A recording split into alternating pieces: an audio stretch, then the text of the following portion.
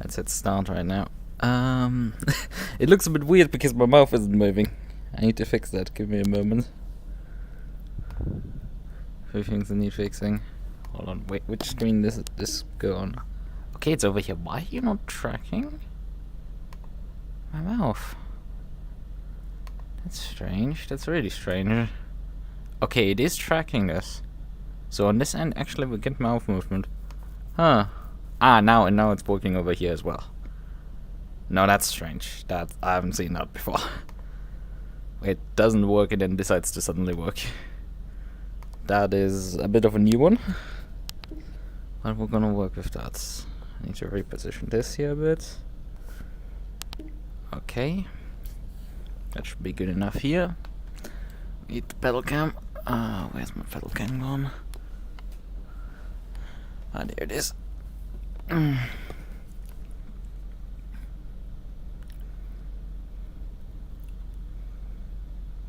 Oh, that's not good. I by accident turned one of the base stations off. Oops.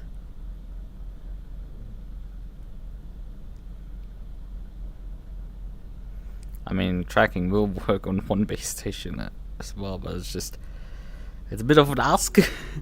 It may lead to wonky stuff that I don't like. So, and there's now driving out. Oh, yeah, you can't see anything of that. In this case, you cannot see any of that. Come on, go in. Well done. I did rush a bit to get on this server because there's only there should be only 40 grid slots on this track, and I did not want to gamble this server actually completely filling up before I can get on. Okay, there are 46 people on the server. So that worked. Although, are there actually 46 people connected? There's a few people who aren't. Definitely count a few teams that aren't. Team 5, 6. Okay, 6 has just connected. Team 20 has not. Team 37, Team 40. Team 43, 45, and 46 haven't. Right. I need to pull my headset off to actually put my shirt on.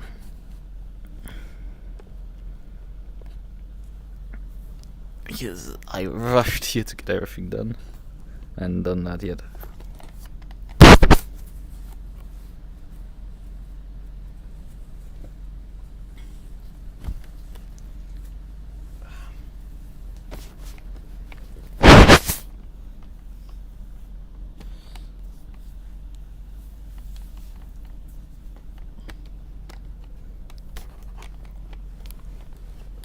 So I can put it back on now, it's over my head. Okay, oh yeah, we're on weights on right now. That's what we are.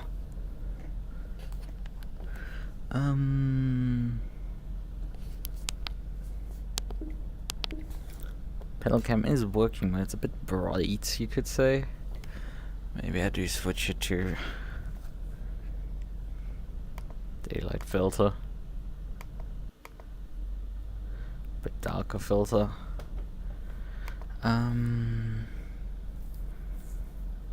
Anything else left that I need to do right now?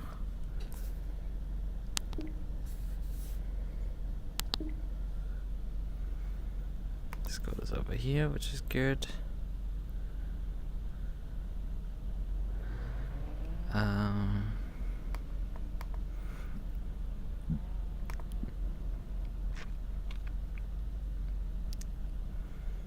So, right. WSS race control is probably a decent idea to open up on the side.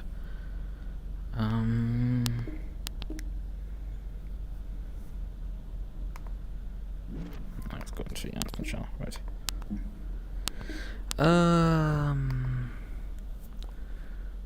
Let me briefly get up again, and I think I'll briefly go to the toilet and just get that done.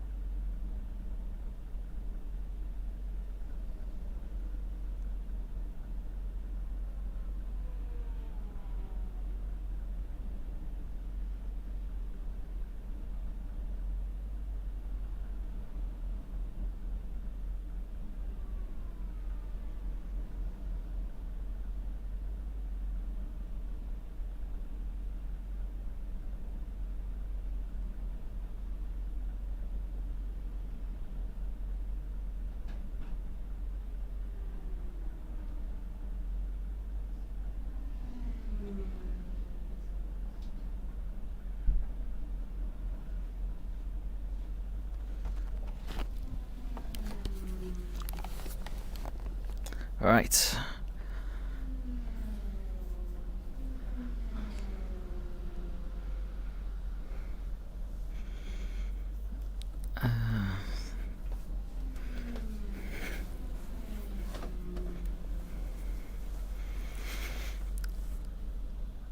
There's one of the race control cars ahead of me in the pit lane. Alright. Okay then. We just need me to switch C at this point. Right. Okay then.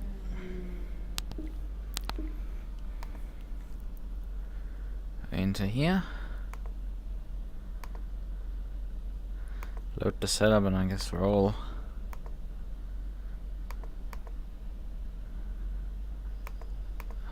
I could just load the race set actually and then just take the fuel out of the tire and swap the tires for slick softs.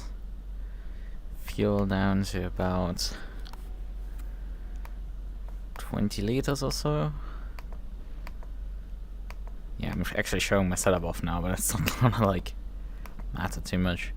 Although people can technically change the setup each stint. That's a thing. It is actually possible. Why is there none of the... Well, they are just not visible right now. Right, okay, let me briefly do a check, and that is to open the real penalty settings. Yep, cut track warning is precisely here still on screen.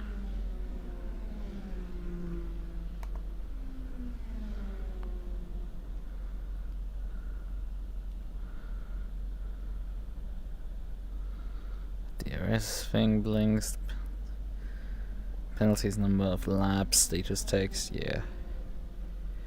Let's say pit speed can actually be moved brief a bit.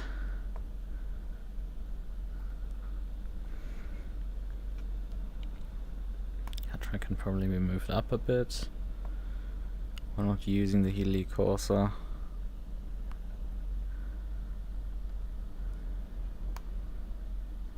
Although if it were, let's just move it up here. But safe. Although this is the overlaps with a bunch of stuff up there. Let's just move it over here, I guess. Well, you can't move it far, this one. It has to stay in the center area here. That's funny. Can we move a bit further right?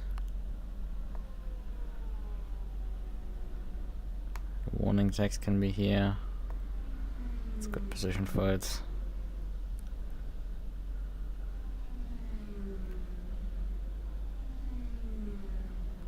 Way out of concern area.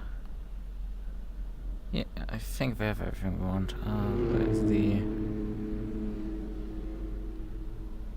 real penalty settings again? Warning, here goes the DRS settings. There it is. And that turns everything off that we don't need. Right.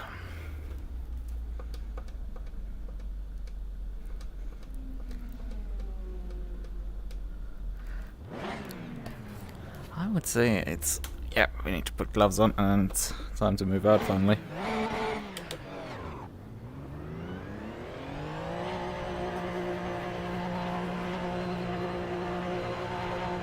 Oh yeah, headlights on tabs.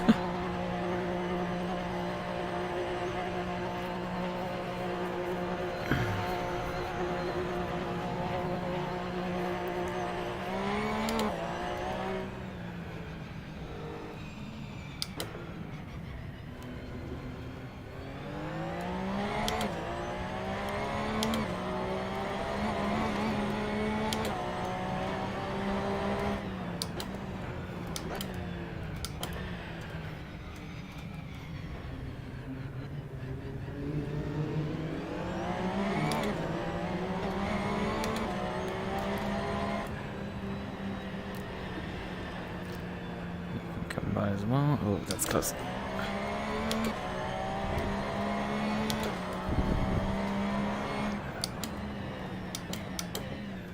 This DPI is closed up real fast.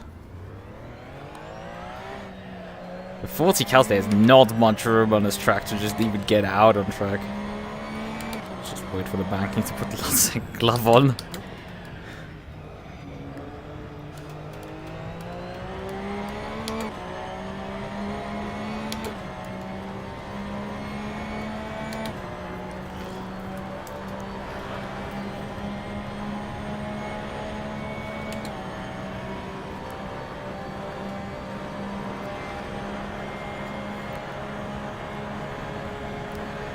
Straight behind, okay, we can keep that.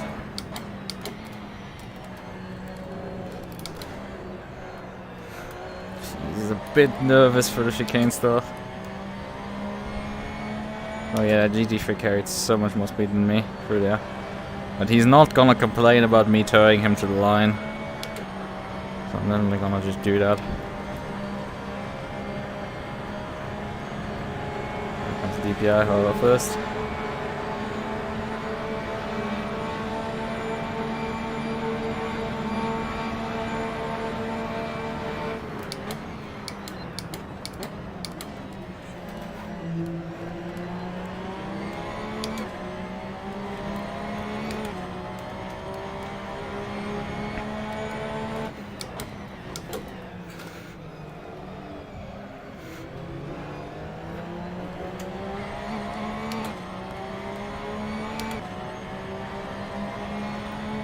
I mean, 53 is about what I lap when I drive this track on the keyboard.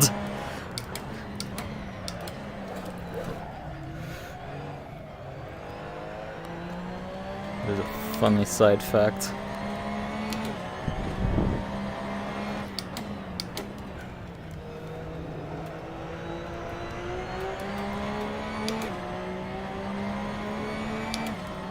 Six, not that impressive. Should be a bit better than that.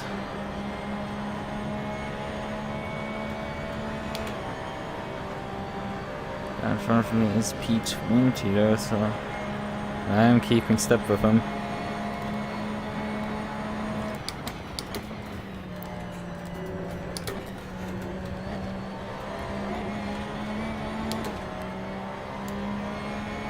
He's not happy about his lap here, or probably invalidated on the way out.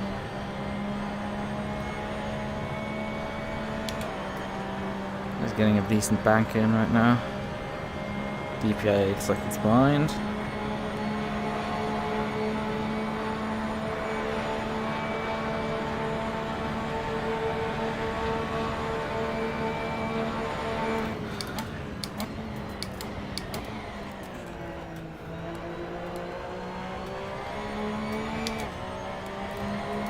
P29, okay.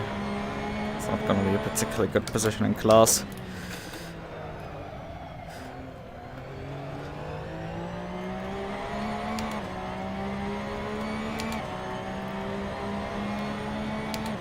Should be still top 20 in class, but like not by much. Ooh, the thing wants to step out here.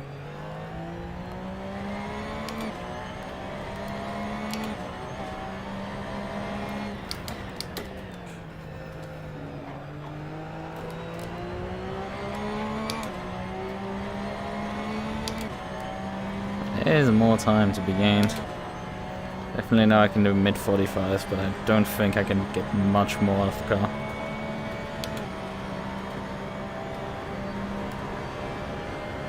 I think perhaps low 45s. I should be aiming for that.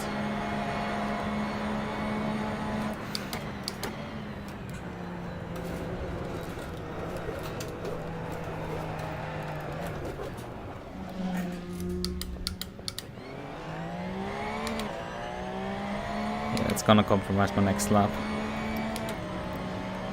Although it's a bit difficult right now to pull it off when there's a bunch of cars coming.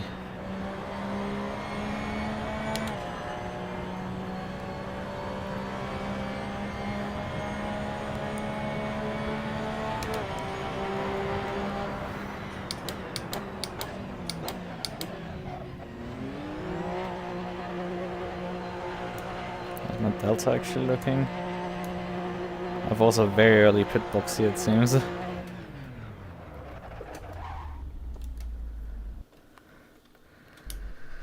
Yeah, Delta seems to be working fine.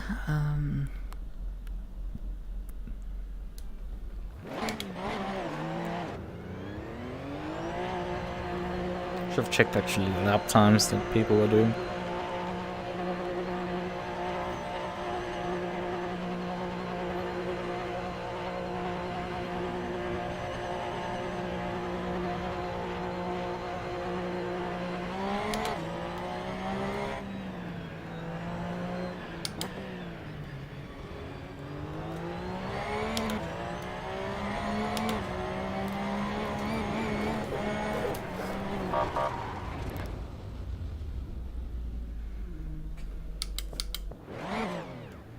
Yeah, I know. It's a violation, but like I got fucking yeeted there.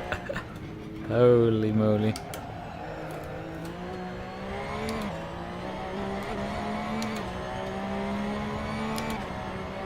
Multiple DPIs behind me.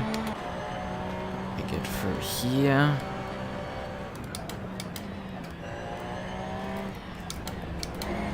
That wasn't particularly smart from me.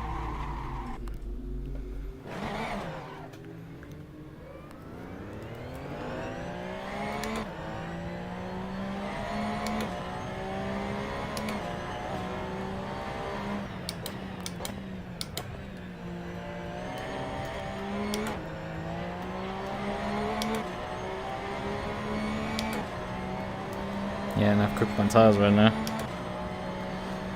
Need to calm down for a moment. Some DPIs disconnecting, okay. Doing driver swaps and everything. Mid-qualifying. They didn't say anything if you could like swap drivers. If one driver could qualify and the other one could start. They didn't say anything about that. Might be interesting to know.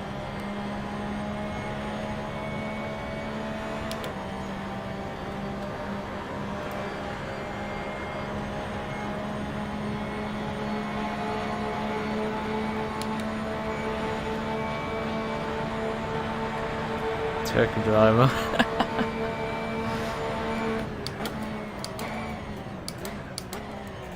It does make me slightly concerned how tail happy this thing gets on low fuel, how it will handle on all tires this. I haven't gotten really to that point.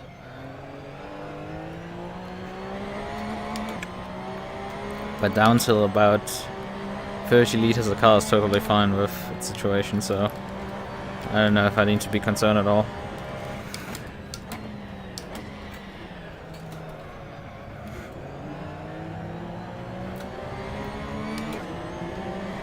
That wasn't particularly a fast exit.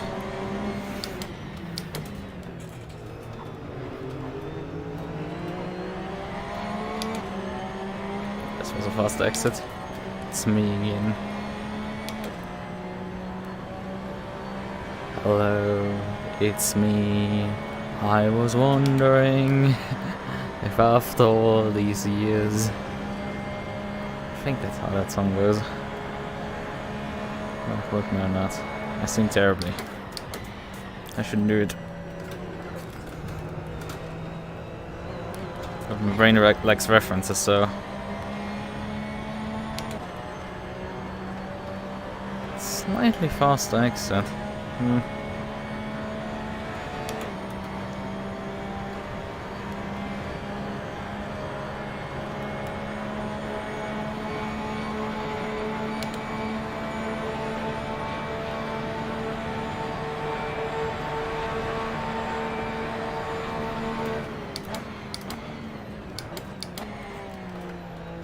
Probably move the brake bar slightly.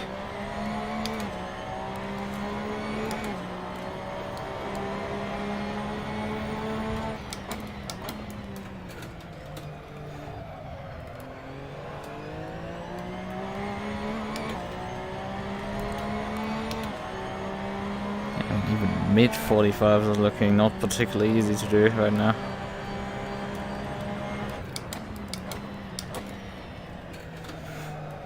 Okay, when you can trust the brakes not to snap, carry a bit more speed into that corner.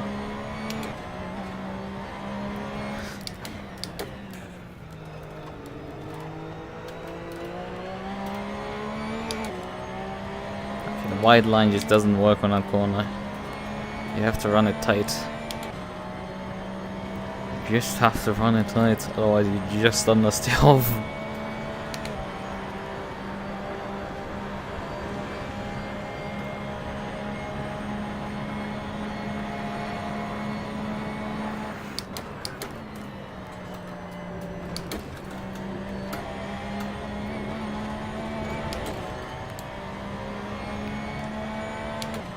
Yeah, the exit speed is just that smidge better with 4th gear than 3rd. Interesting.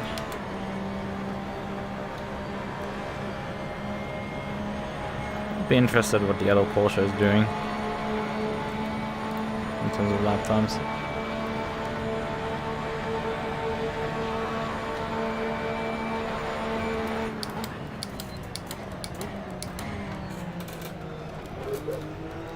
That's not good at all. That was a horrendous line for there.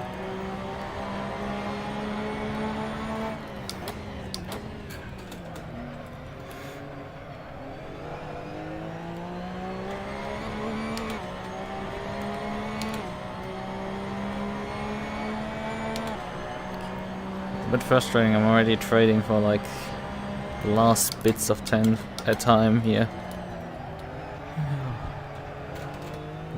It's not working. That was too deep. What she said.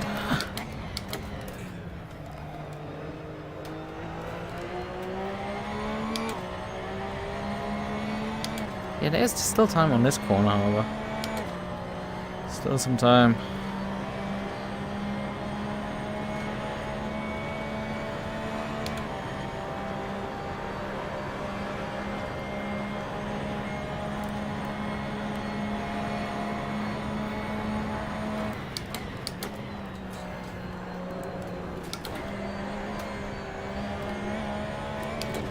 How the hell did I enter faster there? Oh. How the hell did you spin there? Wasn't paying attention for a second, but like... It's a bit late of a spot to spin. This lap had like time loss in the beginning and then suddenly I gain all the time back at the end of it.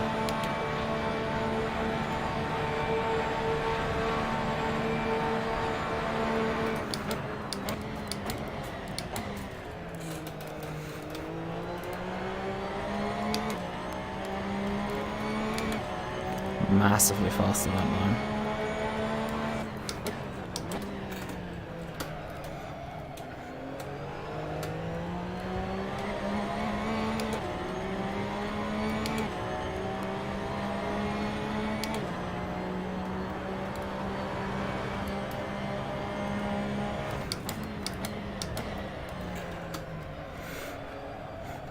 Okay, that's a bit of push over the front axle there.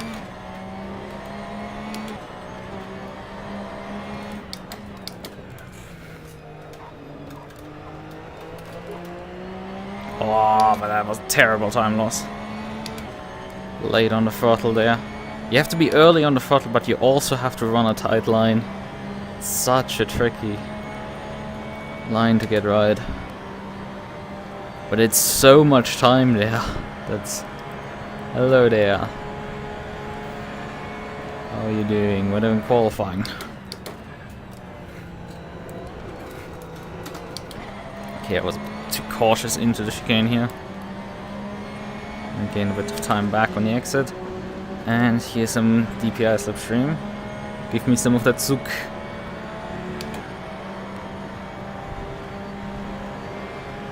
It gave me a bit of zook. Like half a tenth.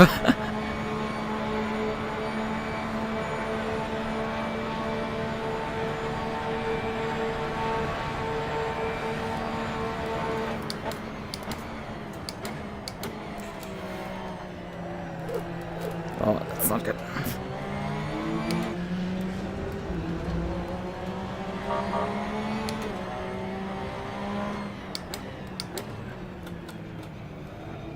I've already slowed down.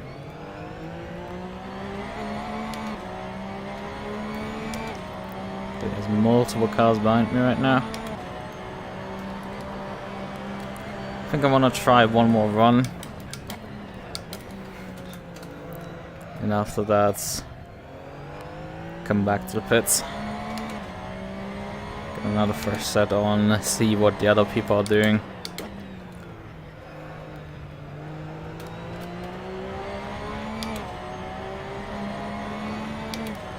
Not sure if I should let the guy behind by. He's about a second behind and he's quite a few positions behind me, so I don't know. Well, the qualifying is probably pretty tight. Probably just outside, just around the top of the top 20 in class. It's gonna be just a bit tricky because the game does not quite support multi-class, and I didn't want to write some code to botch this together to make it work. Could probably do that. It's just because they put a bunch of the class and which car number is into the name of each driver, so you could technically gather that out of there, but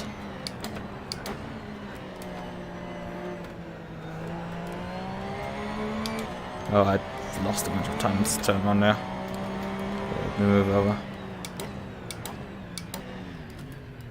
That was not a good run for turn 1, let's just call it. Although I had a very good run last time, it's just...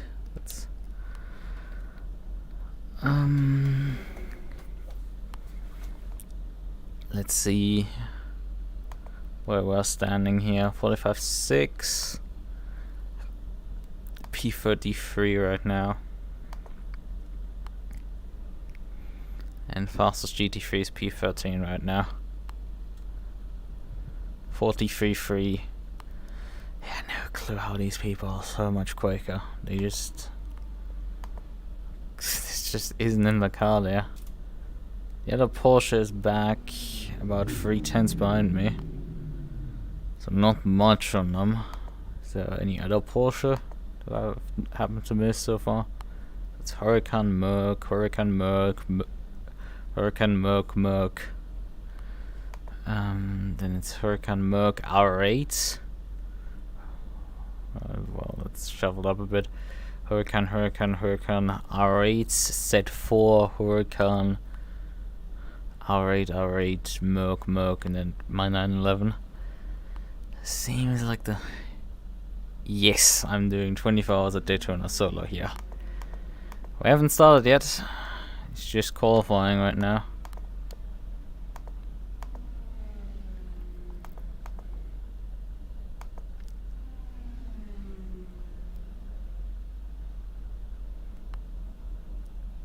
Yeah, I mean that's DPI time.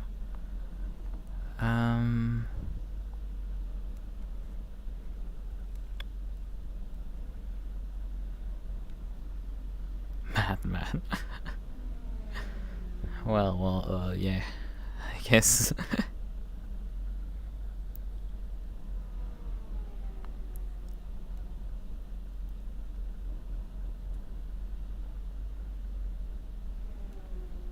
Interesting enough, this still forms like more or less the fastest sectors in my lab.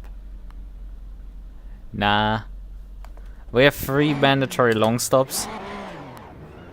So I can just go to the toilet on the pit stops. Easy. I have more than enough time. Well, we did have 3 mandatory pit stops. We have 10 mandatory 3-minute pit stops. Which really is more than enough.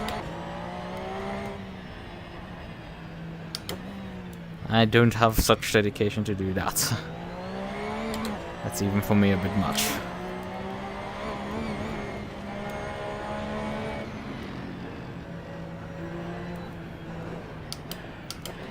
Getting back out on track is quite a difficult task. A lot of traffic coming in.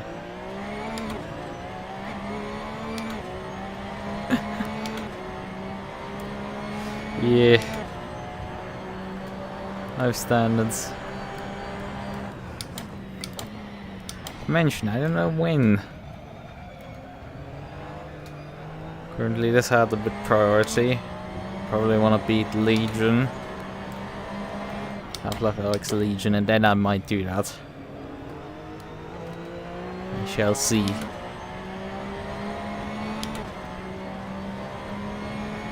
So maybe next week. Maybe. Right. Yeah, I'm gonna need the luck. And if you're running UK Gamer as well, good luck to you too. 24 hours aren't easy. I've done a dozen of them.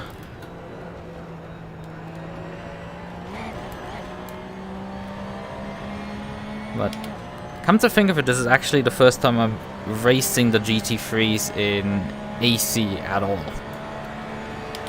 First time driving them in AC.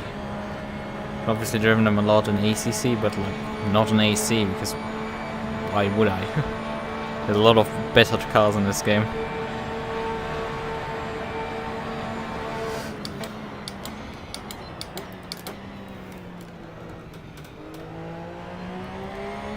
That's not the right angles.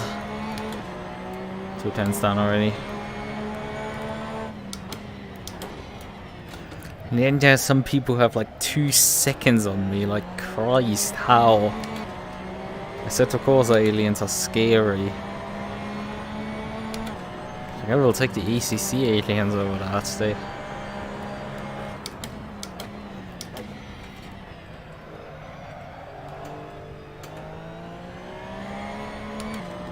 They're less scary. Especially because this track isn't that long. Probably BOP is not helping. I'm just blaming BOP is not the solution. I need to just get good. Let's hope the race pace is sufficient to keep up.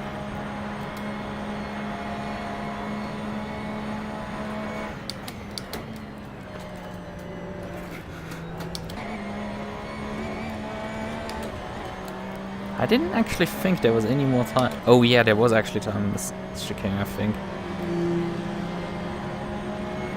Give me some sook. Come on. Don't leave me hanging, DPI.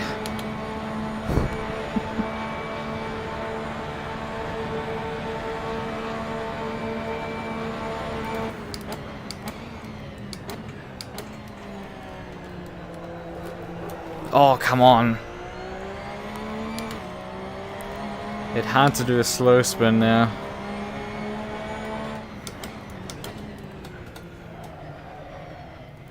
It had to just slowly step away in that corner to annoy me.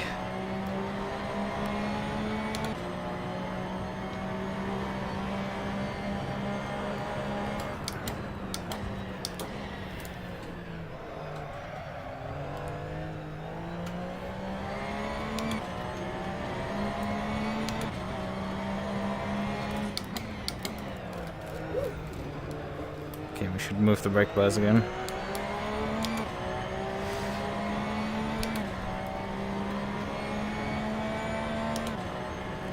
I think I may need to drop the tire pressures on the rear again.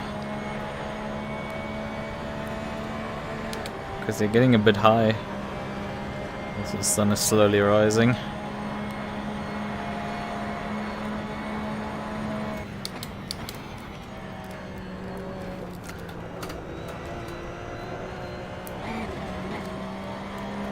Morning of a short day, followed by a long night. Oh, this flag is getting a bit winded up.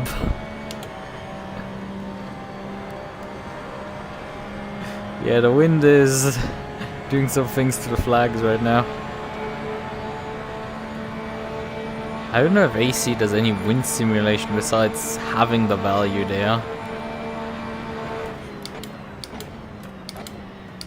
Like, if it affects aero at all. I mean, surely GT3s are probably not that affected by it, but like, hey. It'd be interesting to know. So I should have found some improvement into turn 1 and still didn't.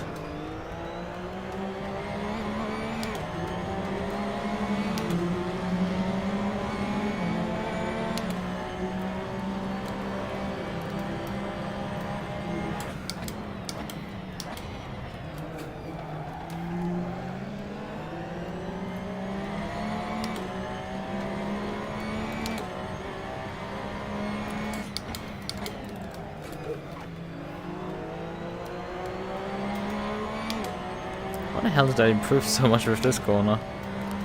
How did I completely remove all the deficit I had on this lap? It is weird to say the least.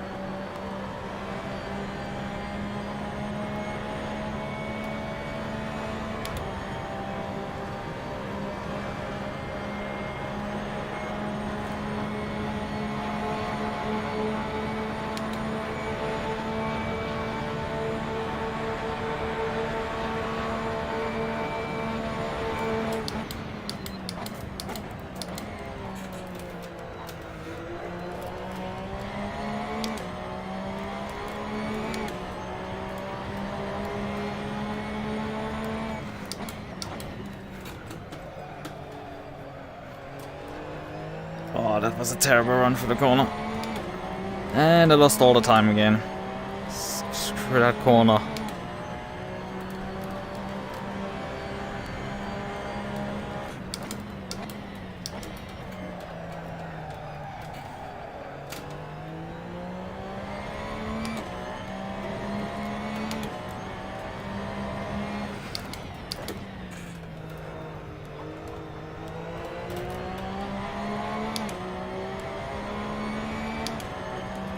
Not as much gains as I had the previous run, but it's still fun gains here.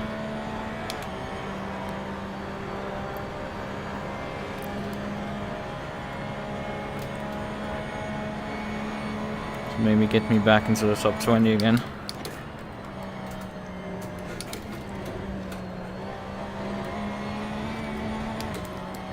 And nope, that's probably not gonna be enough. The exit was terrible. Here comes the DPI.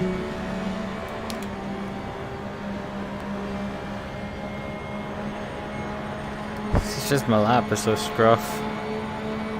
So many small mistakes in it. He just set the fastest time.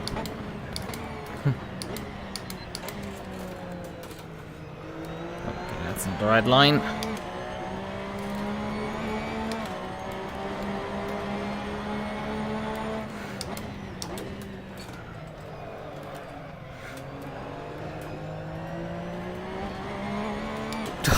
I somehow lost more time in the hairpin. Unbelievably.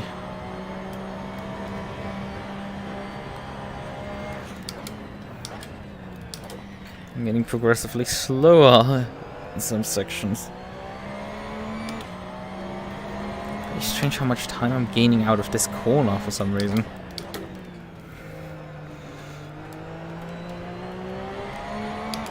And also here again, like, why is this happening? If I screw up turn 1, I suddenly gain massive amounts of time in those two corners. Why is that consistently happening? Why is this a complete trend here?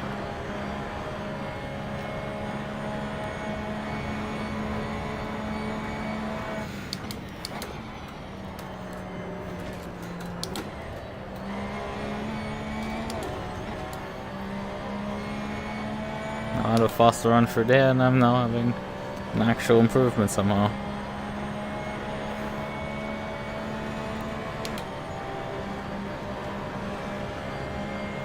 This is so weird.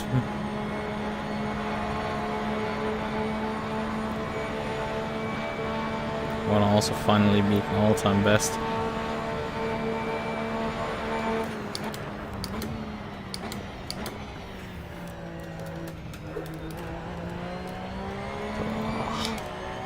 Just not running the wide line into the corner. Need to run to the track limit there.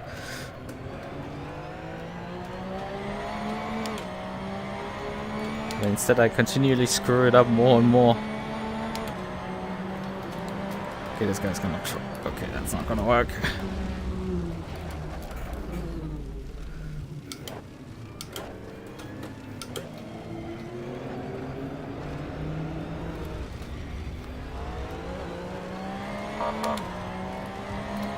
Yes, okay. I don't think I actually have enough fuel to do another lap. I have to pull over.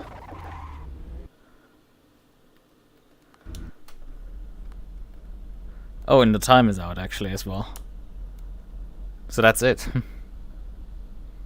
That's all I could muster. And I'm so close to actually gaining a bunch of positions.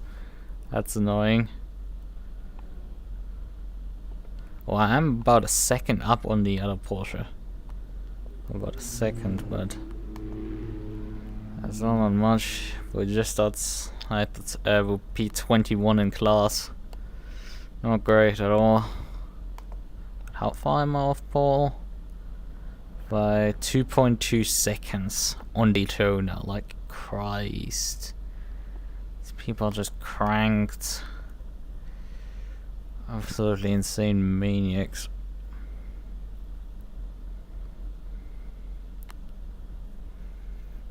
But I did have more pace in there, and it could have been a few more positions. Whatever, doesn't quite matter. Let's just load the race set again. Load. We'll put the fuel back in. Strategy. 120 liters. Slick hard.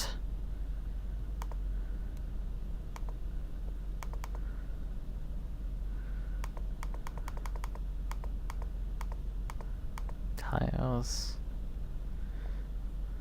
I think I need to go one click down on these as well.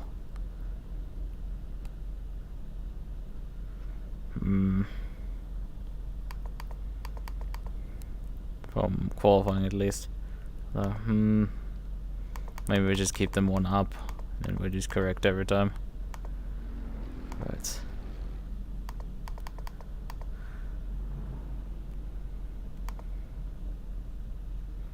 Configure these here briefly with the same pressures. So this is just something that I'm ready for when I need to do quick stop. Need something a bit simpler as a strategy. Right. Yes, override the setup. Okay then.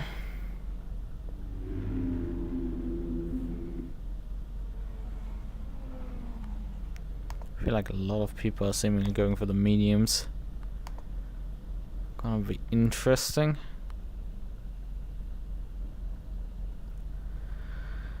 Because I don't think the medium will last the full hour, the full 1 hour and 20-minute long stints, which is what I plan to do.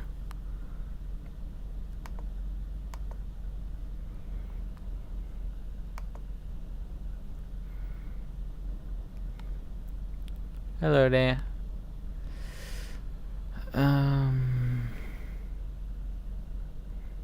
20 seconds of downtime now.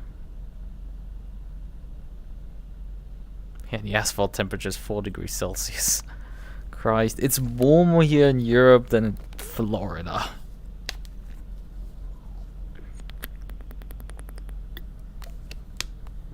Like racing and freezing temperatures. Why not? Why wouldn't I? Also, I'm not an anime girl. I'm a trap.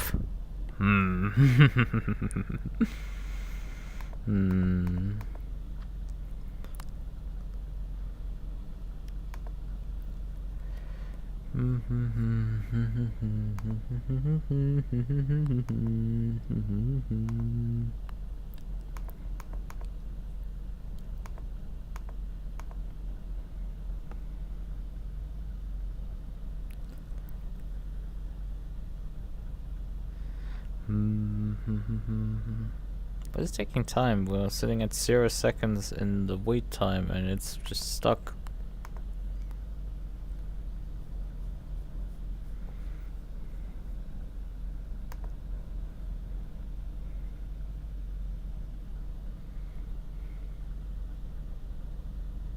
Don't tell me my game bugged out.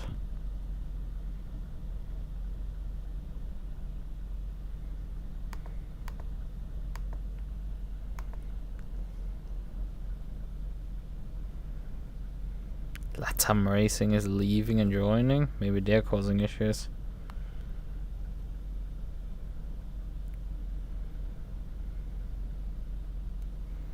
Why are these guys disconnecting and reconnecting just before the race is about to start?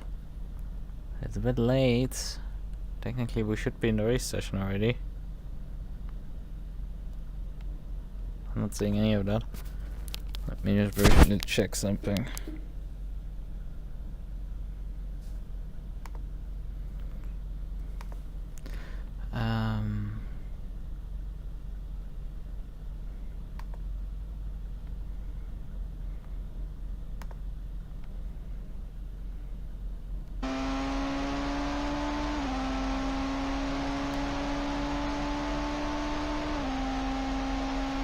It's not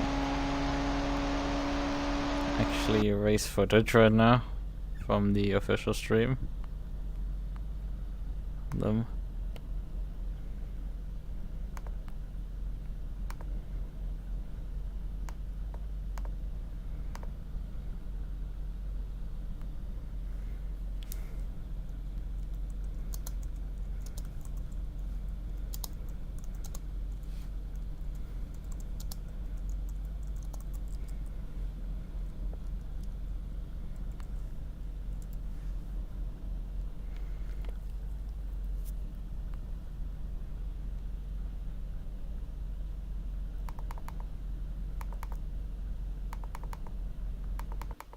Okay, now we're actually in the race now, finally. Hey, now it does.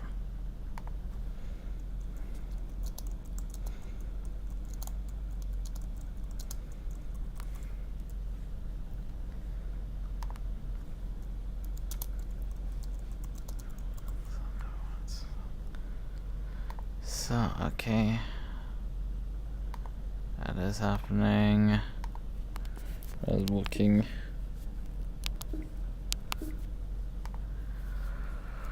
Right. Oh yeah, we need to switch scene.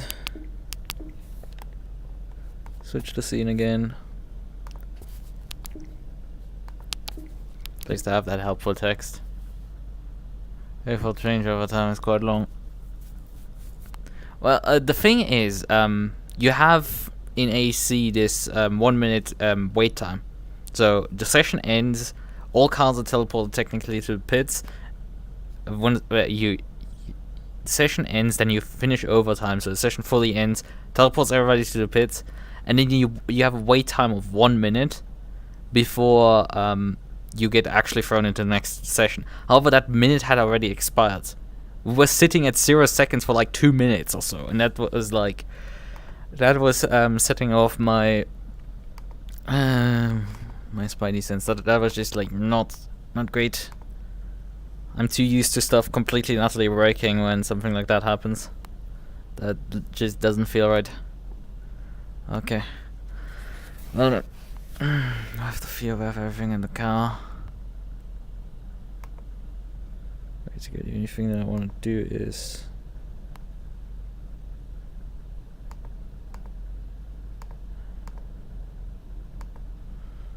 rotate for these layouts, I guess. Okay, so right, so I can actually see also the life expectancy left on the tires.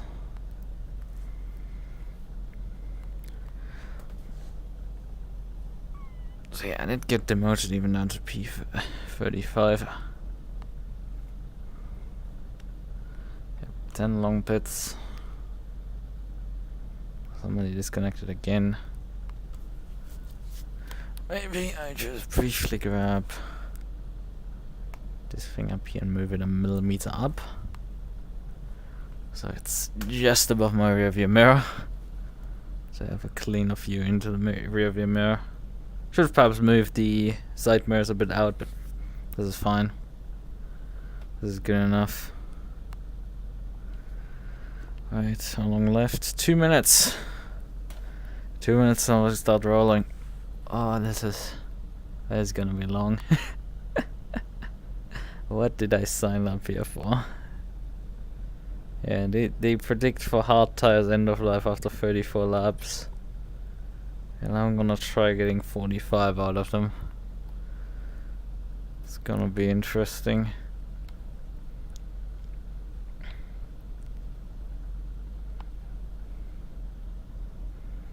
I think most teams are on the medium tire. I think you can't tell the oh, actually you can tell the mediums apart. Because the softs are definitely the red ringed, like the Formula 1 super soft, and the black sidewall is just a standard hard tire. I definitely know that. I mean, we can look at our tire. Oh, actually it's white, ours. Interesting. Ours is white on hards. So I don't know. Maybe I added the Lambos probably have a different tire texture because they're not stock cars. They're not stock content. Right. I'm quite concerned for Turbo 1. To say the least. Let's turn the headlights on. Frame rate feels good. Well, good enough, I suppose. So that's not concerned. Right. Coming to a start here.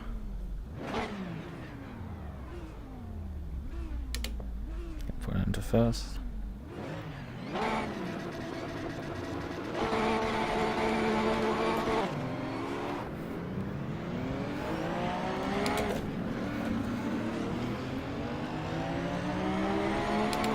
I don't understand why they don't do a manual rolling start, because this is just asking for trouble. It makes qualifying quite oh, look at this shit. Look at this chaos. Let's get the hell out of there. Is the cut track showing up? No, right now not.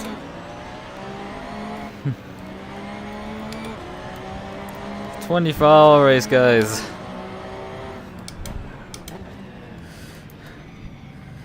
And there's a Lambo turned around.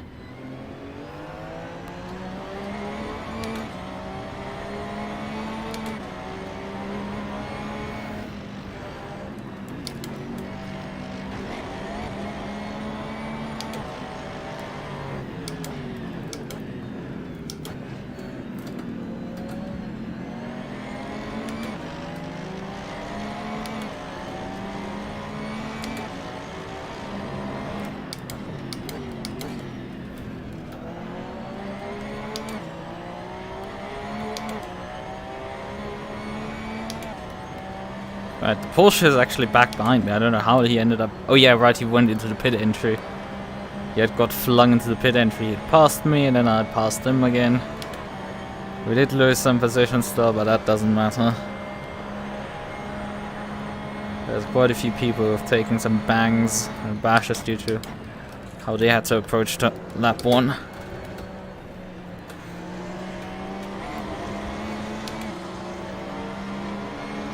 Yep.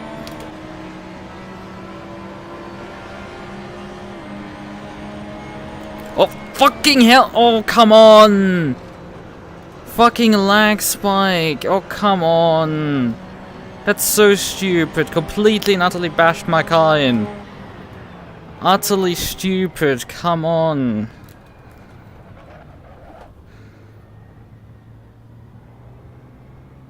Oh, I missed my pit. Box. We definitely need to repair the car, however.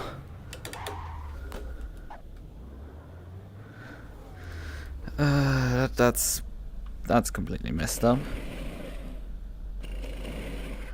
That's precisely what I was trying the entire time to avoid. And what does this stupid Audi driver do? Bounce off the bottom and take me out. God damn it!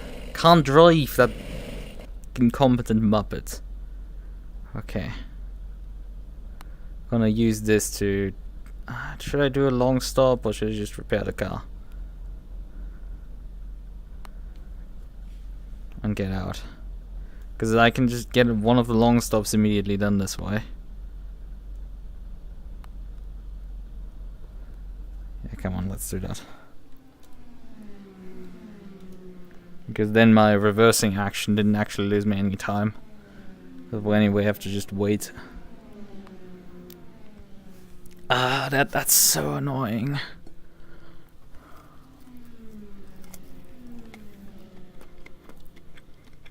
No one else had to pit. I was the only one who actually had to. Because they flung me into the outside barrier there.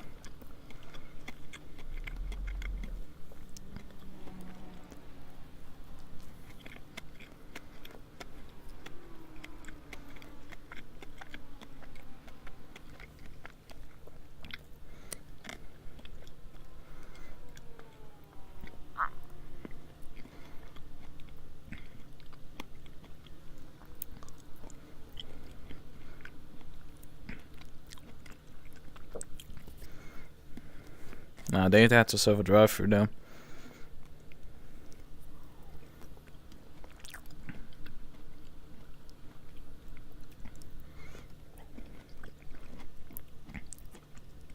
This means I'm gonna go get right thrown into the DPI battle. Well, nah, I think the DPI is gonna pass me.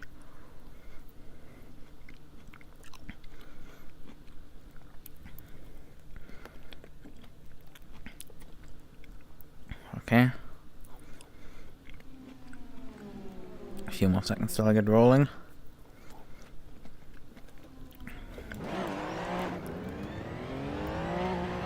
So 1 second extra. Should have in hands. Once we exit. Come on.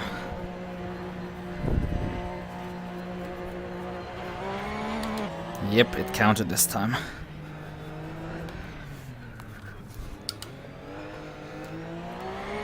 I think that's excellently work.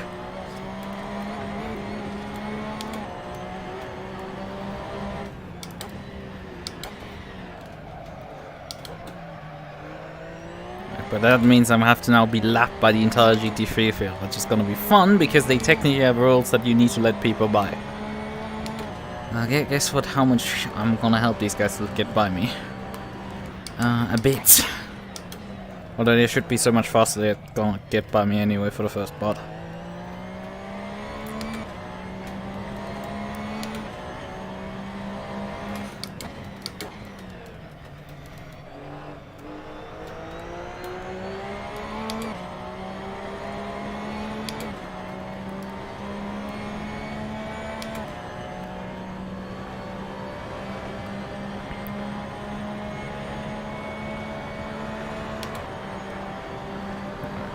I'm but 1.5 laps behind next car. I've done one of my long stops. Well, doing unscheduled pit stops always is not desirable.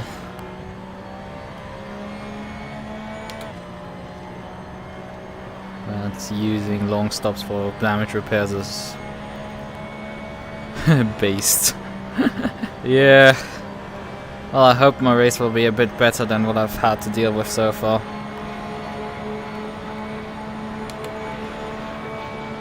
Getting taken out by someone lagging on the bottom line. I was trying to pass an Audi on the high side and he just lagged into me.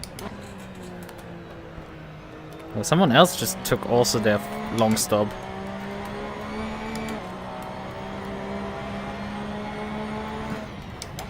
Maybe they suffered a disconnect or something.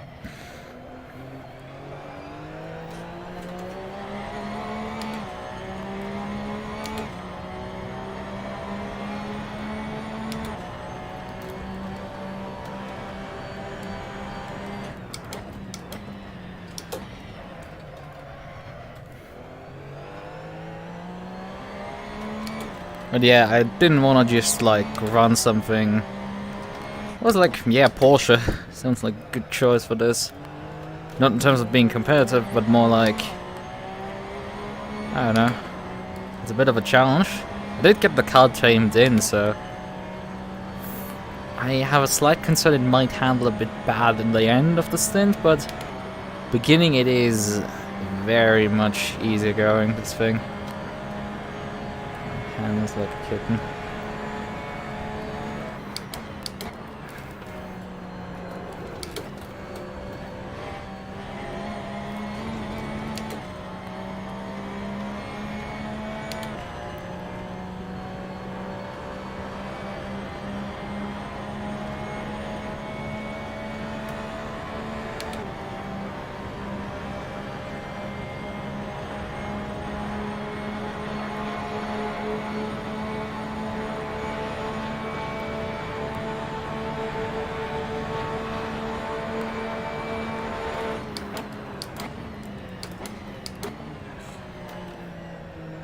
But at least we have some clear air for now and don't have to deal with these idiots for now.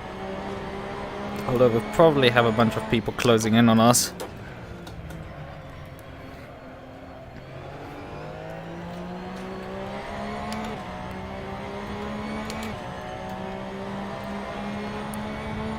Also, we do have the other guy that has also completed a long stop directly behind us, but he seems to be 2 laps down on me, so I don't know. I don't know quite what to think of that.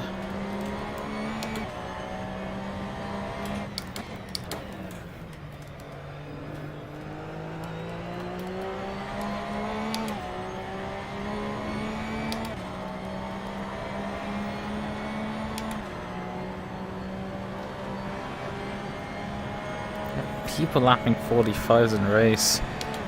It's nuts.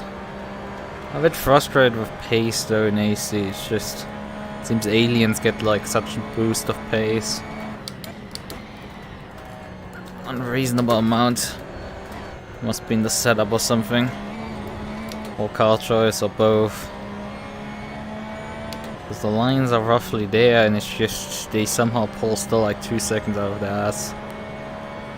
It's not too fun to race against. But we'll see what we can do.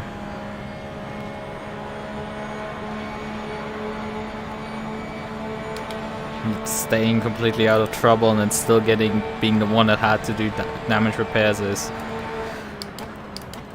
very frustrating.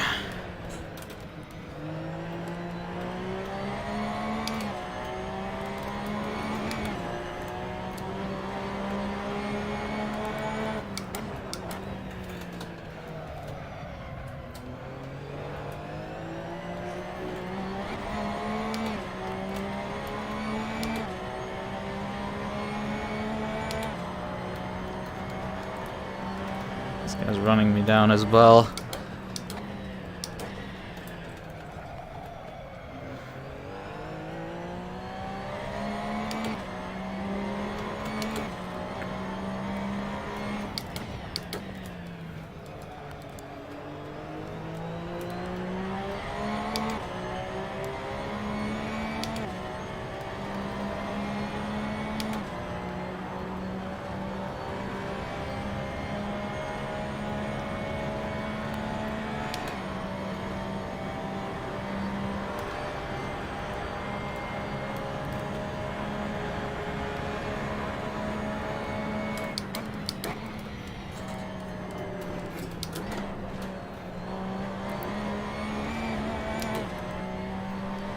Track notes, okay. Yeah, those mercs are just OP, it seems.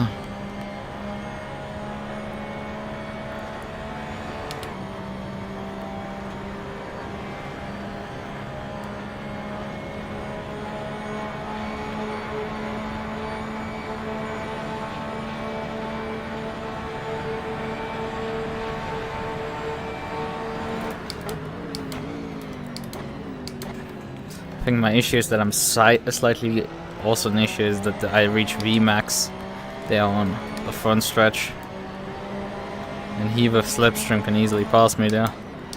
It's gonna be fun for 24 hours. Being unable to pass people because I top out.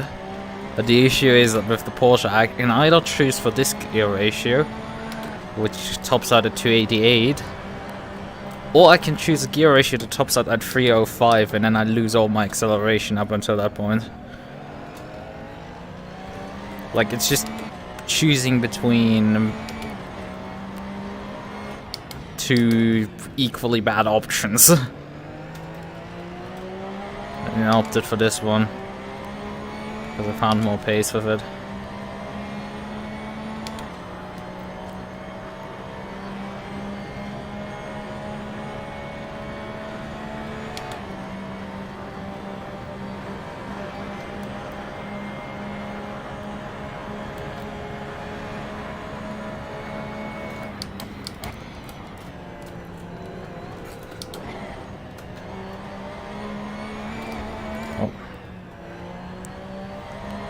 Nearly got hit there with a car track. Don't need those. That cost really badly time. We are actually sort of catching up to the end of the field, maybe. Although we have to first unlap ourselves.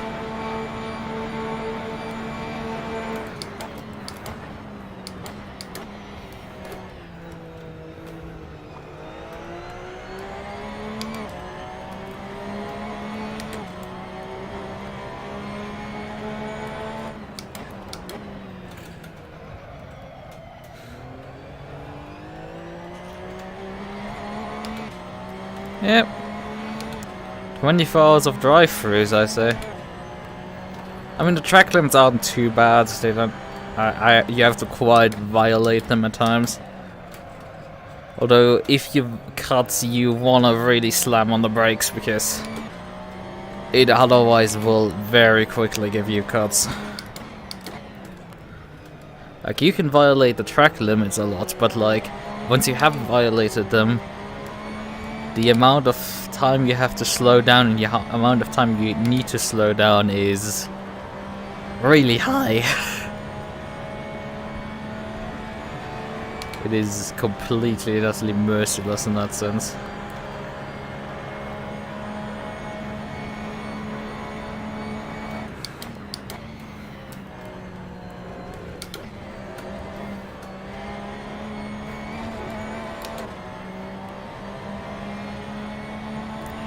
Driving so much away from me. It's just no recourse in action that I can take. Just whoomp, gone. Well, actually, we do have DPIs first coming up, then the GT3s.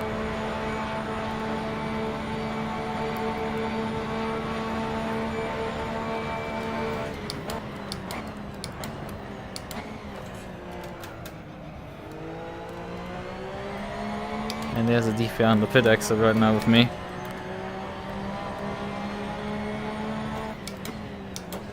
I knew he would come out right about where I was. To say this is slightly awkward is an understatement. Okay.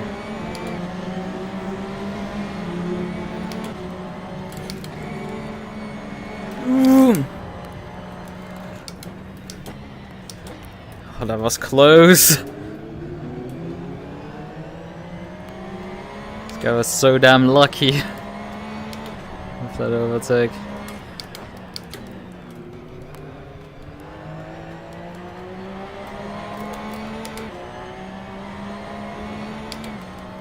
Blue flags are declared so damn early.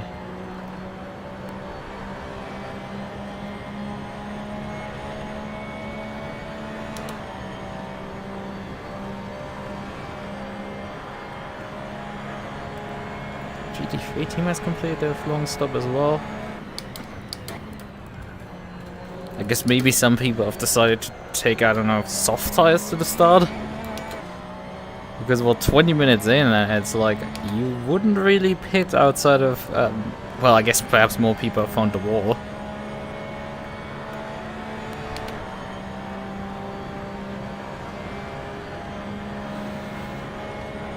There's still GT3s behind me, and it's still declaring blue flags from like 2 seconds back, like nothing. No, these blue flags are annoyingly far.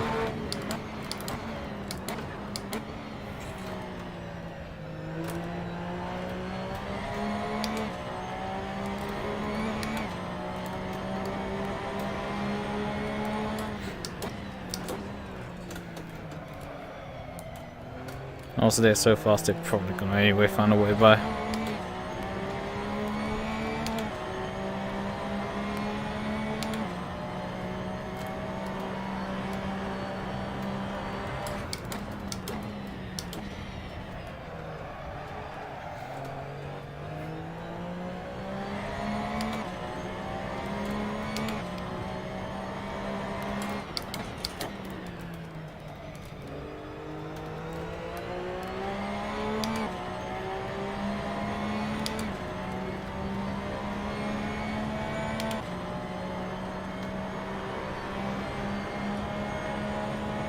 Yeah, it's gonna be interesting to see what strategy. Hello there. What strategy people are gonna do if they're gonna pit every hour with medium tires, which I have a feeling they probably will. Or if my strategy with running.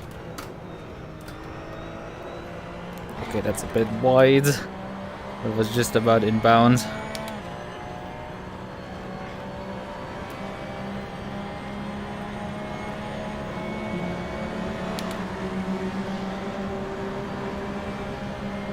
There's a bunch of DPIs coming up.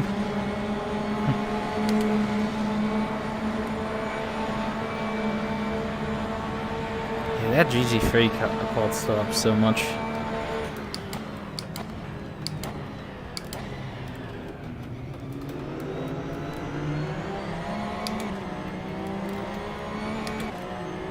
Well, that is for position that Audi actually with me.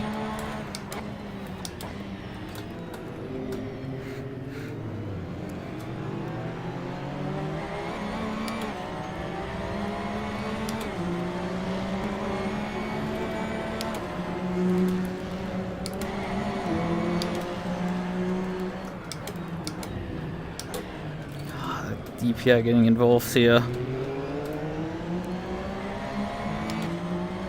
I'm not sure if that's the Audi that took me out. Maybe. Probably not. Because he shouldn't be in front of me. Yeah, I think it was a stock Audi as well. So they have also the GT3 leader behind me, which is fun. This Audi tops out early. But he's clearly on mediums. Are you gonna try something into the chicane? No, you're just gonna be a bit more sensible, I would say. And wait for the front stretch here. Now. Follow the DPI up and past me.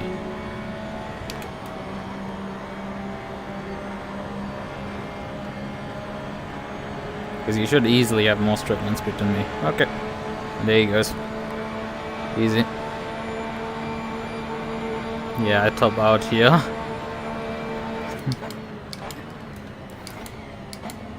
With some slipstream, I easily top out.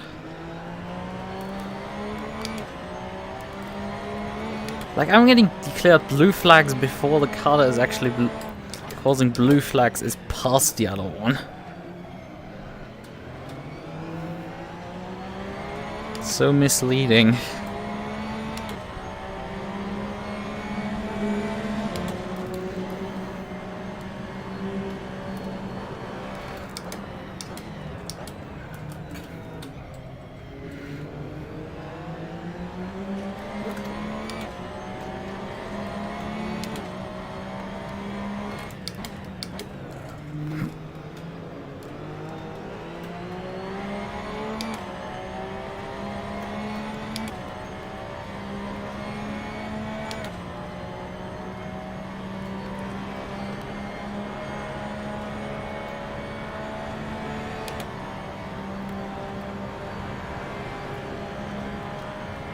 Let's see if we can outrun the Audi.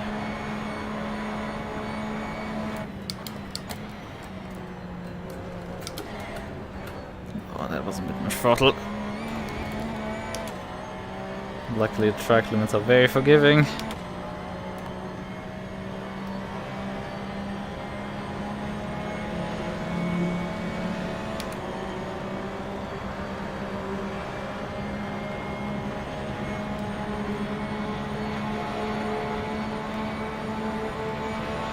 Yeah, it is weird. People are doing right now long stops and are coming out.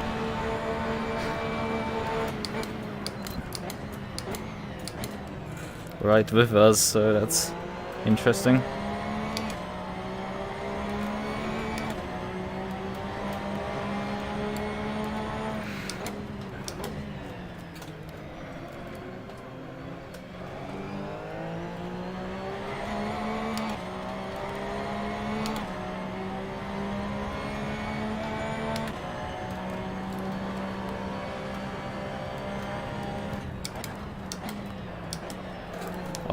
Come on.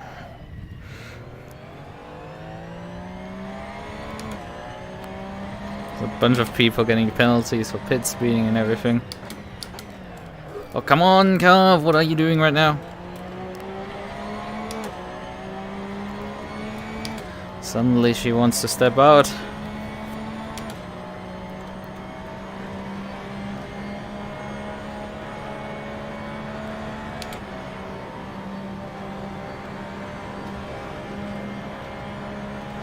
High sides.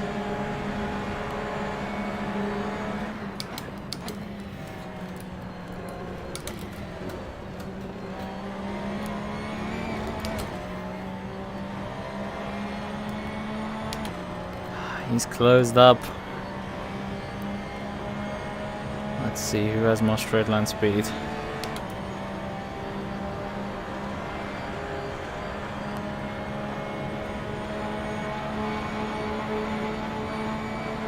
The problem is I'm going to top out in a second.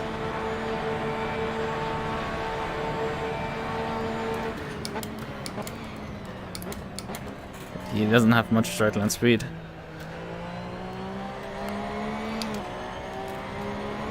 Yeah, he hung himself out to dry.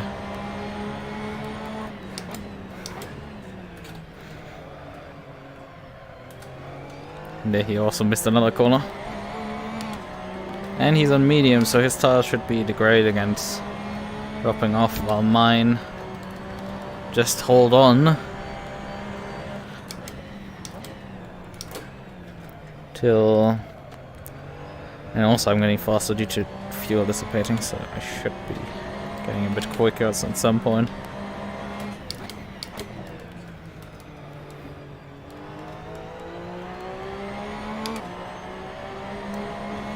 My rear tires are about a PSI too low right now. That's interesting.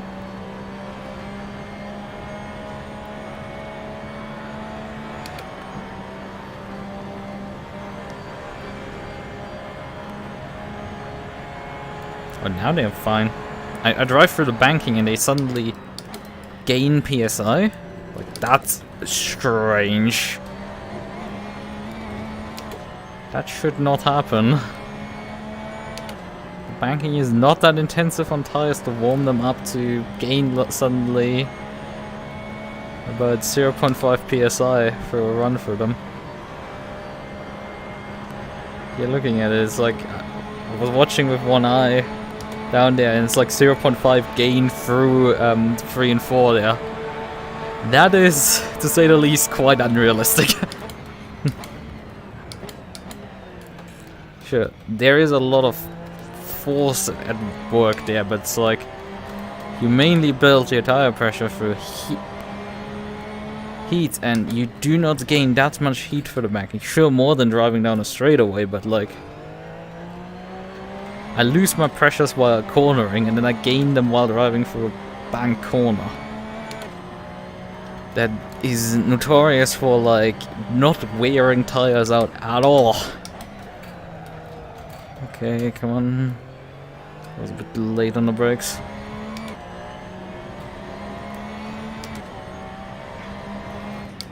This race lead has quite the lead on P2, because P2 hasn't actually come up to me yet.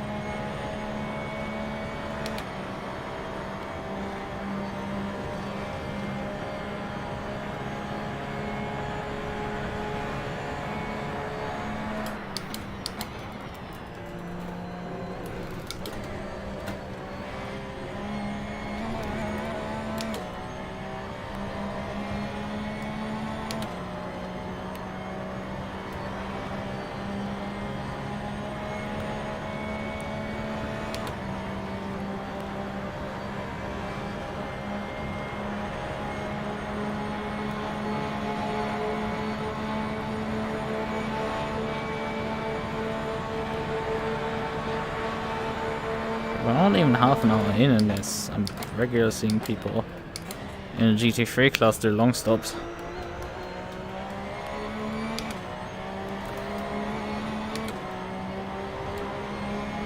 Guy behind me is actually now P2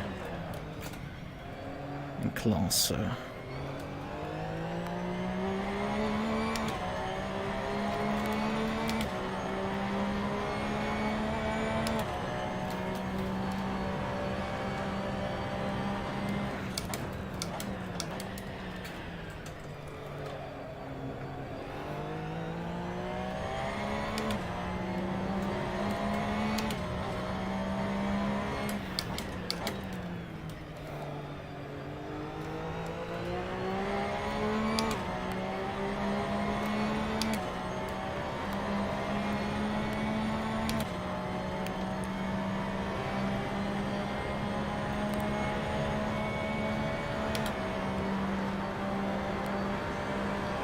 Let's claim that the next car is about 36 seconds up the road.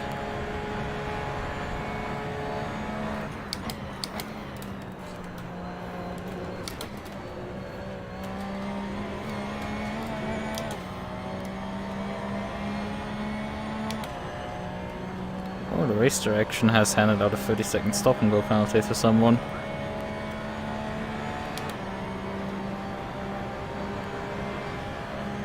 Are we actually gaining on the car in front? Maybe. 35 seconds behind right now. Not really running away from the Italia racing already. Find interest. I think there's no Ferrari actually in this race. It's a bit of a shame. But there's a lot of Lambos in case you want Italian representation that way.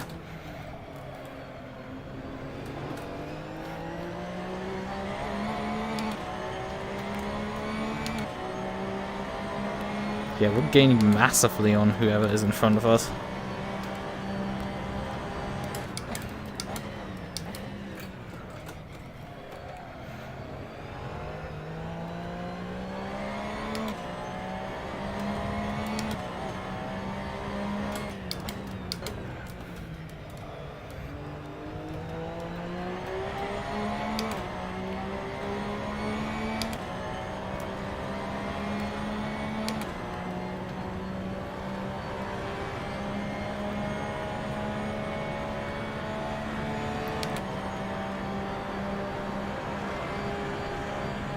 Do you want to pass me into the chicane or stay behind? And I'm a bit fast into the chicane. But it pulled up just in time. I used sand attack, but it's not effective. In the mirror you can see like a massive gust of sand being thrown at him.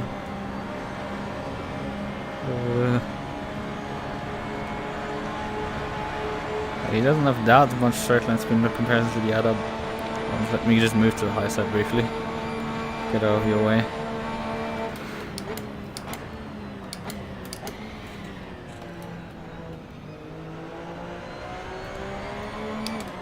Some car on the pit exit.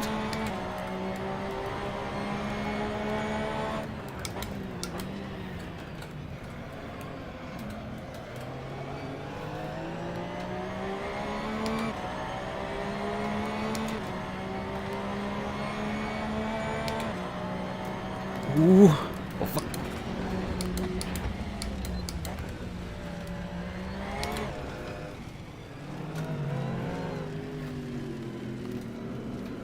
Okay, you're not for position. Please just get by. Okay, the game did this time not actually give me a cut track for that, which is interesting. It oftentimes struggles with that.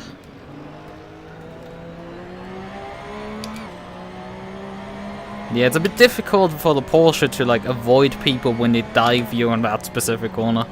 Even though I have probably more downforce than a lot of the cars here. I have a relatively decent downforce setup.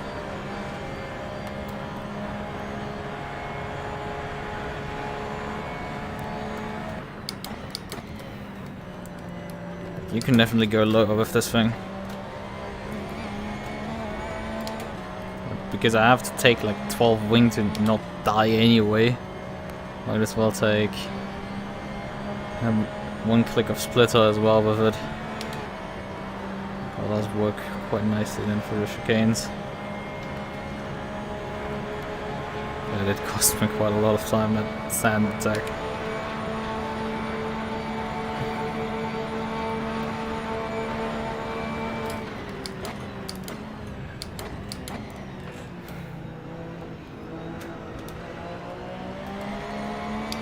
Just because you're driving a MUQU doesn't make you actually quick, though. It's clearly visible. But I prefer those guys being in a... Go to the right hand side. Get past me and left. All good now.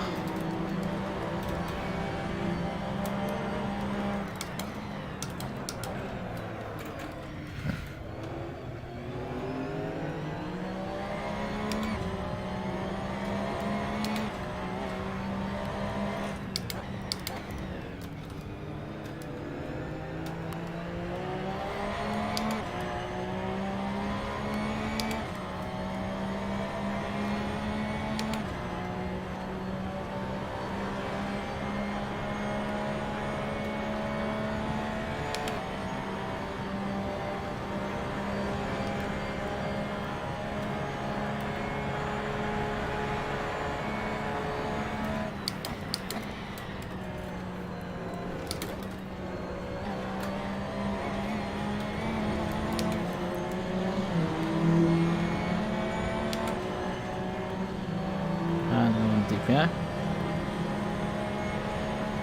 Some people just can't figure out the pit entry.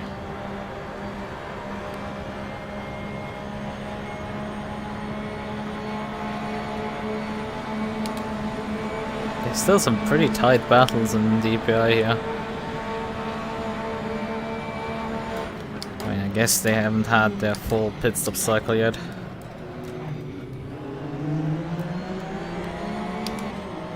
DPI over there. Well, you should come out in front of me.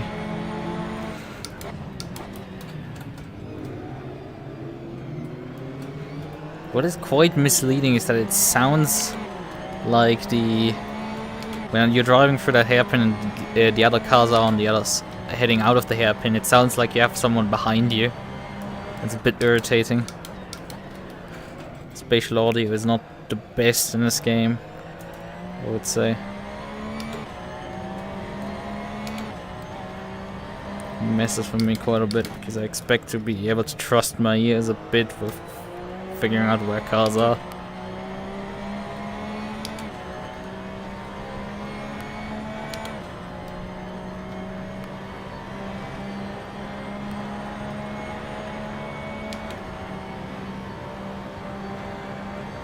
I'm now in the orange area of my stint. About halfway through on the tires, but my fuse is not long from halfway.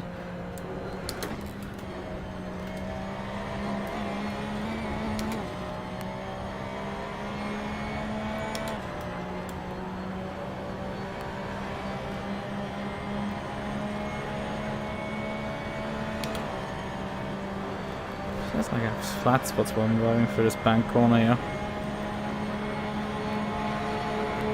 The Audi is coming real fast up on me again.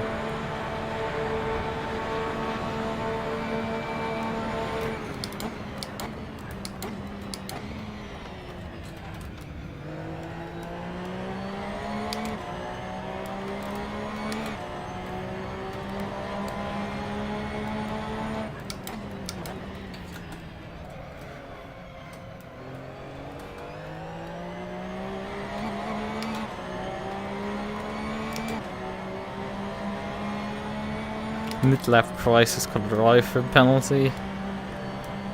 Race control. Oh, come on. That's not good for my tires.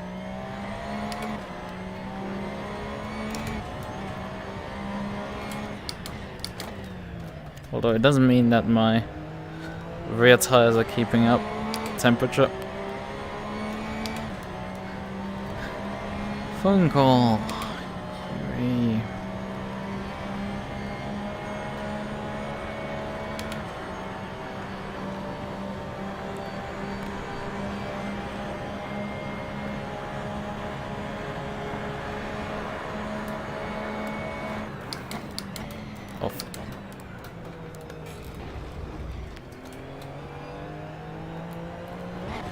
And there goes the Audi. I don't know why how I messed up the chicane. I broke at the right point.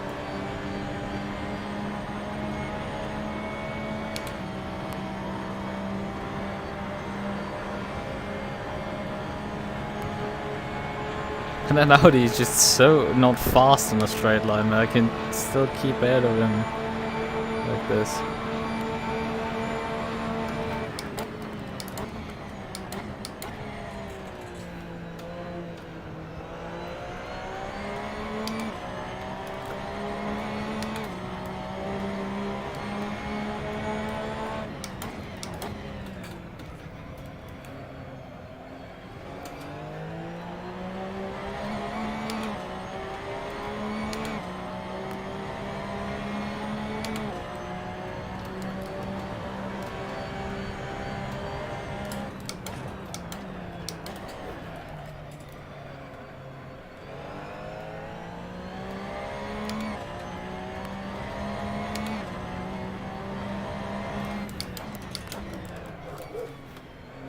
Oh, there's the other Porsche. NP32.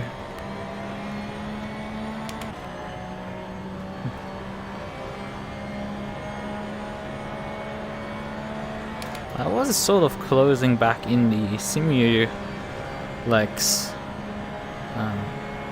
MUQU in front. Or at least it felt like it.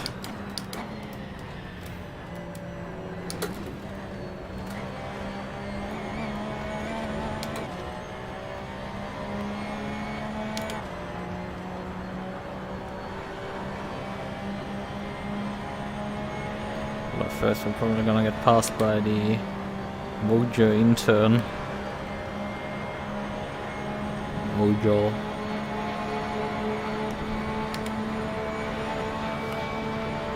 Team.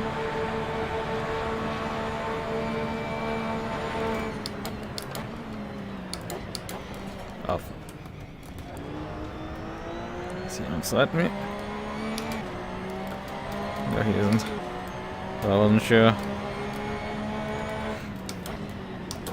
I don't know what you're doing here. By trying to pass me around the outside, like, I don't know, you're not smart. Yeah, I wasn't fast at moving to the left side, but you should... But there was also enough room on the right to pass me, so it's just...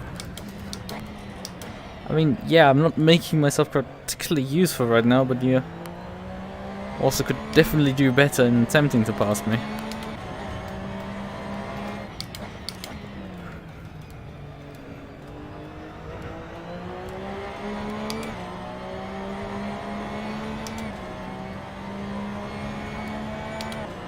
Now, use the slipstream and get by me. Well, I guess you're probably too far back at this point.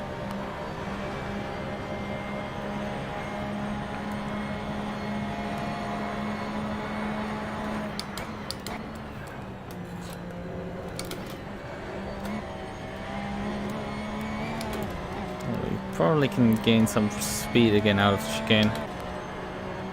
First, DPI comes by.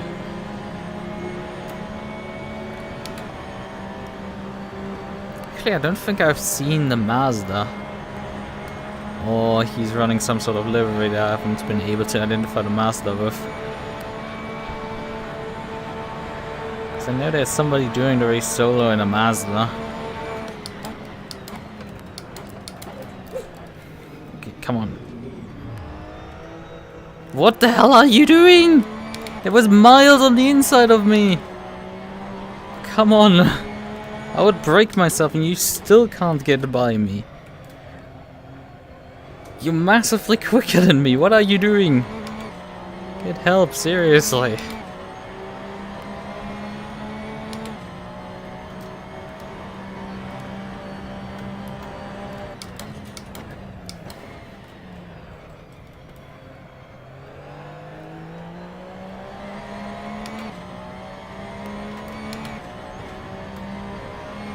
I mean, I guess he has some exercise right now to do, by first having to close me back down.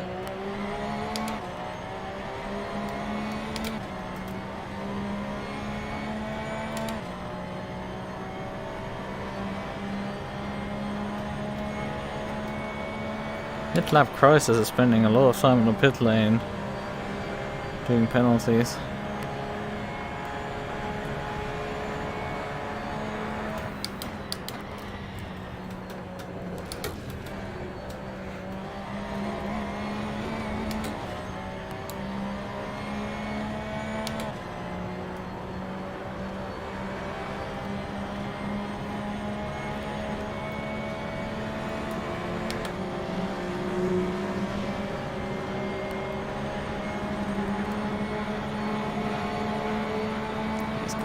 Pits.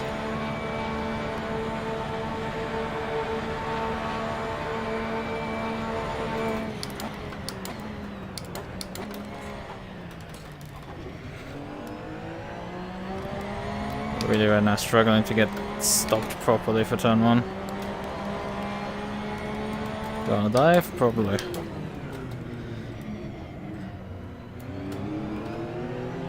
Can arrange that.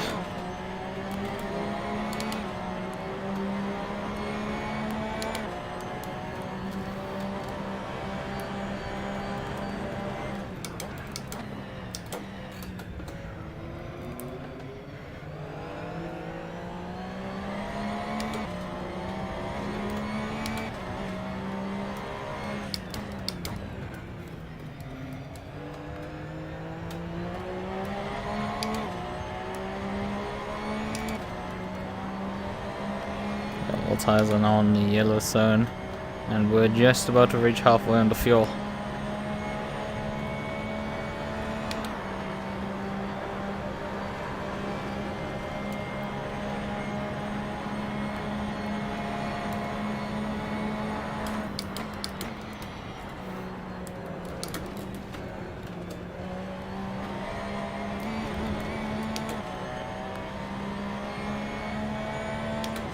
Exit out of the chicane at times or something. I guess maybe these guys are starting to suffer from like some tire degradation.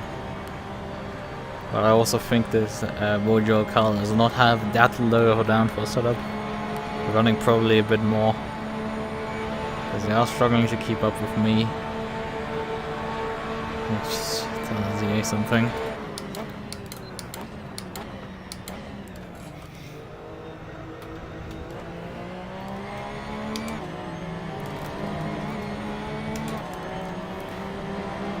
Oh god.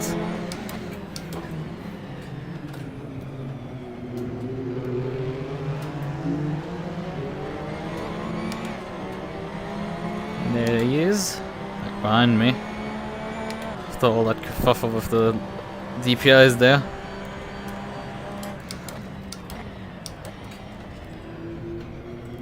Maybe we can this time figure out how to pass me.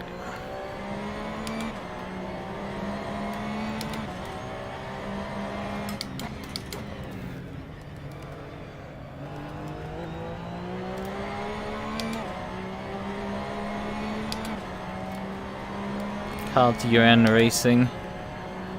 These guys, they're about 6 seconds up the road to me. They've probably done a non-long stop, and that's ended up them on this lap.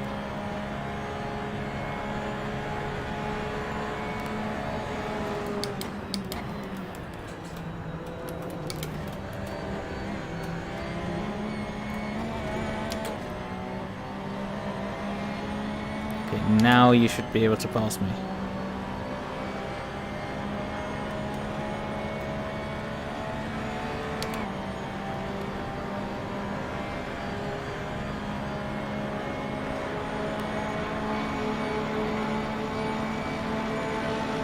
I need to slightly get up in the banks. Okay.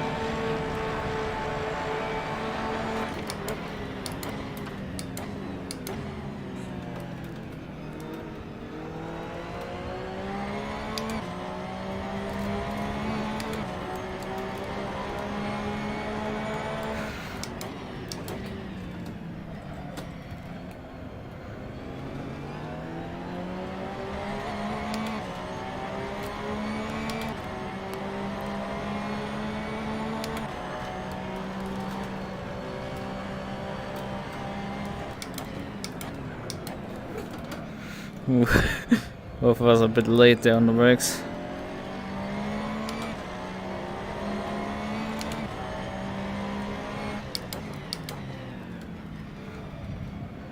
car it is actually positioned for me.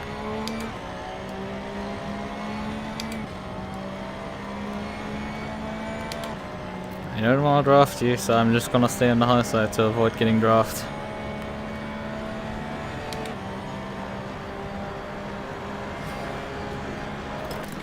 What the hell was that? What the hell? He suddenly swaps side and slows down massively. What the hell was that?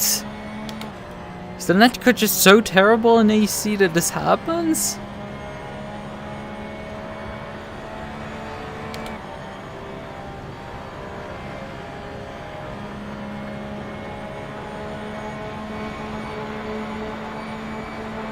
That's a ding on my bumper there. Shouldn't hurt me too much. Still, Jesus Christ.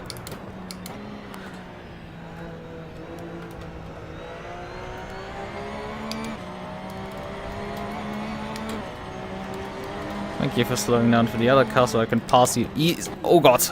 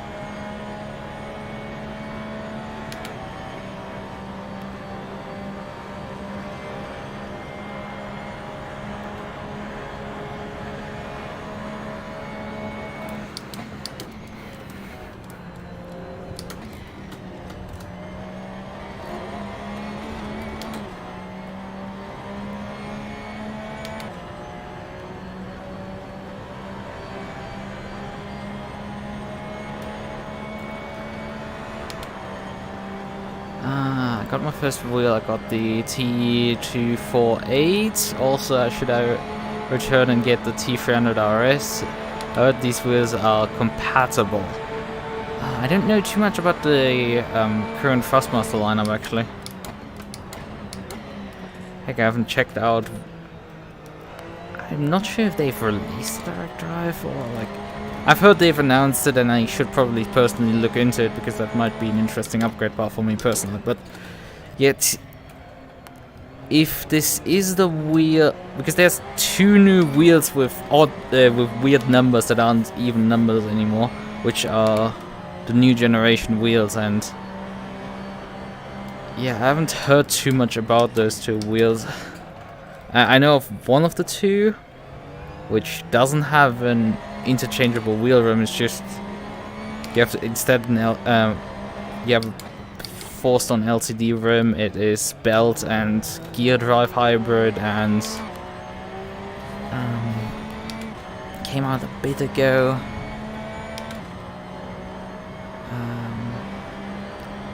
I don't know which number that one is.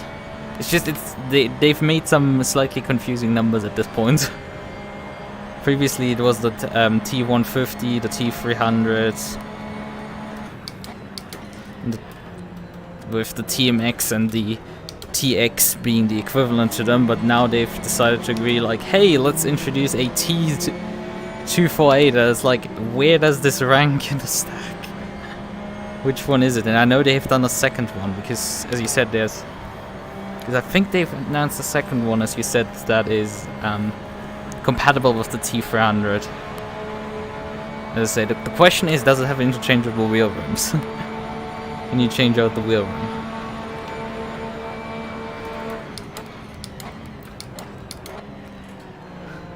Or does it have only a one wheel rim that has like an LCD screen on it? Because that's a different wheel. I don't know. I've only used TMX and a T300. in my life. So I don't know too much about the other wheels. I'm not some reviewer that has tried all of them and knows everything about them. Can still give like tips of what to do in games, although there's honestly not too much to do there.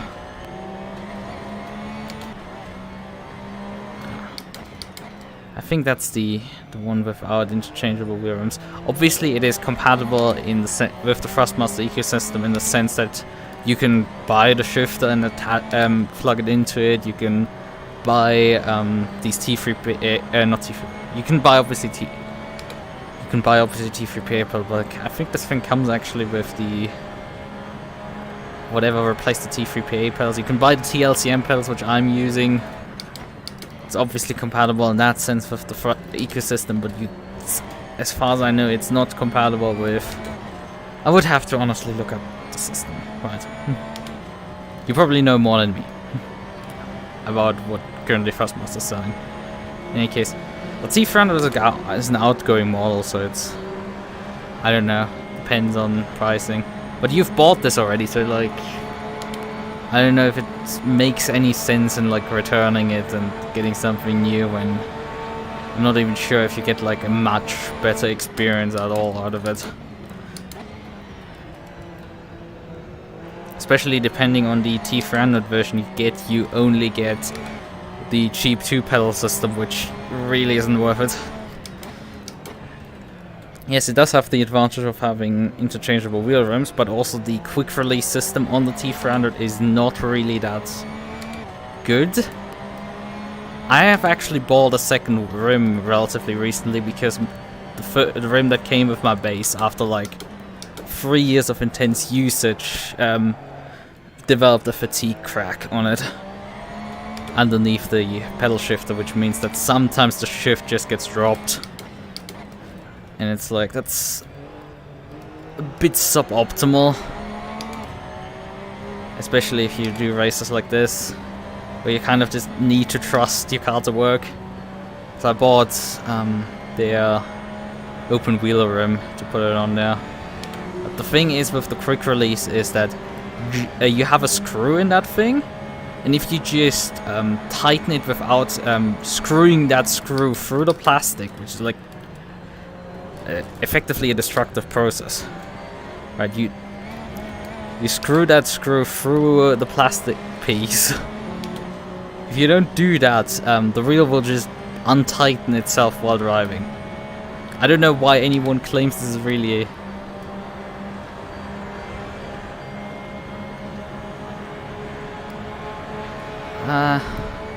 I mean, there isn't really any benefit in gear drive. Let's be particularly blunt, besides that it's cheaper. Right. I can tell you from having used the TMX, which is effectively the predecessor of that wheel. TMX is also hybrid, but I think has less power than that wheelbase. TMX needs... yeah, that thing was not as smooth as the T300, which is a purely belt-driven wheel.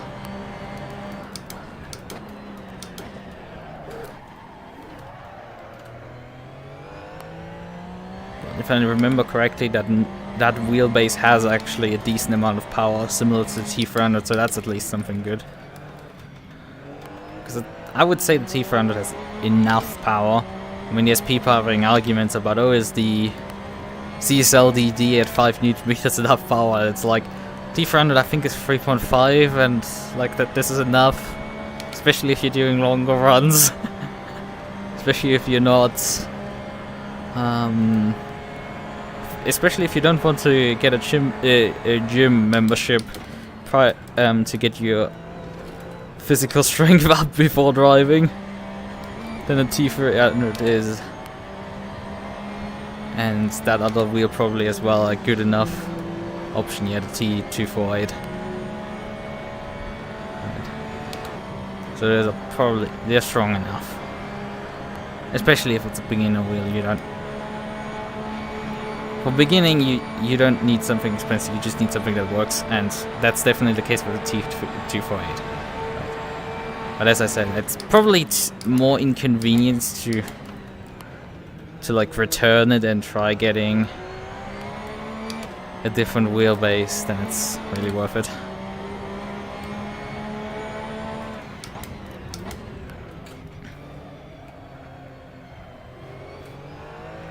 It's still a good enough wheel. But yeah, in terms of recommendations with the wheel, I would say, in terms of settings,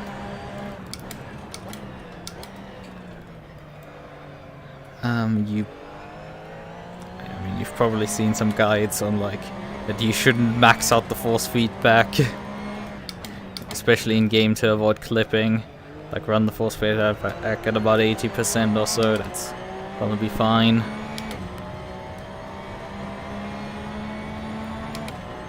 But yeah, otherwise you should just, I don't know, what other recommendations do you want? Do you want recommendations for like titles or stuff? Because I can definitely give you recommendations for games to play.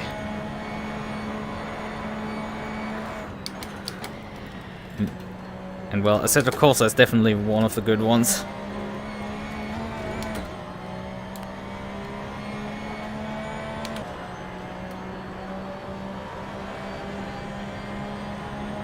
Like, I mean, I've played quite a bit of AC, but this is my first race ever with GT3 cars. Just to give the idea.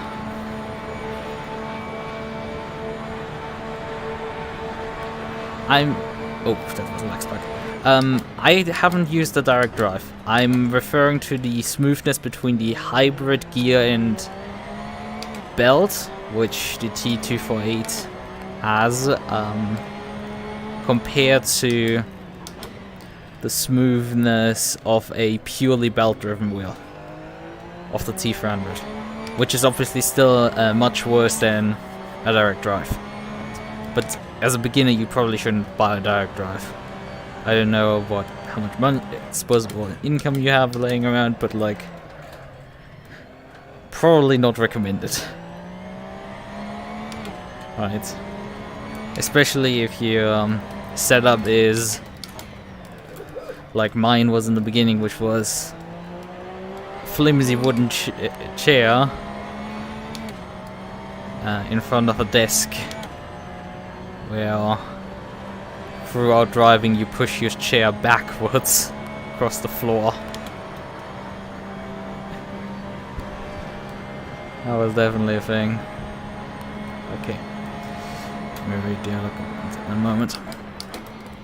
First view of the bus stop. That corner is a bit too scary to read and drive. And yet I have AC already. No AC server, but don't have any other. I'm building a full rig, okay. That's pretty cool.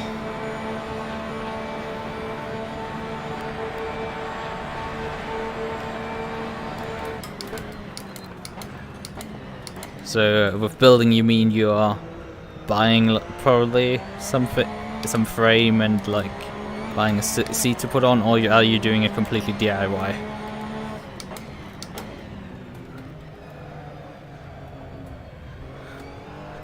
So putting like some PFC pipes or wood together, depending if wood is still uberly expensive, because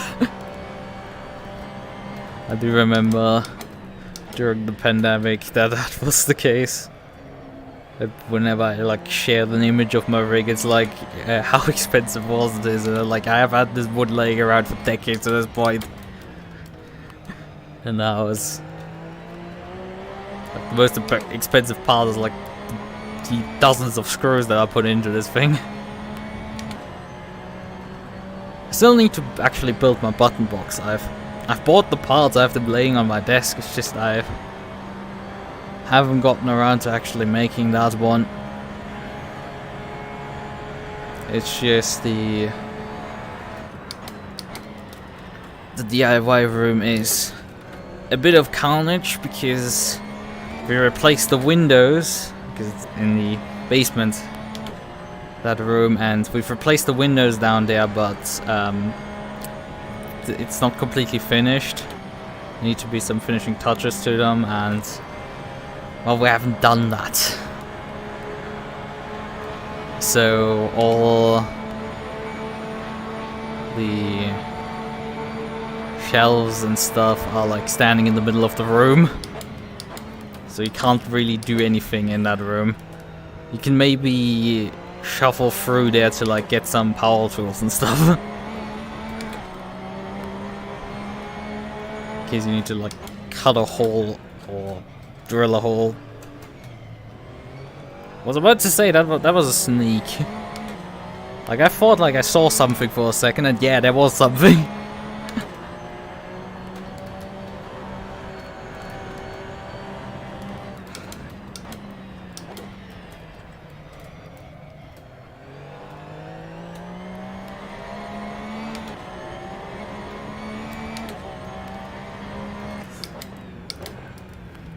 Oh, that is cheap. Then we'll buy a 3 monitor stand to wrap around the stand. Just got off work. It's like, yeah, it's fine. I mean, you just misspelled wrap. I didn't even notice till you actually pointed it out. Like, it's fine. See it worse.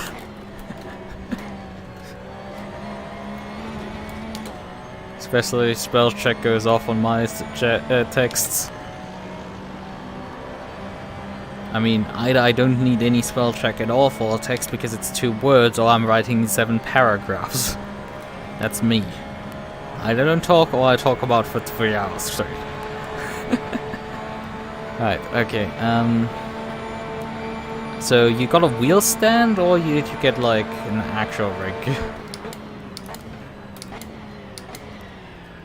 I don't have much experience with wheel stands, but I don't know, they didn't seem to from my experience of like my issues that I've had with my wheel being bolted to the desk, it seems they don't really solve much of an issue, but it does have the advantage obviously of,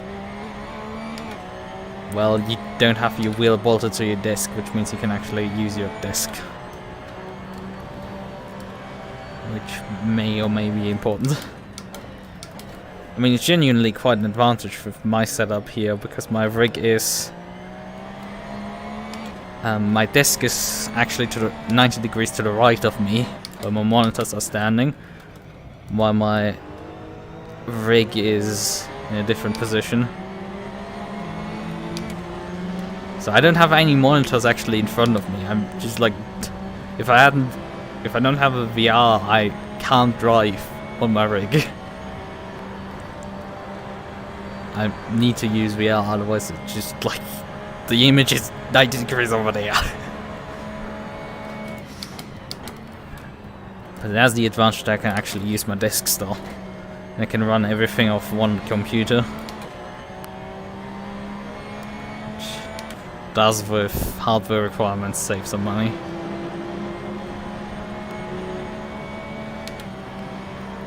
After all, a VR capable computer is not like particularly cheap. Well, I'm quite happy right now with the config I got myself. Don't know how long it's gonna like last being this good, but considering I don't switch up games that often, I should probably be fine for a while.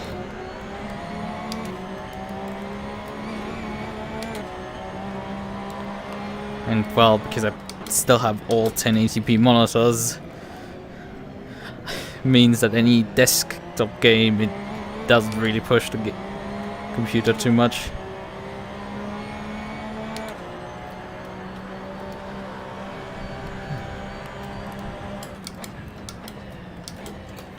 The only game that has pushed it a bit is Cyberpunk. Like, I can't race trace on that game, but that's just what happens with an AMD card. Okay, I've technically reached end of life with my tires. This guy behind me that just passed is now actually faster than me, so it's a bit weird. But we stand now with shifter base now. We'll add on just trying to just sim in an immersive way on a budget. Yeah, I mean it's a question of like, do you want a shifter?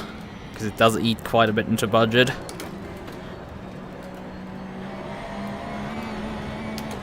Okay, I'm getting pushed here. That's a new one. Oh, come on. And you draft past me. You should probably be capable of. Thing is, I was at some point faster than you. I passed you. Then you suddenly came back on me, so... No, I have a reason why I'm not like... hello? Give me like at least an inch or so?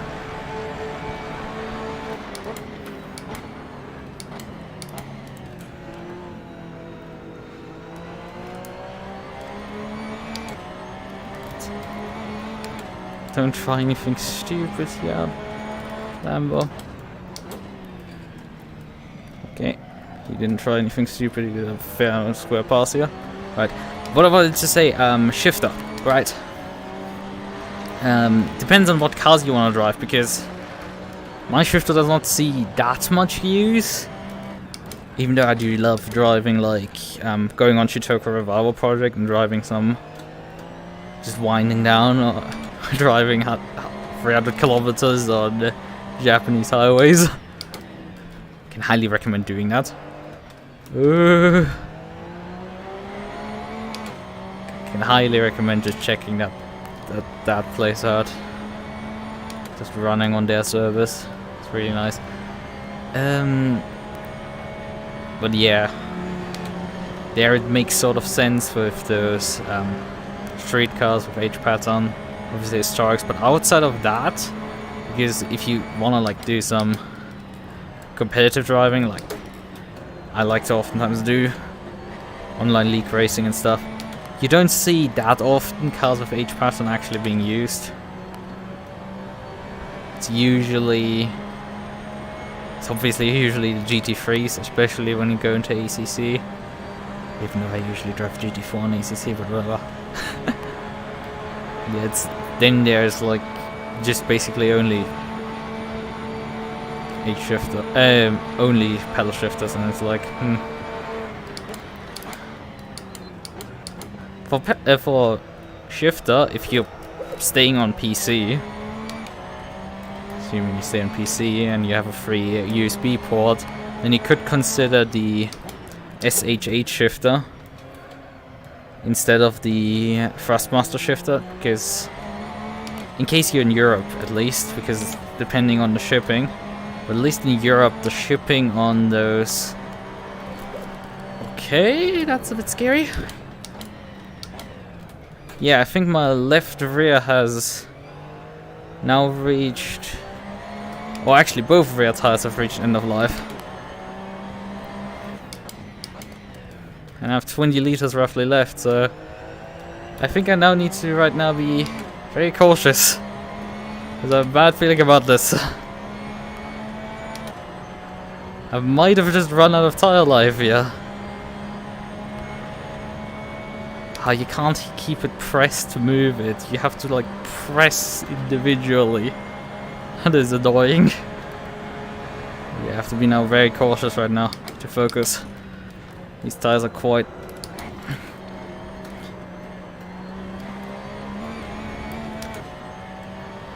I don't know when these rear tires completely wore out, but I must have just missed it at some point.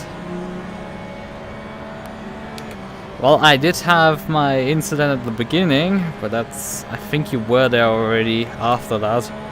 So far, I've been just running. I've gotten overall up to P30, but the rear tires have just been completely worn out now. They've reached end of life state. But I'm continuing driving here with them.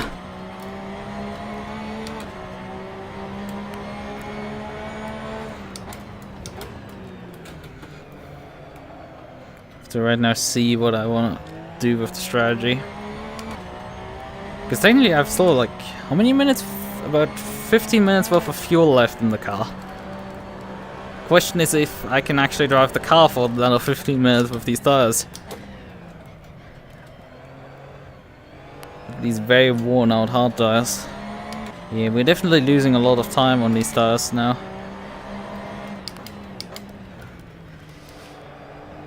Just before they were expired, I was like setting the fastest laps in personal fastest laps, but like since then it's not been as fast.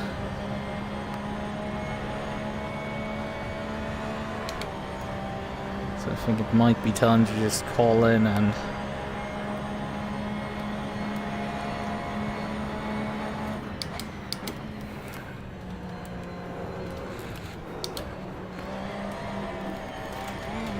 also the additional risk is that this is a Porsche and we're now at low fuel, so the car is not gonna be stable in these conditions.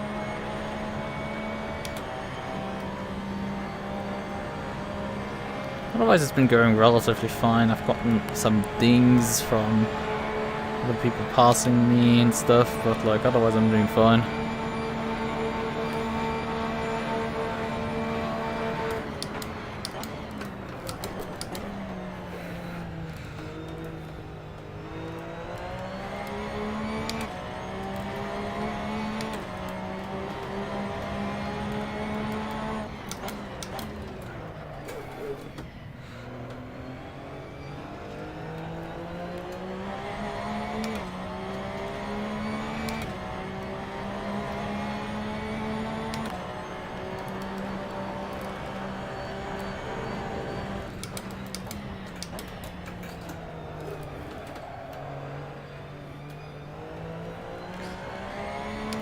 I think I should just take the...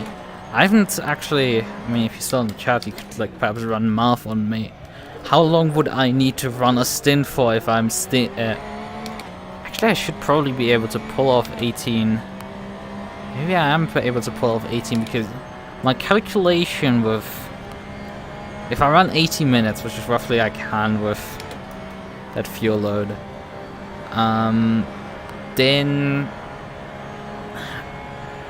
I can do this in 18 stints. However, I have also these mandatory pit stops and normal pit stops in general. Should honestly come in and just get fresh tires. This is to say sketch is an understatement. Yeah, these tires fall very quickly once they are out of the middle stint phase. These tires do not have a long, a slow run phase. You just die.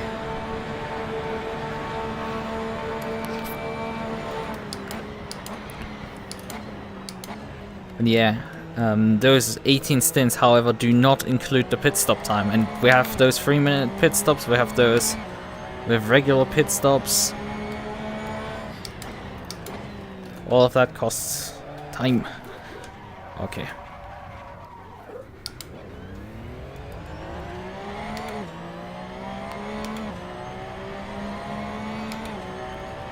Yeah, I think it's more than time to come in.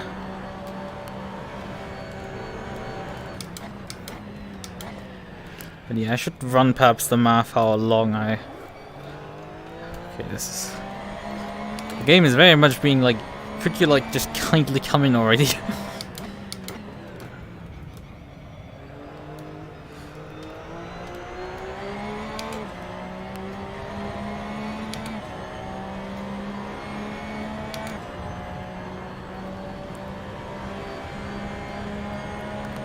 Burned about 100 liters, so 105 right now, so taking 90 liters would put me back up to 105 liters, and that's probably about as far as you can run on a set of hard tires.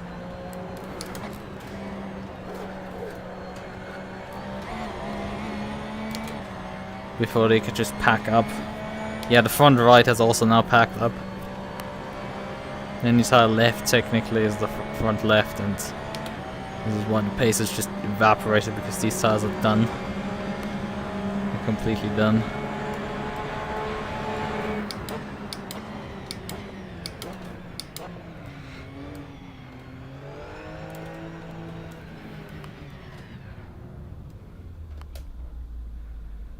regular pit stop this time around. We're not doing long stop.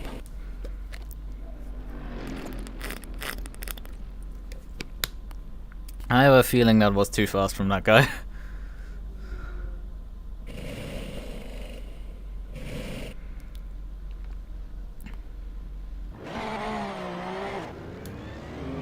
Oh, he had to reverse there.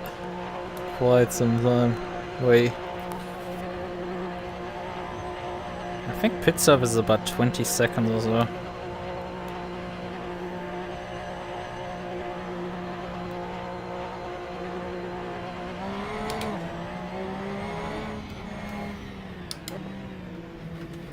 Right, let's make out of the pit lane exit here. Without dying.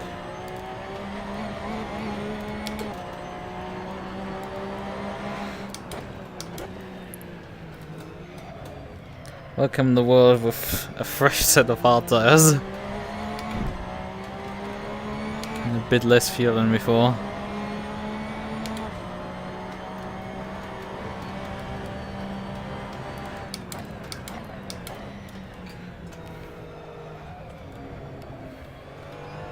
And we did come out in front of the Italia car again.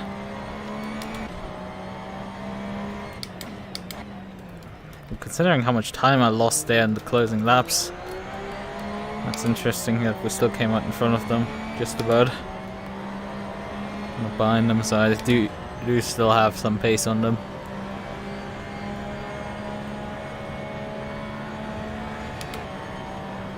And we're up to P30 overall, so that's something. That's actually higher up than we started the race. Considering with everything that happened at the start, that is actually pretty good. And that we're doing long runs. Here's the strategy. I mean, maybe have been some people who've done already 2 long stops, but honestly, it's a bit early for this. Do 2 longs. We're not even 1.5 hours into it.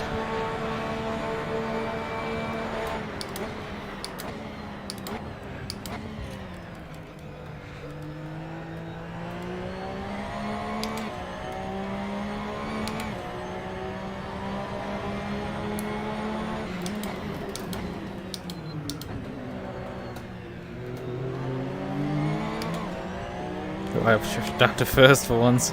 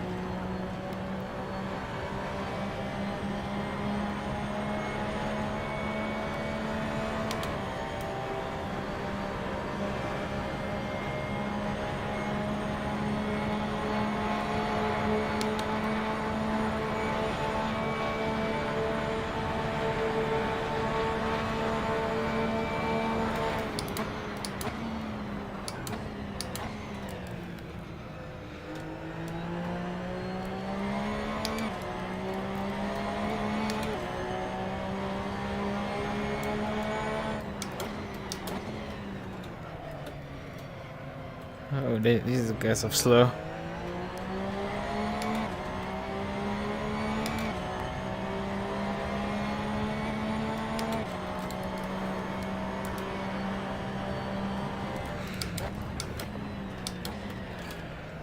Well, the other Porsche team has dropped pretty far back now.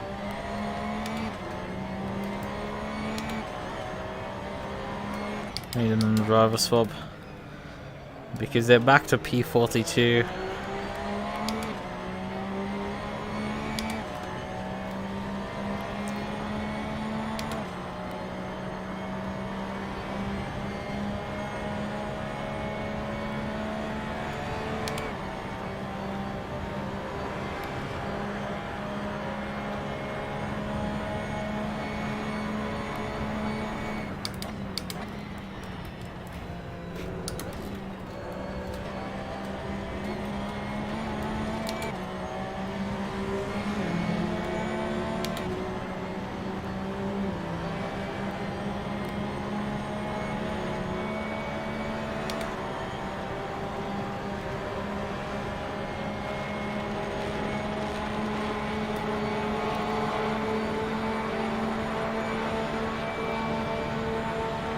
Guess they lifted off very early there.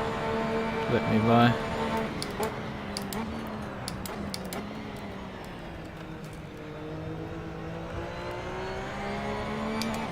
I shall continue on the charge.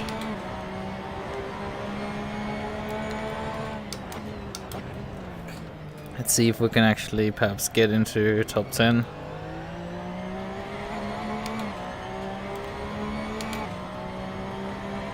GT3 before the end of the race. I think with just enough consistency that should be possible.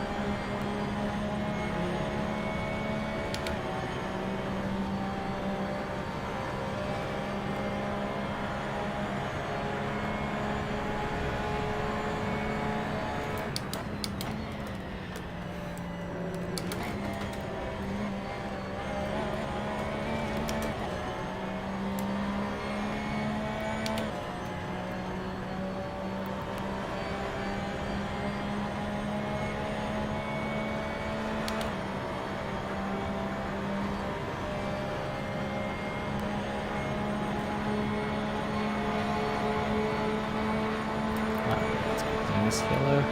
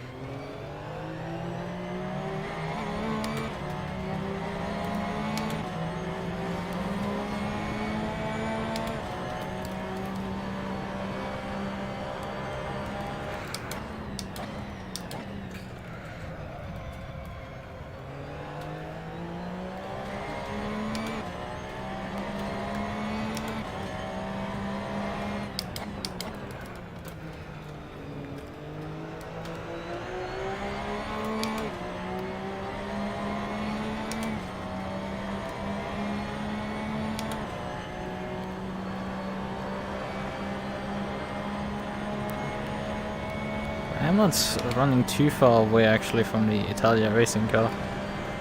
But last time I think I saw them, they had medium tires on, so I don't know. Well, the tires are probably not that new at this point. Pitted significantly later than them.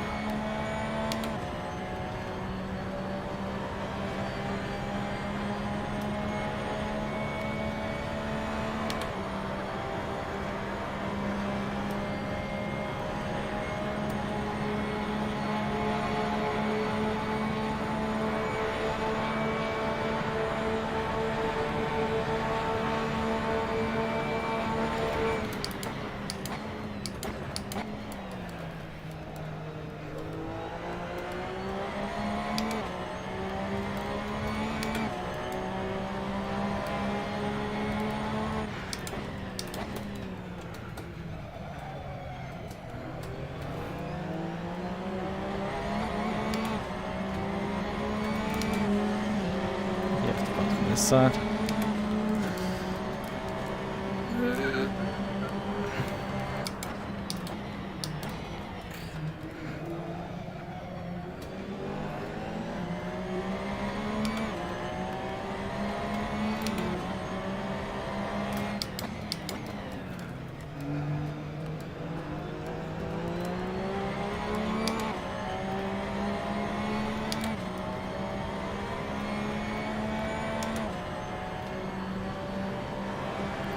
New tires is barely showing any wear so far. Except for the end of life graph has depleted by quite a bit already. And the other graphs just haven't at all.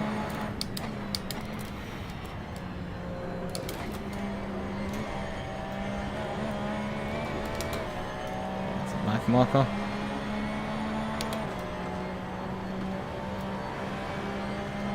Slowly gaining on that Lambo in front.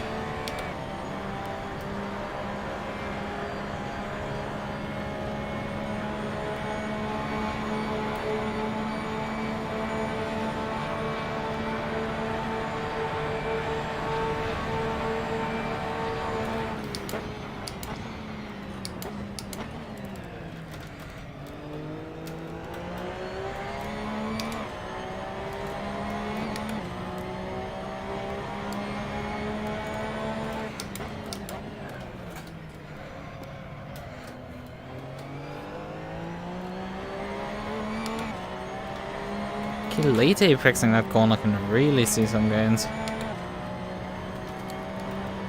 Like just pushing too deep in there and then pulling it back to the apex.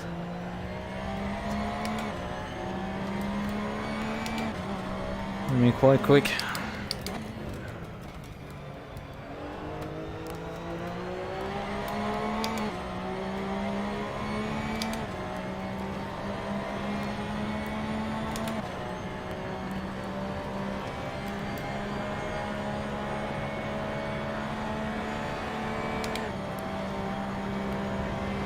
Honestly, I could probably turn off the headlights. We are probably well enough into the daylight running at this point. But he's far off.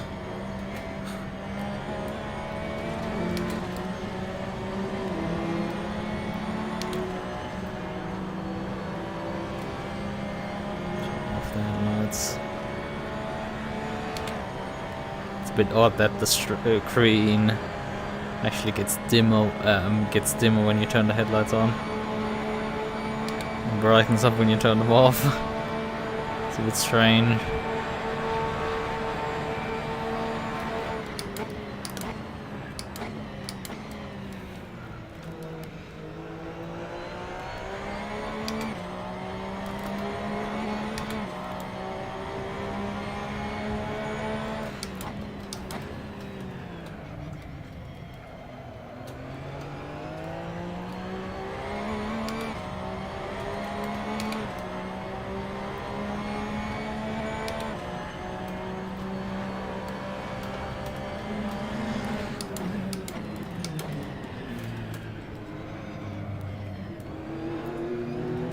It's really nice that we ended up in one split, so you don't have to hope around for. So you have still some DPIs to occasionally spice it up, because otherwise it would be quite boring and monotonous.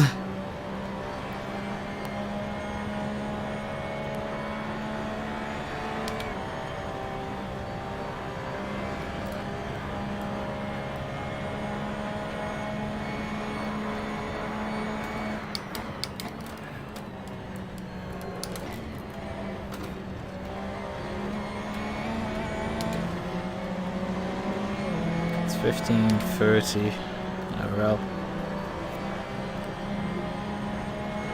So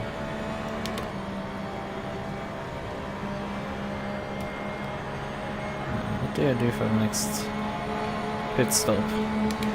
No, it's a bit away still. It's about an hour away. So it's about 16:30.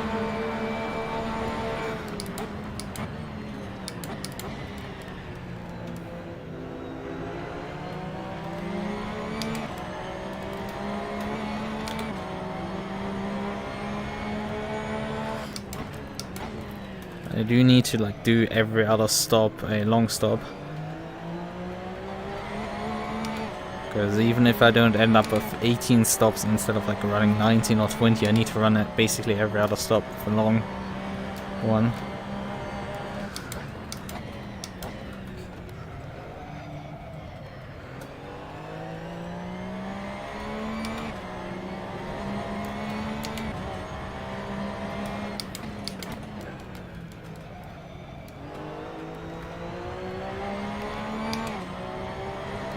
Means we have some time on the next stop on our hands.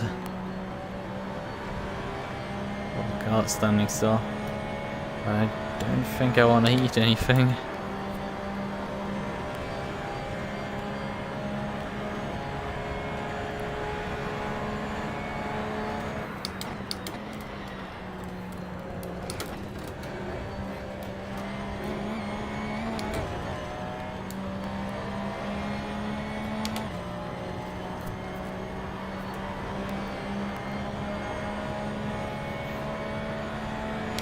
I am chasing this Lambo around the circuit.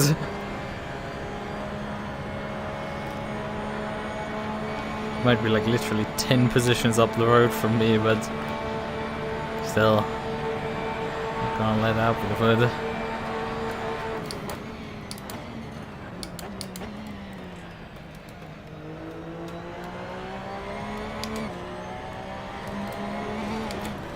Ooh.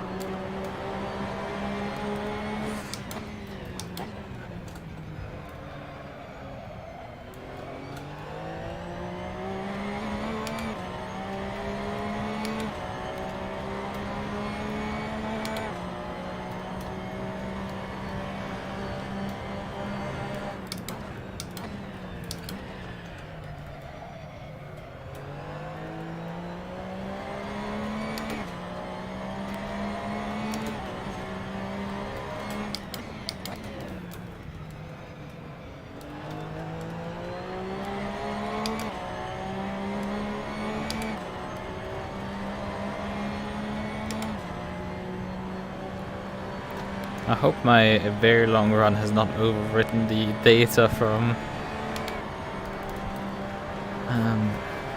this display, and it's now like, oh yeah, you can end of life way later, and I'm like, no.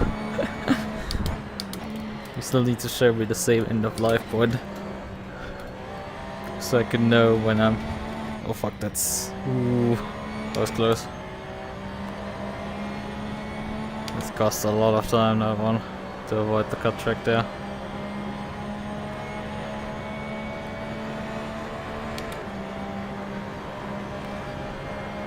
It's a fast GT3 with no name team lines.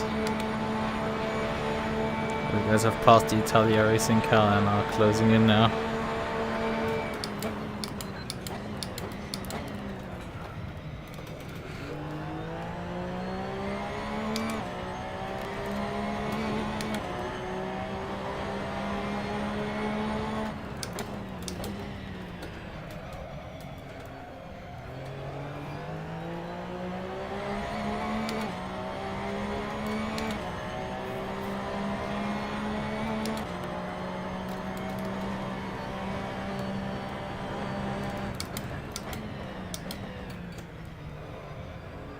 Oh, not again this Audi. Lagging all over the place. I think maybe those were the guys that took me out in the beginning.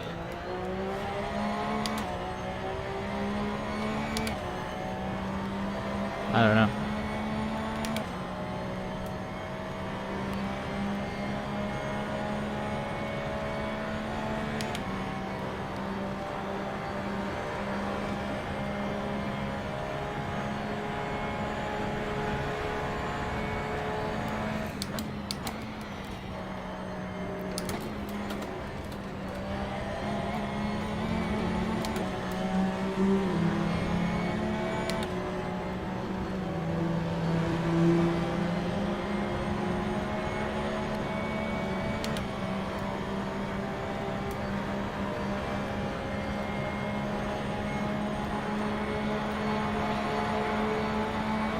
color's orange head, not orange, green.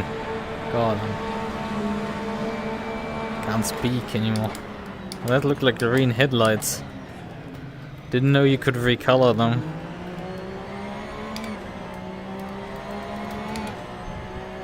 At least with just a livery.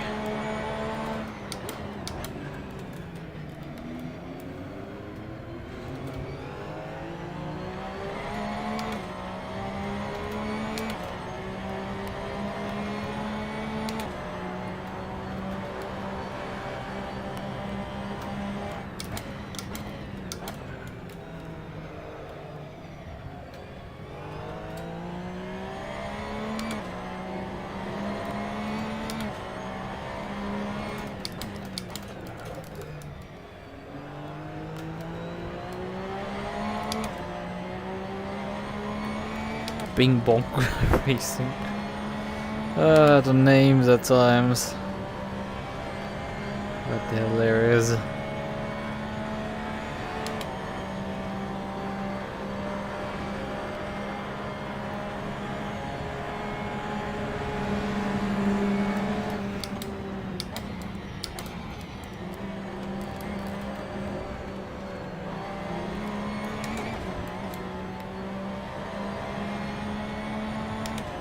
That was a late move from the GT3 there. Somebody got spooked by the DPI. Some people finally getting around to doing their first long stops.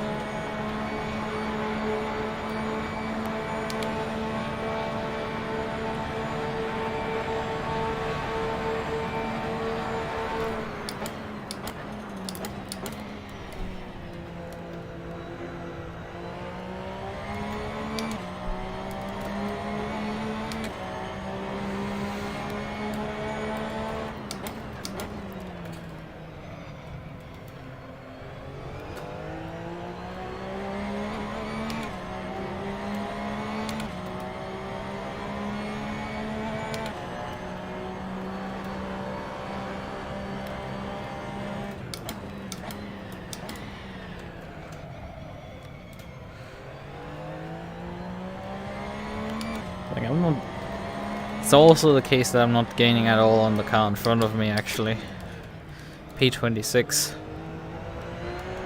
They're just 34 seconds up the road and there's just nothing really changing. Goes to 33, then back to 34. It's sitting there and nothing is happening. I guess people have just settled into the rhythm and the field has equalized finally its positions.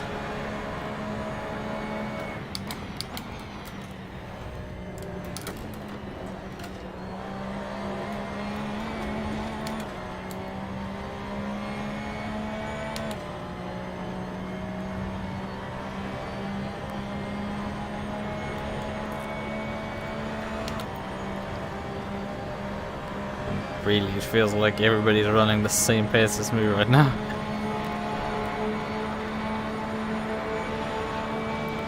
Like I'm not gaining on anyone and no one is gaining on me.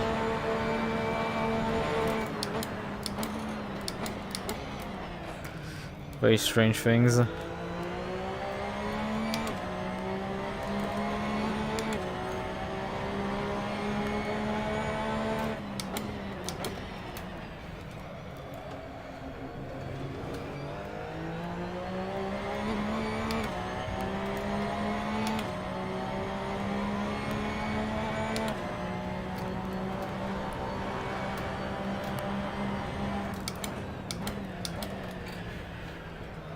Okay, I could have broken a bit later there.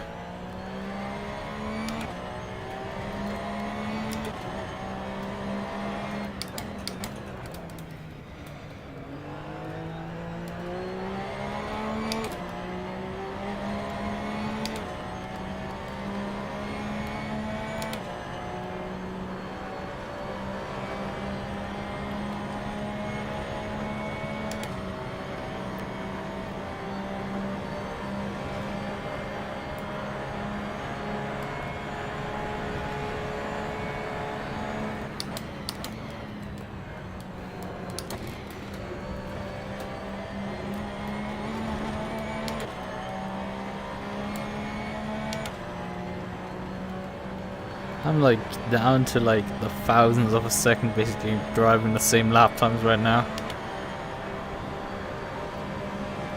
This is criminally consistent for me.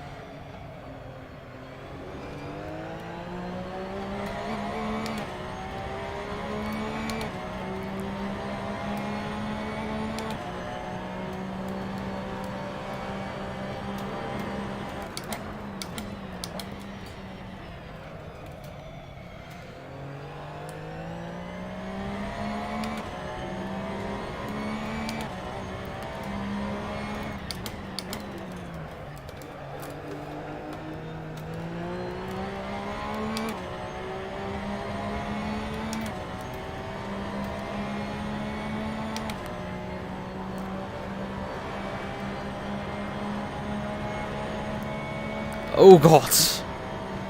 That guy is teleporting to say the least. Look at it. Holy shit. Stop teleporting it.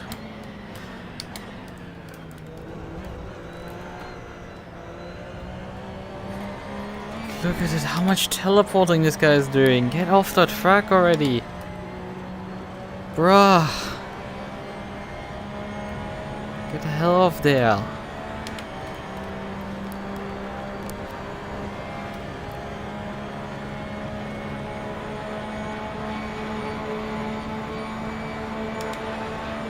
Everywhere at the same time. It's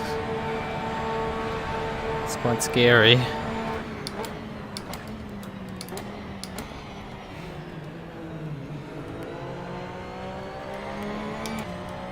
Yeah, it's another shit from the DPI.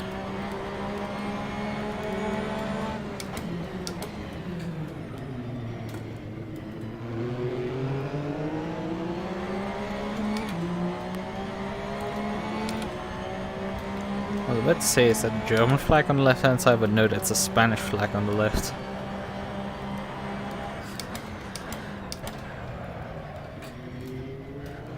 Interesting enough, we are gaining actually now all of a sudden on the car front. We're down to 25 seconds behind.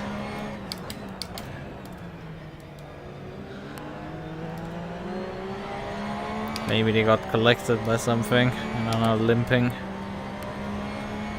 Maybe I ran out of tires and are now dropping time, like I did at the end of the last stint.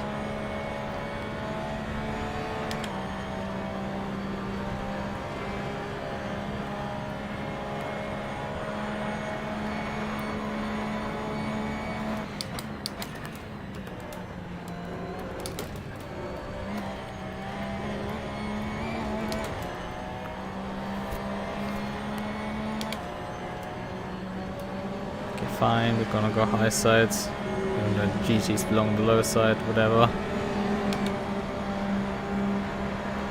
Just gonna go high.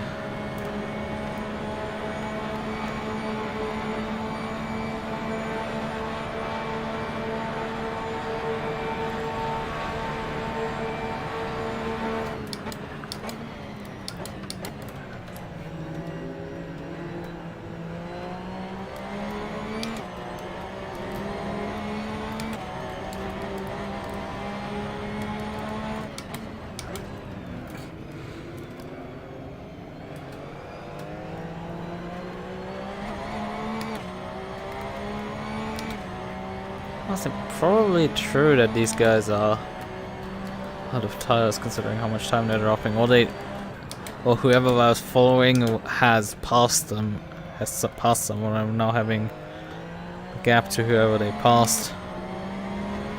Much less competitive team. There's always the potential that there's a very slow team who just haven't done a long stop yet. Sorry.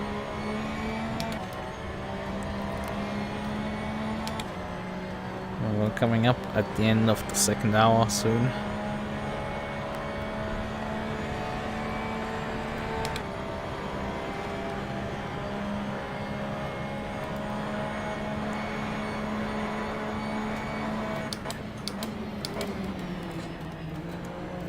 Not happy about that one.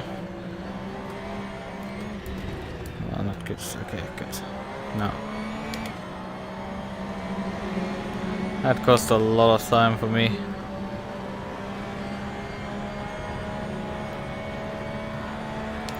Not getting lucky here with the traffic at all.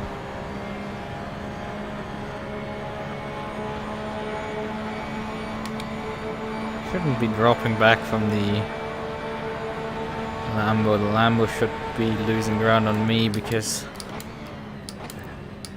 he was out on track already before I came out. So he's on all the tires. And probably on mediums as well.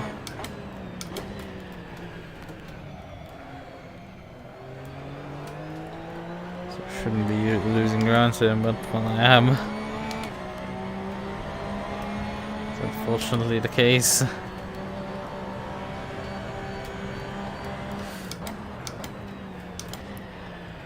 All the traffic and everything. It's just not quite working my way.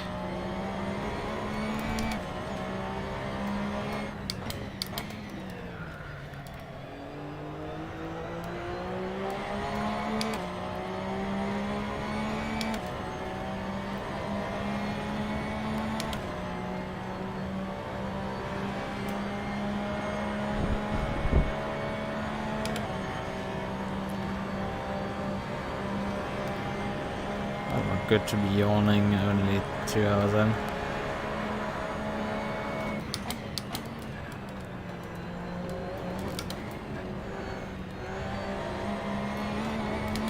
Oh, I haven't actually gotten myself the Coke, so I need to organize that.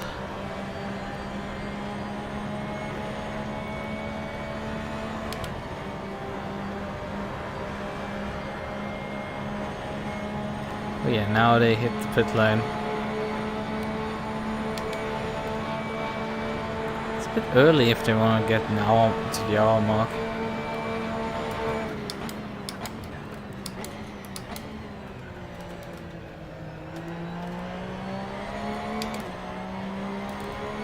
Would expect most people to aim for that.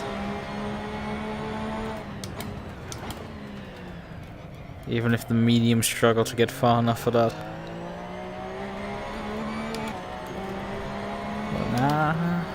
The medium should be just about able to do it. The hards easily do the hour.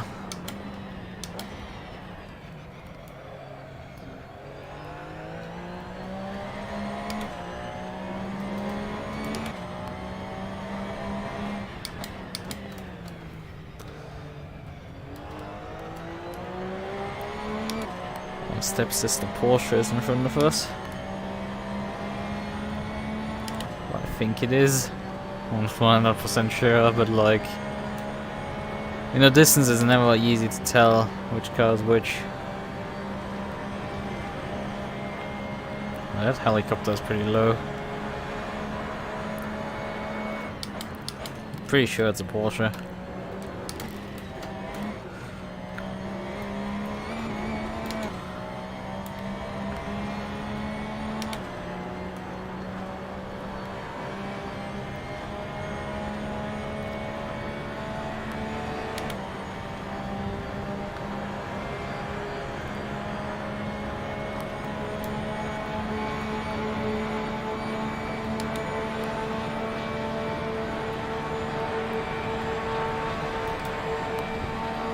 Focus, Lucas.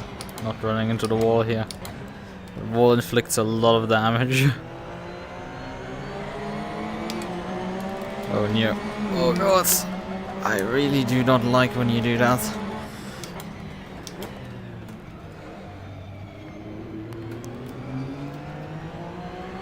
That is sketchy.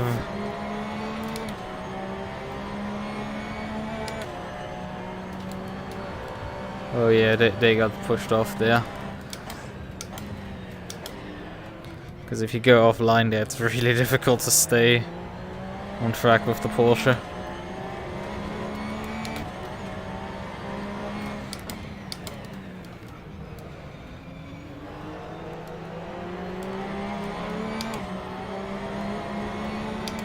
Ah, he trapped me upstairs. Okay, fine. Get the low line.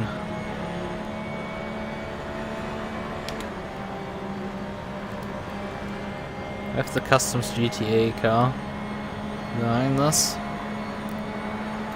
Those guys are absolutely rapid.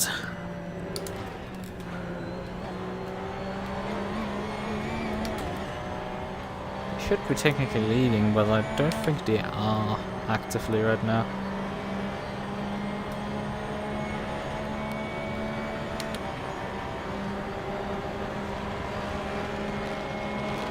There you go, Radeon.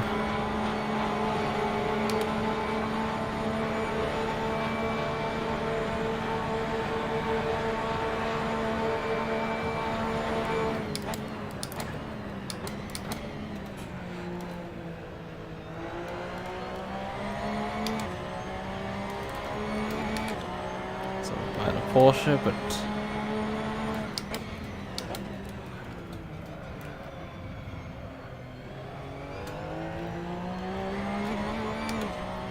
the Lambo needs to get by us.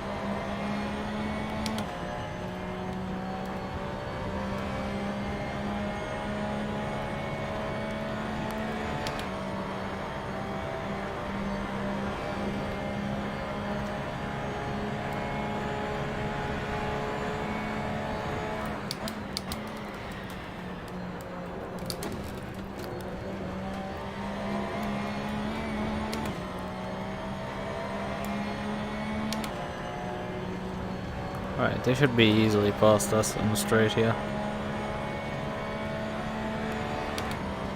Some slipstream.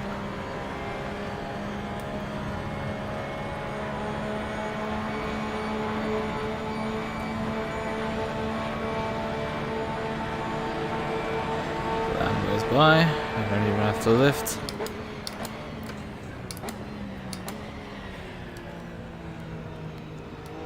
Rum.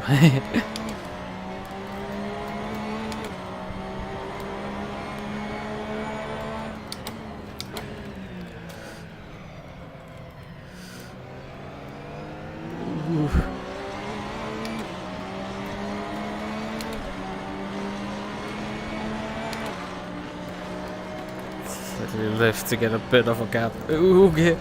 Oh god.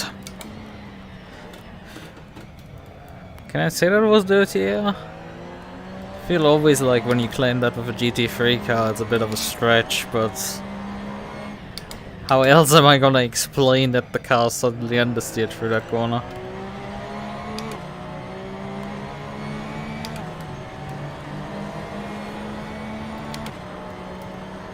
Alright, DPI go.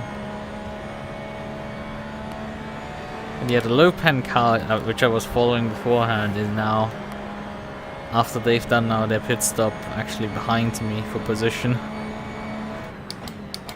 Didn't check how many long stops they've done when it came out.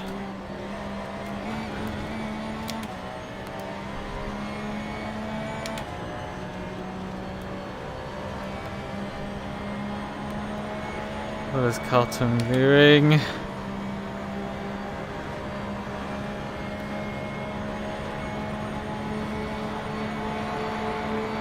Oof.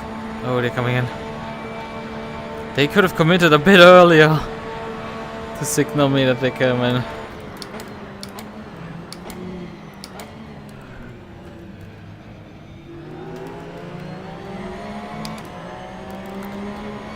DPI will come out in front of me. They luckily spotted that thing coming out.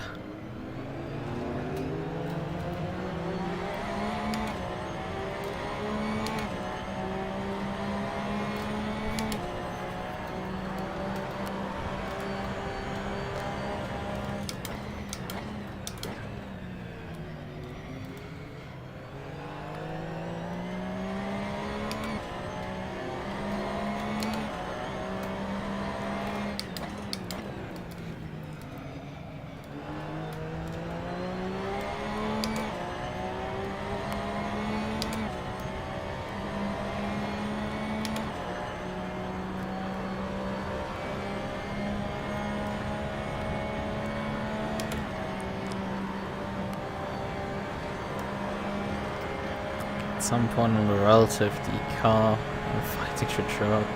There's people leaving and joining right now.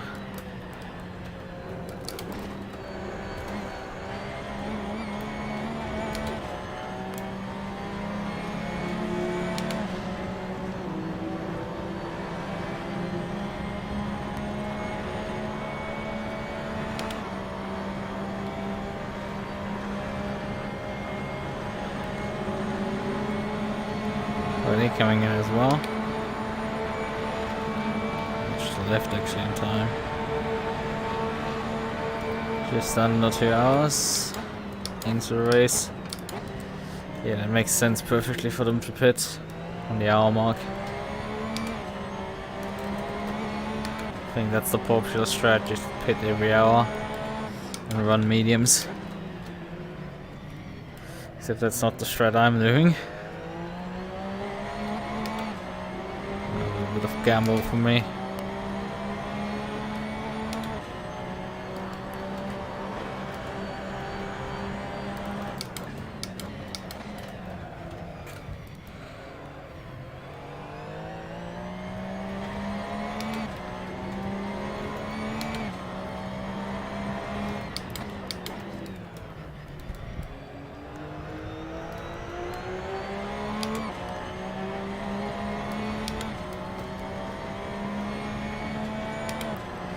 Assetto Corsa is the team in front of us.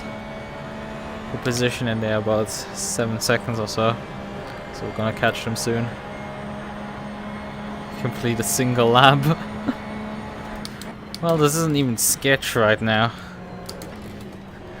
You would have had to see me when at the end of the last stint when the tires were done.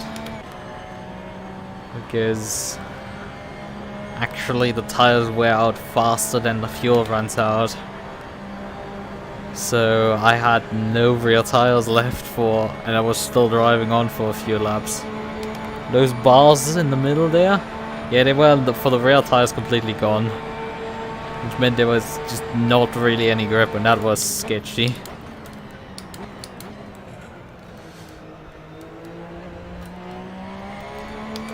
And I had a slow speed spin out of this corner right here. I decided to just come in at that point. I've taken a bit less fuel for this stint, so it's gonna be a bit easier. But yeah, otherwise this car is not handling that difficult. Sure, it's definitely not something I would advise for a beginner to drive in AC. But with the setup I bolted together, this is perfectly adequate.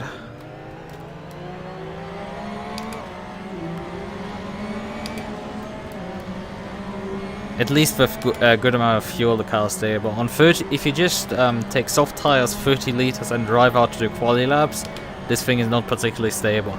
But you put 100 or 120 liters into it, and it tightens up completely. Because it's a Porsche, it is very sensitive to its fuel load, as the fuel load is in the front.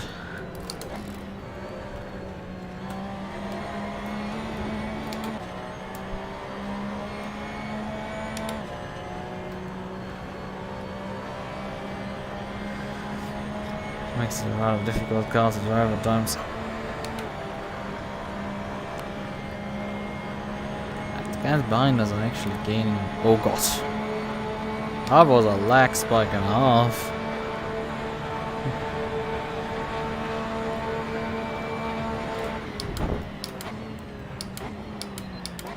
I'll affect the 2 screen faces can eat that there. This is something.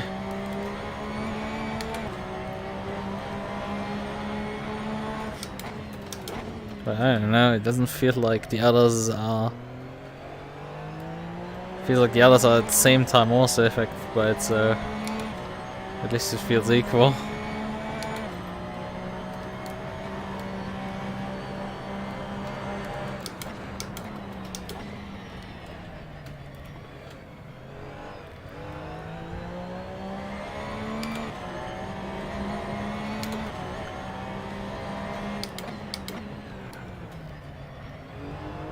Oof.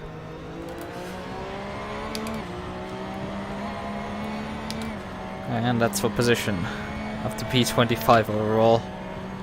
Yeah, about... should have put down the description now, about... I think 12? Yeah, 12 DPI cars. So this puts me just a few positions outside of the top 10 in class. That's probably gonna be my goal for tonight. Well, for today, really. Get to the finish line, first objective, but maybe if possible get that also there with the top 10. Although I don't think that will be easy particularly. Well, I mean, just getting to the finish with this race is not gonna be easy, but...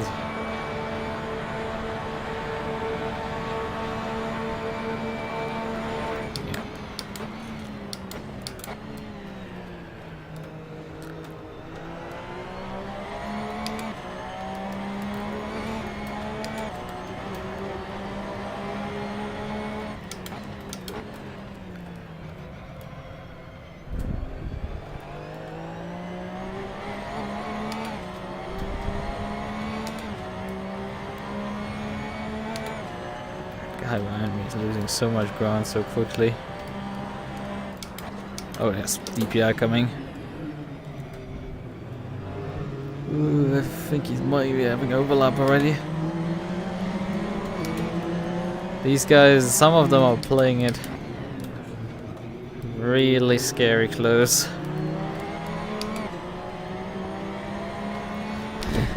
Baby steps, yeah. Yeah, the low pen car's back behind me. I was chasing them around for a while during this stint, and then they did their long pit stop, so they're now on the same lap as me. And they're gaining on me, which... Oh, that guy's slow.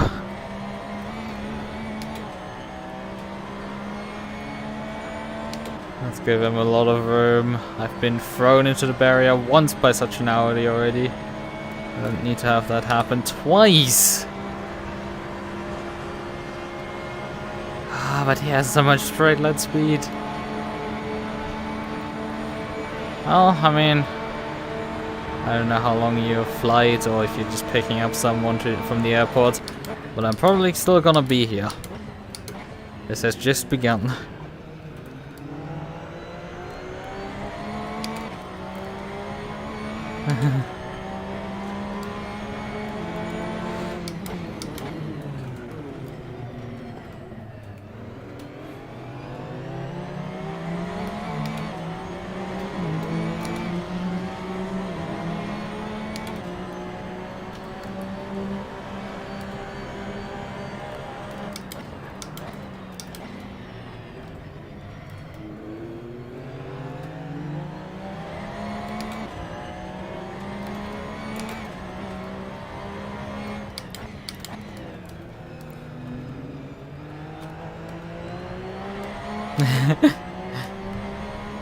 I see.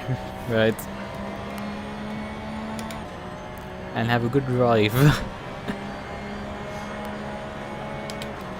Yeah, I'm gonna be there probably still in 20 hours. Hopefully. Otherwise it would mean I'm out of the race.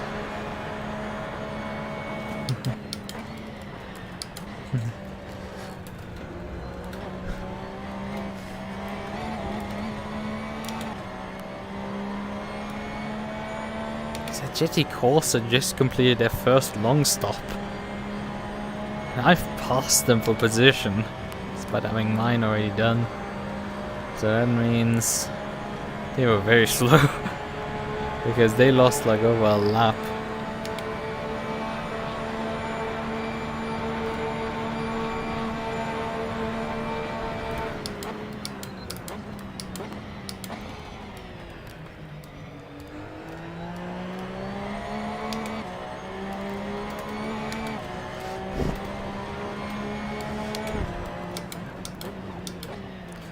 I have 3-minute long stops to actually do stuff, so That's what I was like saying with the Sagetti team.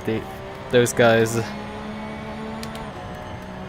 just did theirs, which obviously puts you like nearly 2 laps down doing that.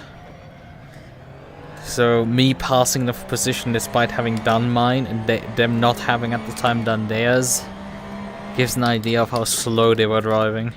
Although it did take me just over 2 hours to catch to them.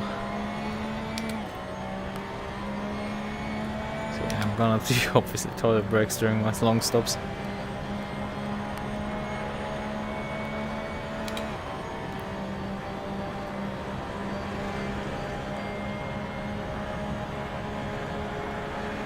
But you go before you get too late to the airport.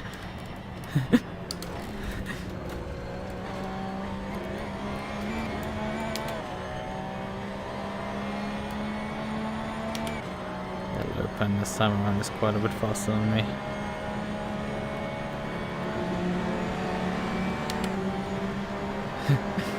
Good luck.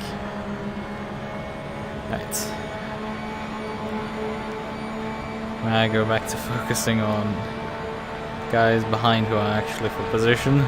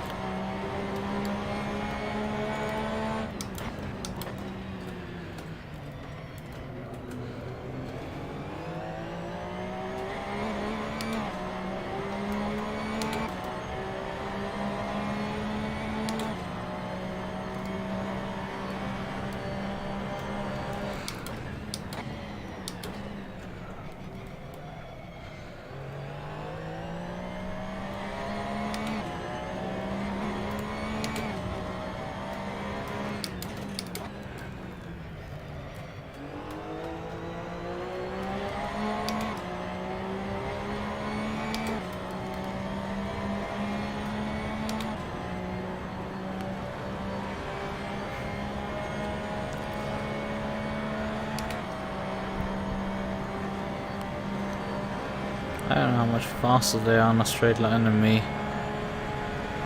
I'm gaining a bit here.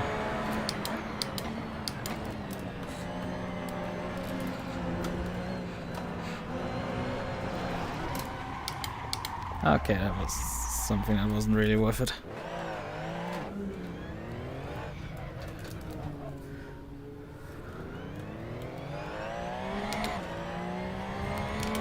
That was absolutely not worth it.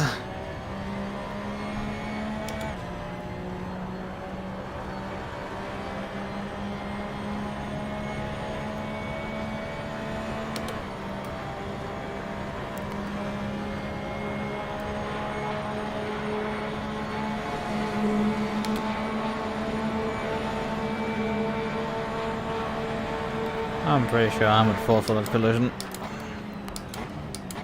Because I spun myself out, they probably will just let that slide.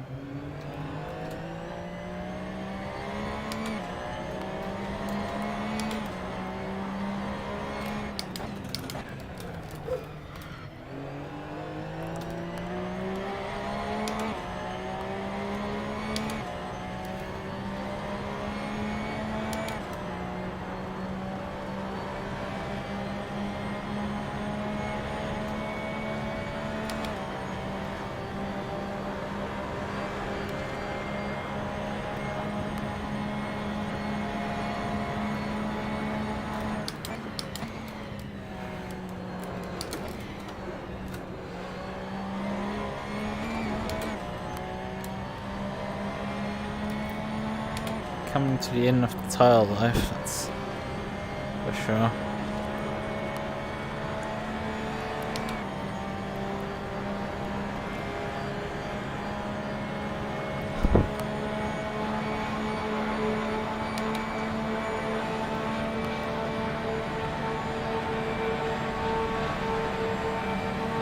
by, come on by.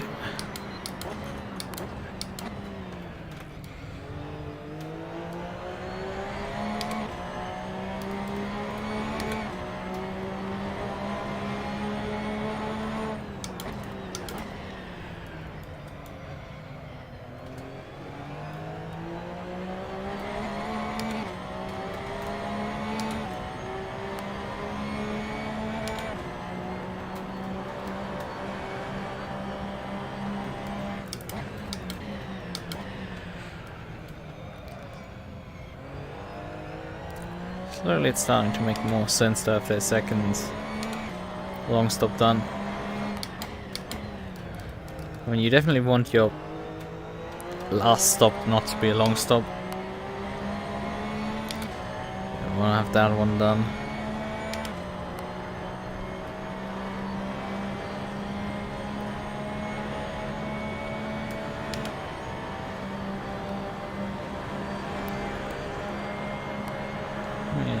To go. It says about 16 minutes on fuel remaining. Oh, come on, not again. They did say not to dive on the bus stop. What do GPIs do? Just send it in there. It's like, thanks. Gladly appreciate that you're just ignoring that advice completely.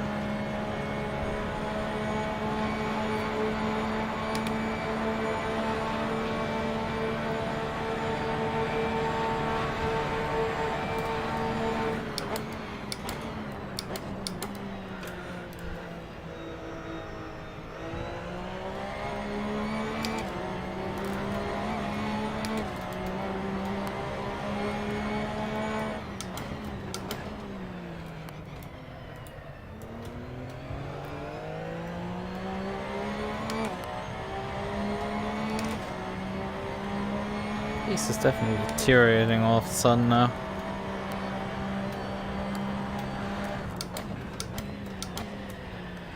These old hard tires are starting to pack up.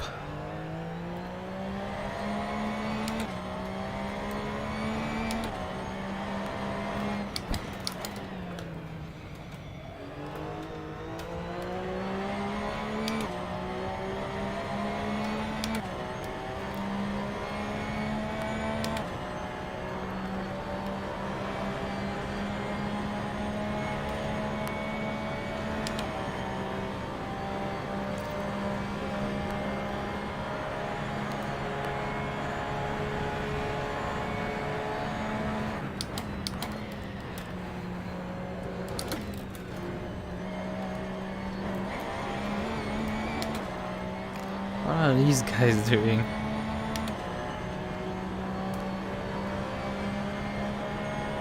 Where are you going? He seems genuinely directionally challenged.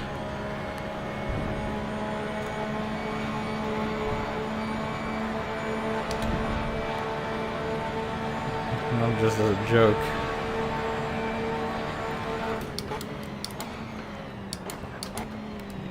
As far as I saw, he didn't even come into the pits.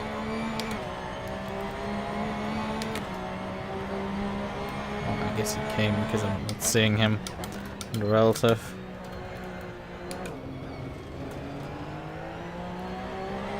Second gear.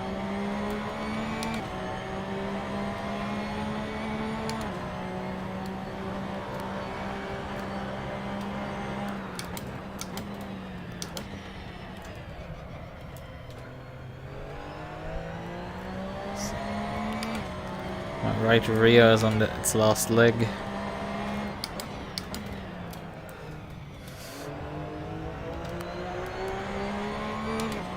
The other tires still have some to go.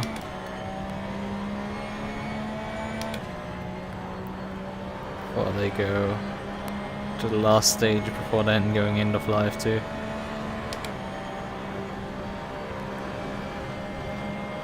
So much DPIs coming up behind me.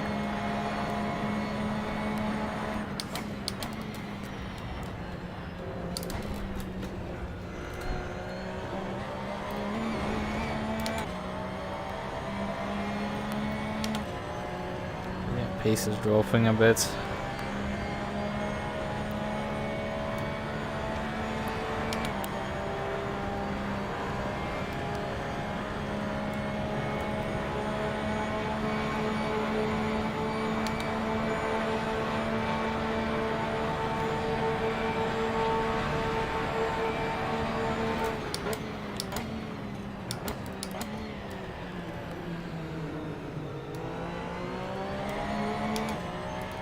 Yeah, he completely overshot there.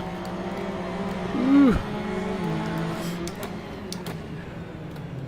Ooh, another one overshoots. Although I do have to say that while diving me, they haven't hit me yet.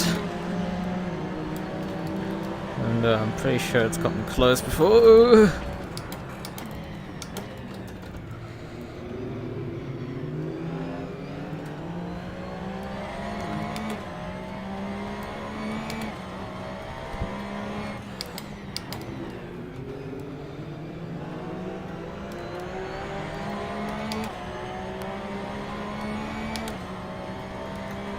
Yeah, right, is now end of life.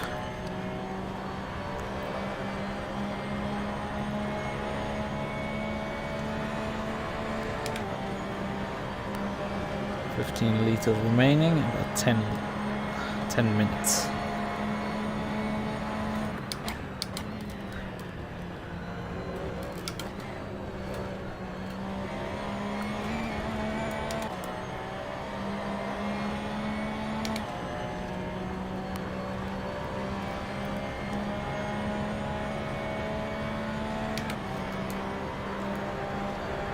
Predicting I need about 1863 liters to get to the end.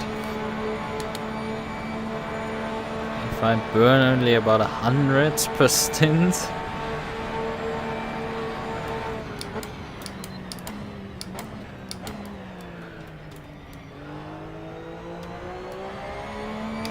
that's gonna leave some fuel left at the end.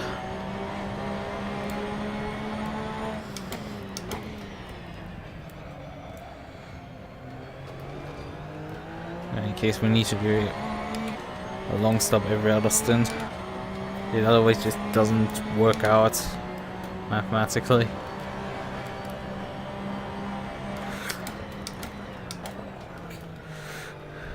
Okay, that was a bit early. Shouldn't be skidding too much for this corner.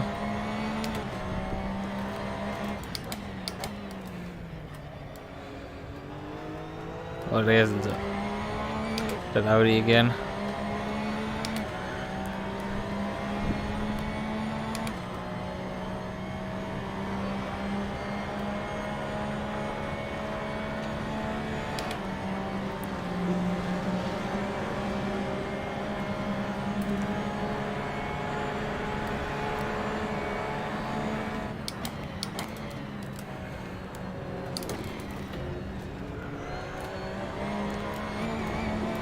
Practically speaking, I've really done only one pit stop so far.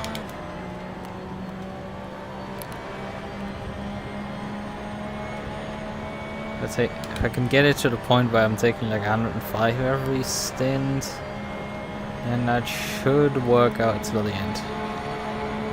If it's not 105, then it's a bit more or less.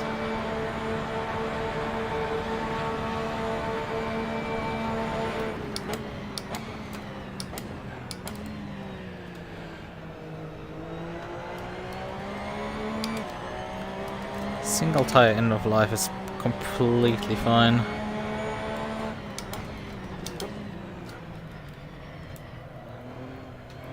Oh, the 2 rear tires is a bit much.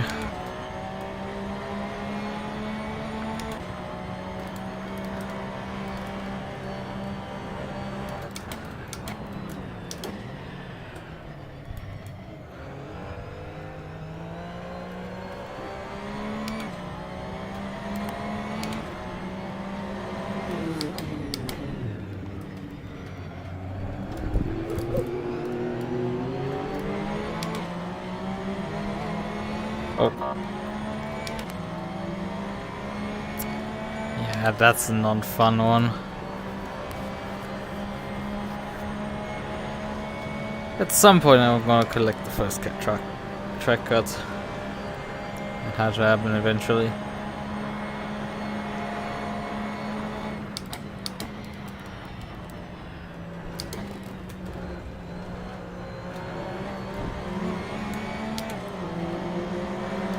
Yeah, pace isn't free fall at this point.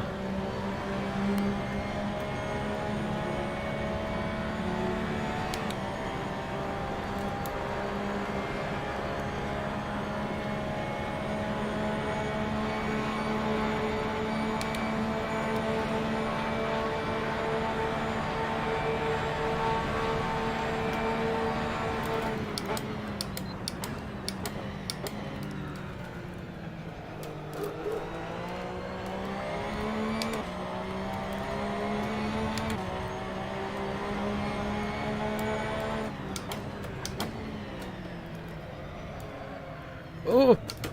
Ooh!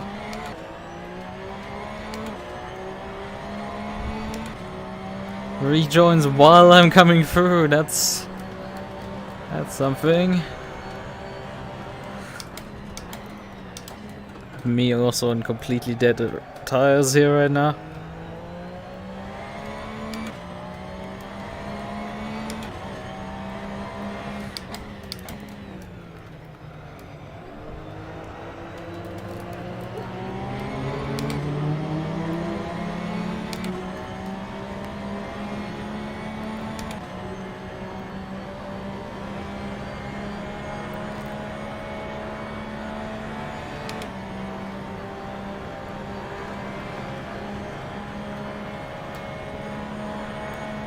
Let's go one more lap and come in.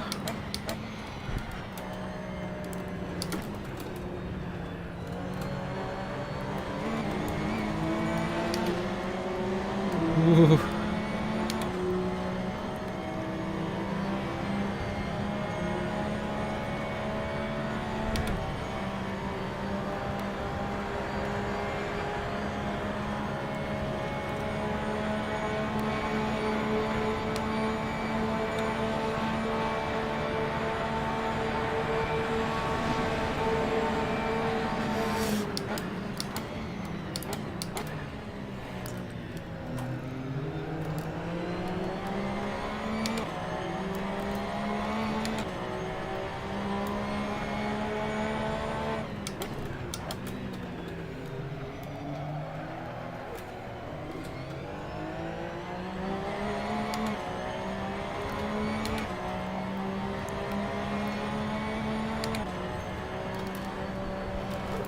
Fuck.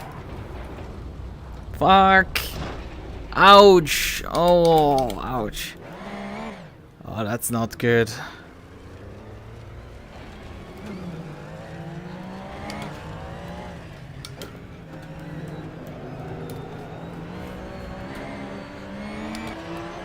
That's what I pay for.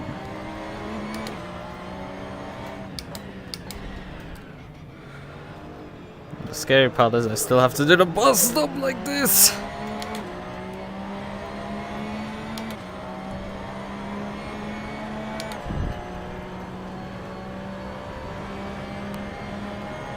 Liters will be enough. We're going to have a pack up anyway beforehand.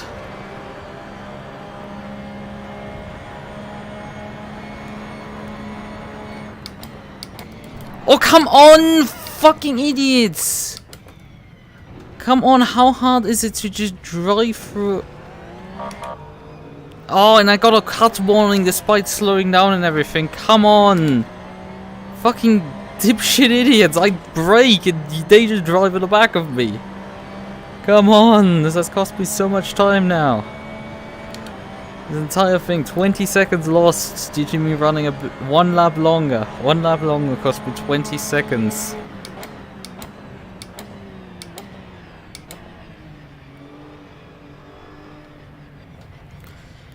But we're doing anyway long stops, so that's not gonna cost us too much. Right. Right,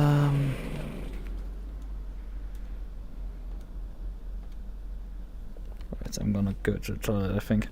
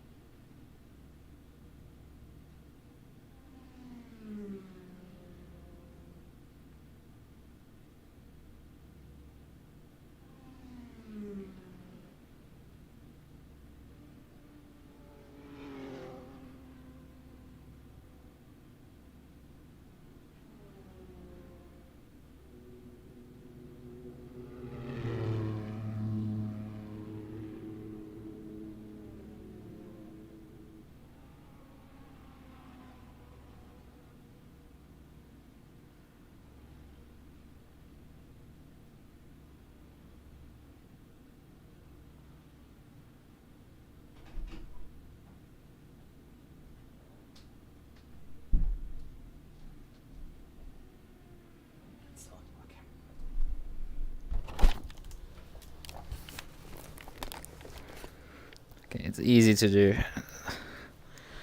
Let's pit stop and go to the toilet briefly. We still have 40 seconds left before we drive out.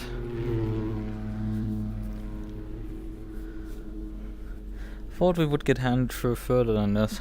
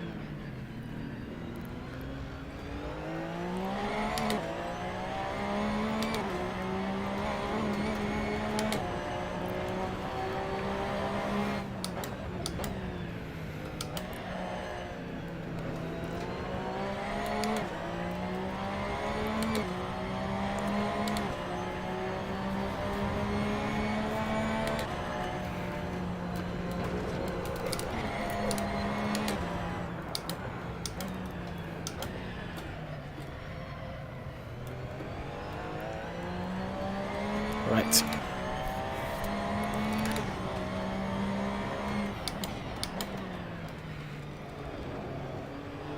Back to P27. A bit expected that we lose a few positions with the long stop.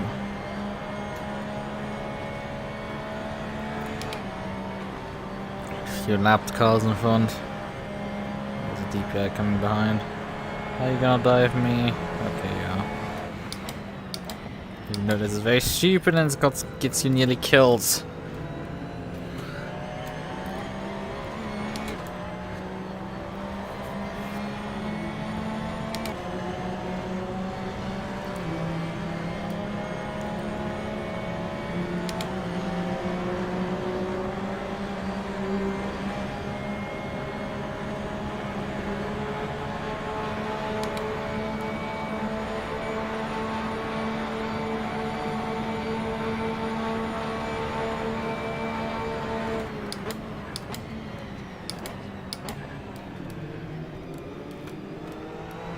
Ran is a bit loose, I don't like that.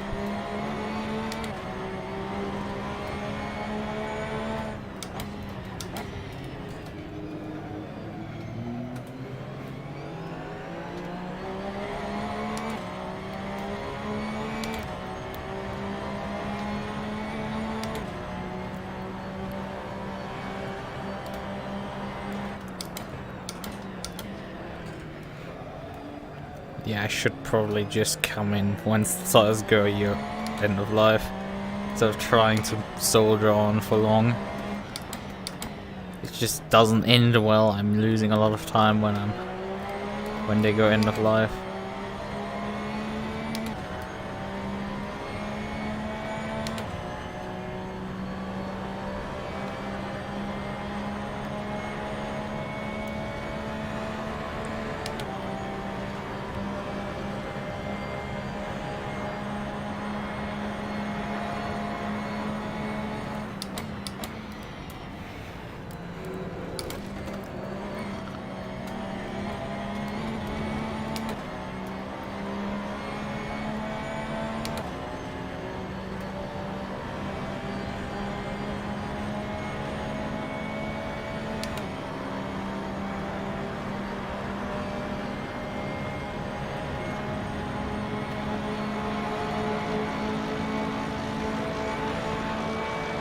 Press me underneath the yellow line here.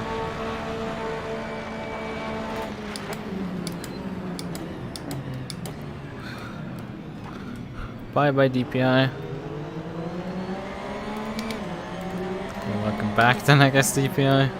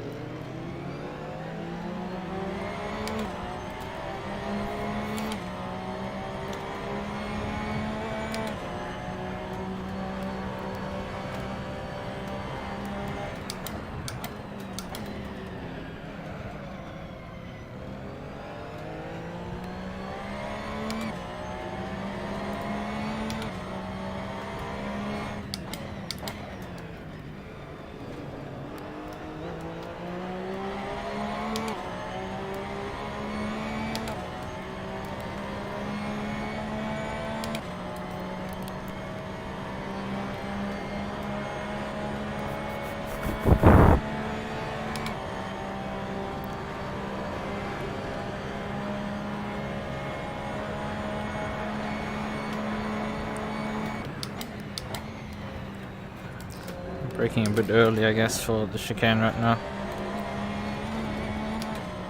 I am also paced down. It's like something is weird here. Lost a lot of pace. If this splits up. Well, on hard tires, everything is fine.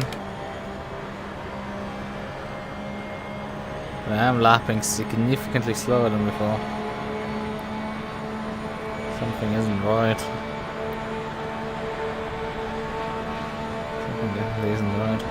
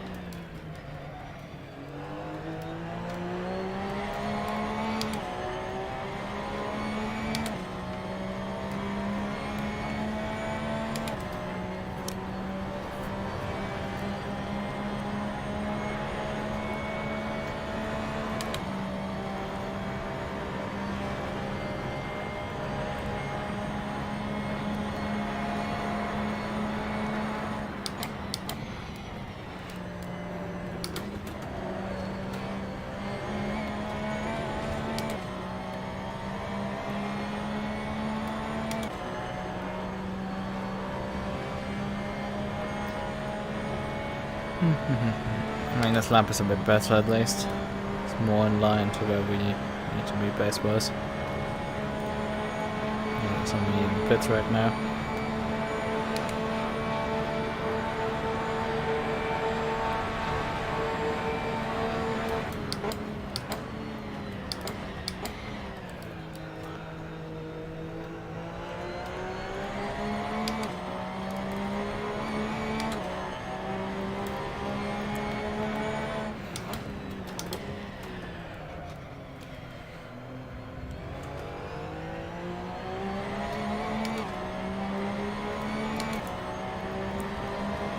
Next car 50 seconds up the road.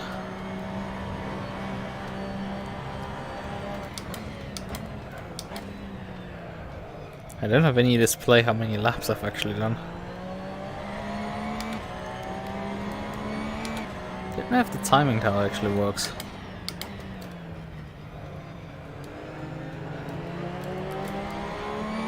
Sure, it would only tell me probably the DPI laps, but still would be interesting to know. That's, you know, not positioned particularly good for a driver to read it while driving by.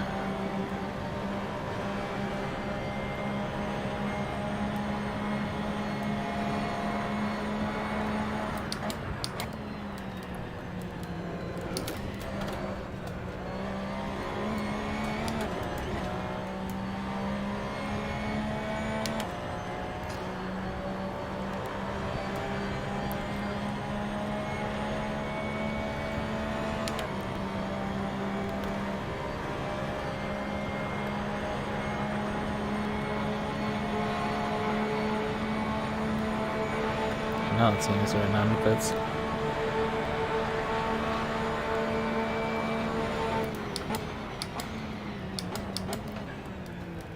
Ah, there's the animal car again. Spinning itself out.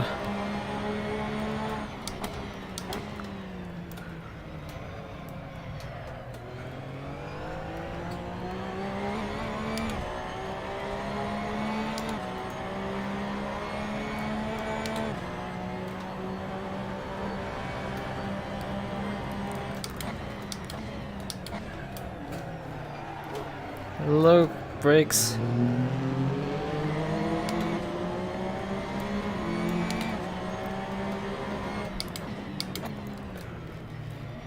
It's gonna be interesting how that car looks, how the DPI looks at night, because it seems like he has some emission in his texture. I don't know if that's even possible with AC really, but it seems to be. At least it looked like it.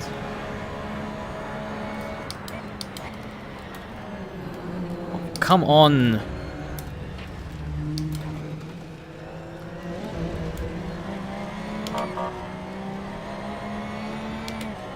Thank you for causing me to get a cut warning because you've slammed me across the track here again. Because you guys have to constantly just keep dive bombing.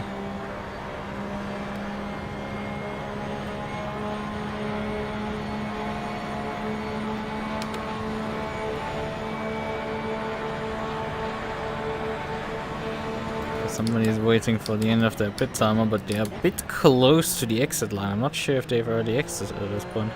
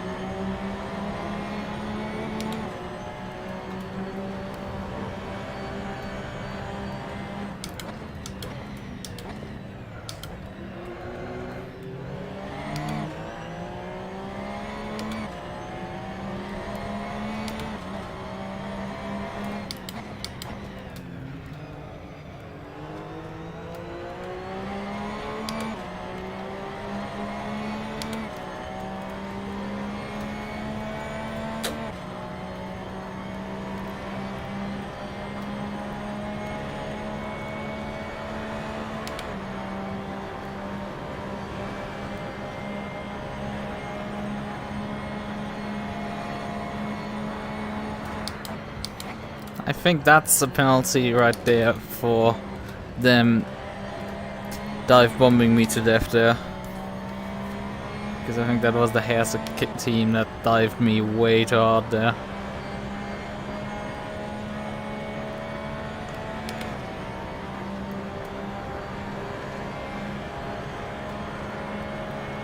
We were already at the third long stop.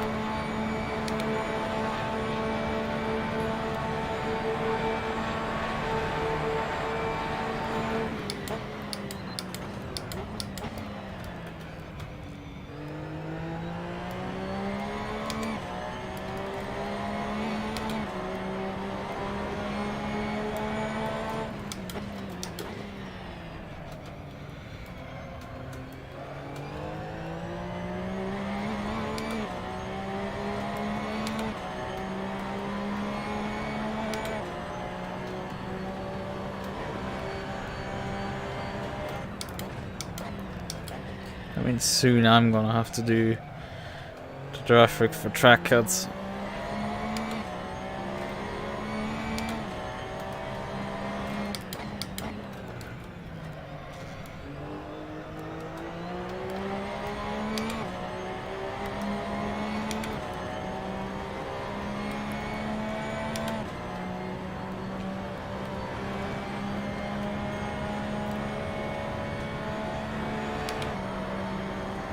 Oh god. I guess that must have been a lag spike that took him out.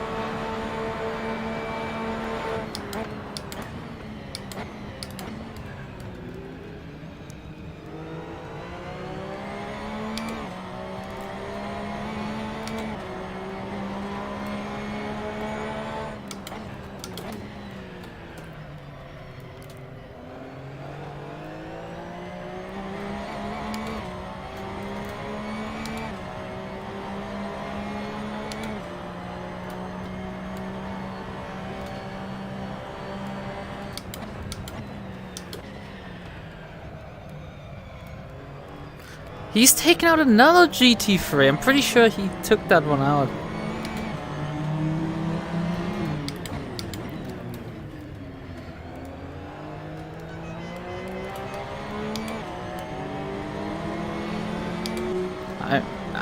There's no rule against horn usage, which is interesting, I find.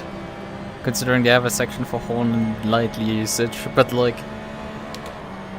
pretty sure these guys need to just, like, be slammed with another penalty. So they're using a bloody horn against me. Like, you just need to learn how to drive. My dude.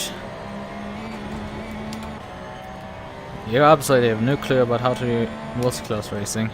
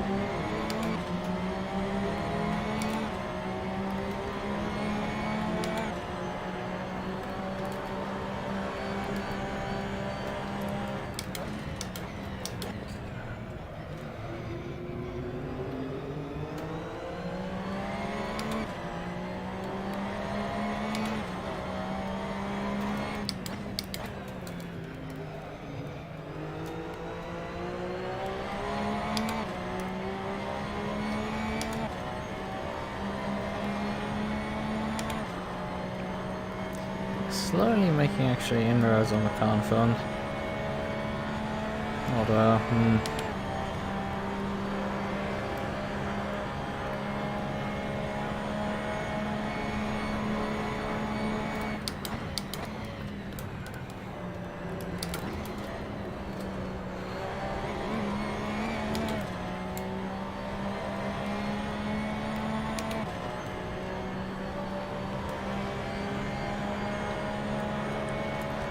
next pit stop will be in about, it says about 50 minutes or so, probably more like 45, something like that. And then next long one, I would take, probably take in about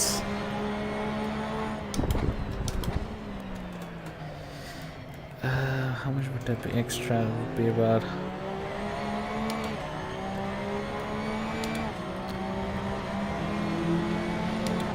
so about 45 minutes would be at 17:30, then another hour and a bit would be then like 18:45, 18 something, if not close to 19. At which point that's gonna be probably when I eat something for dinner. So it's like a relatively reasonable plan.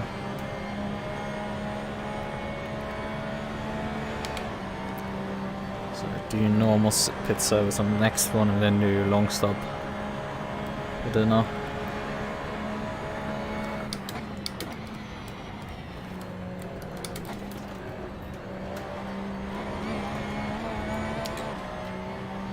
Something out of the fridge. Cut open one of the Lichten. I need something. Could also drink something, honestly. Should drink a bit more. Whoa! Not happy about that one, Chief. Not at all.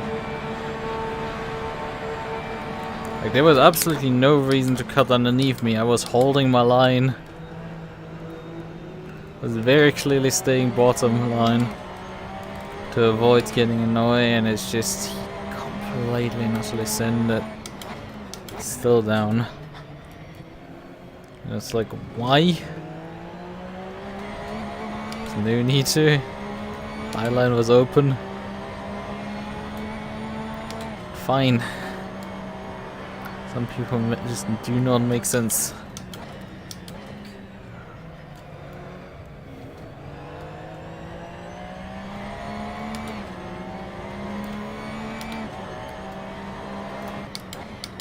I mean, the Animals on Wheels car is genuinely quite directionally challenged.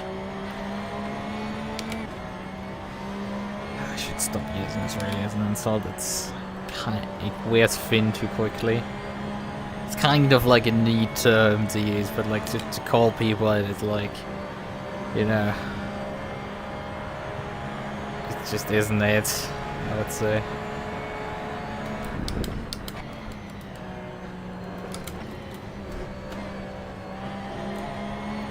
Also, it implies a bit more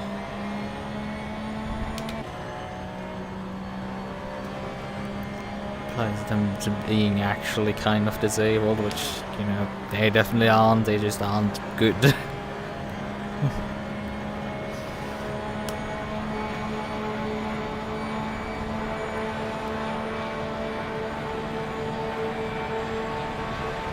We did pass the Lambo there. I would recommend you to like take a step back, MUQU, because this stuff that's happening right in front of us right now is questionable. Oh, precisely. These guys have no clue what the hell they're doing at times. I mean, I got through relatively fine, but like, and there goes the Audi flying. Not too much of a surprise.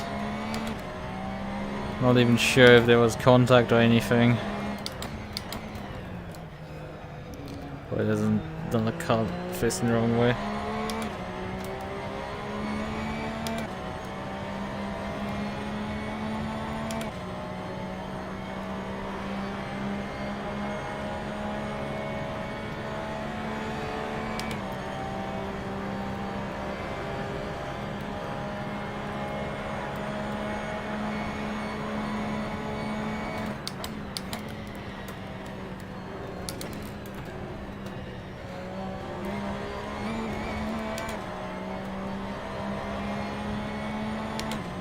Guess those guys are coming into the pits.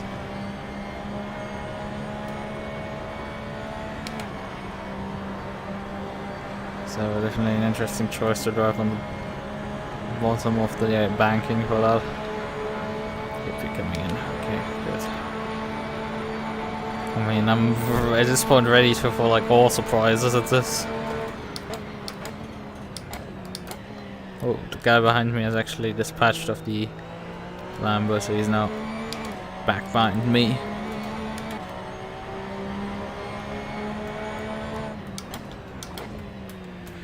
Makes life a bit simpler for him. Or maybe not.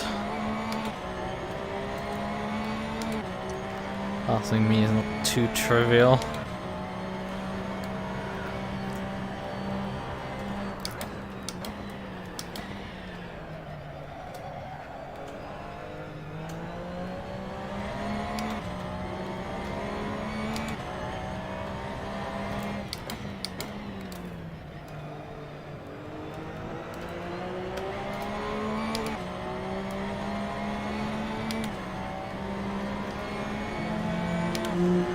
It seems there's a bunch of like slower drivers now in the slow cars.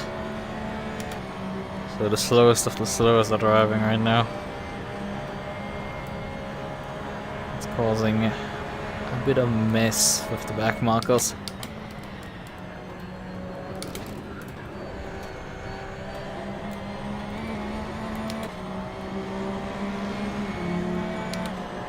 API coming by.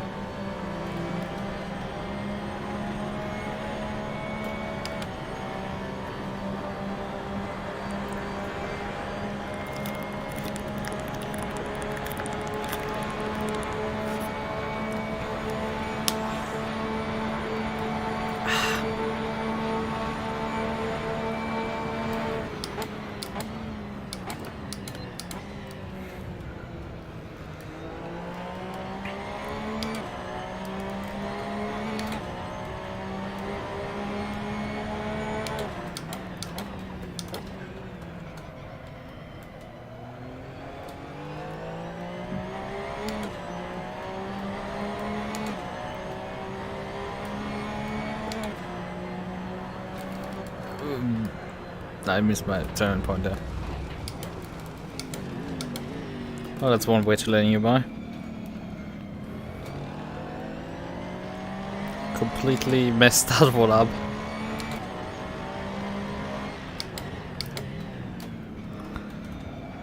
Well, yeah, eventually you probably wanted to get anywhere by me.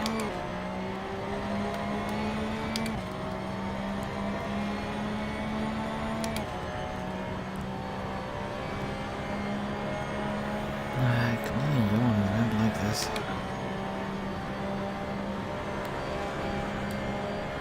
Ooh, there's some stuff in there.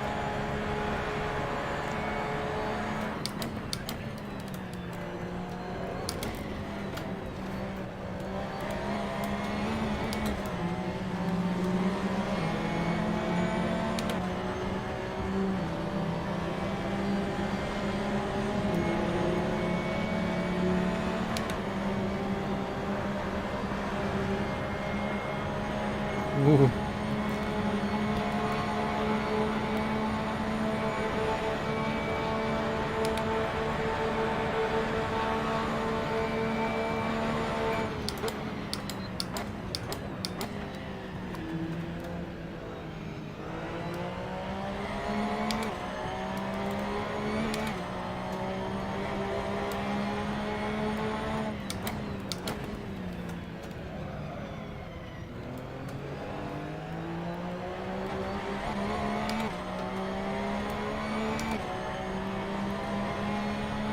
Yeah, the rear ride is starting to reach the halfway point of its life.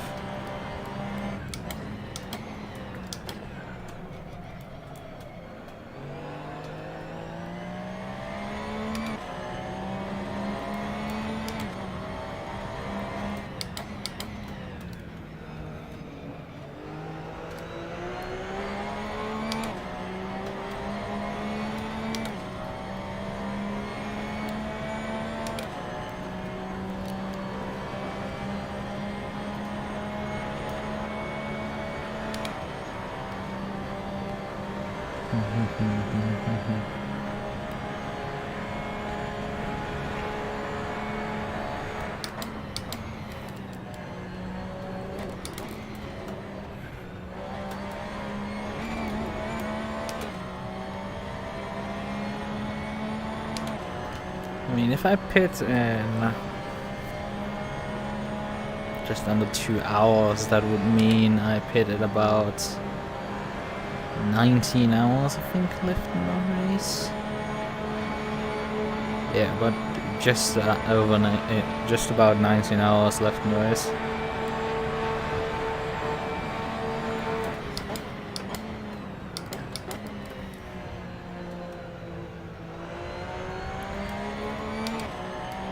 And I would do my long stop, which means I would have 3 of the long stops done. I'm just under a quarter of the way.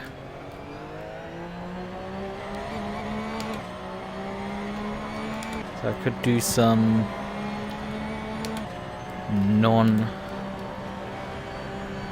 because I have then too many actually done.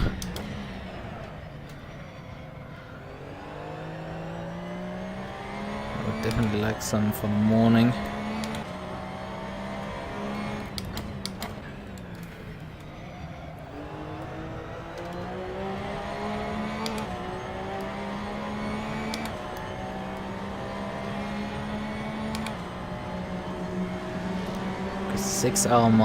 Six hours in is at 18 hours remaining.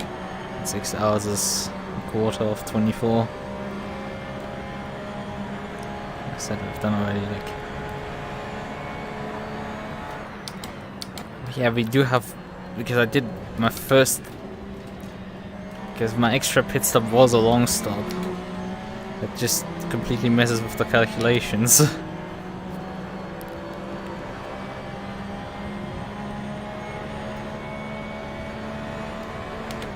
Because effectively my 0th stop was a long stop just after the race started. Meaning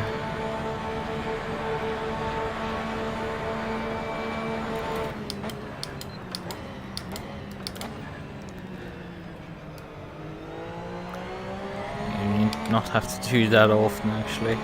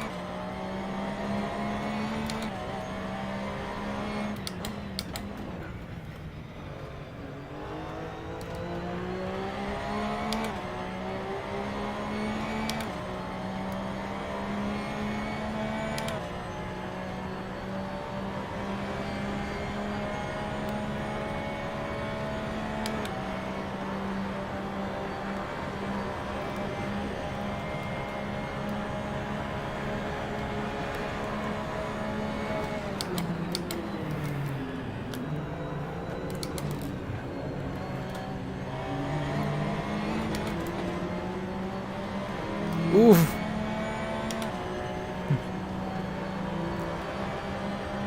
But again, that was the animal's car.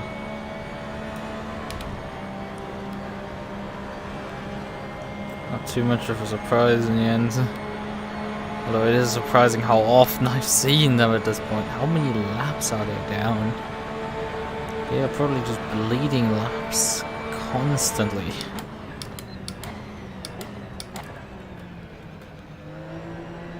Oh. What the hell happened there? GT3 on the pit lane. On the inside of the pit lane, and then a DPR on the other side facing that GT3.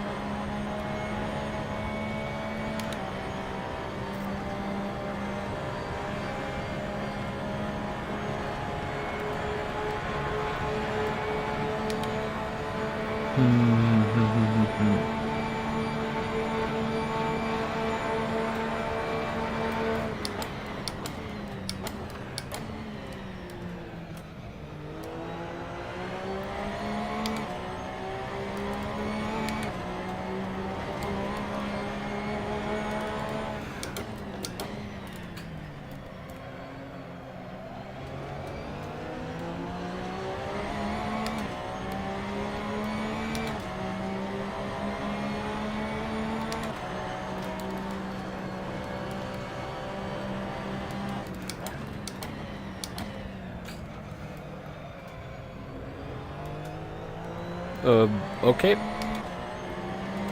How the hell did he sprint there? Because I definitely didn't touch him.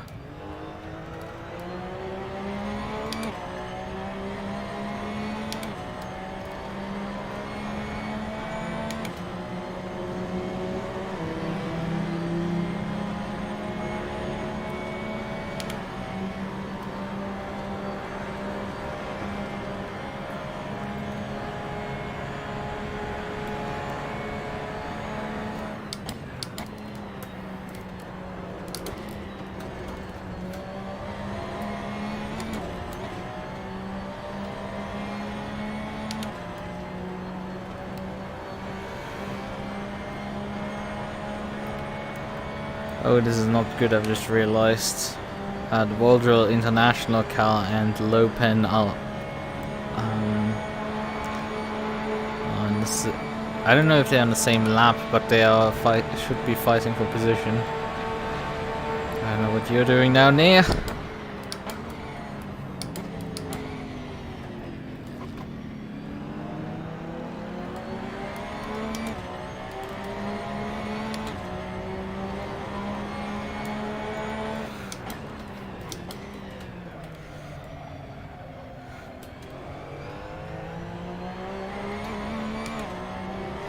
Probably a good idea to get out of the low pin car's way so they can go after the MUQU in front. After all, I don't need more trouble than before with them.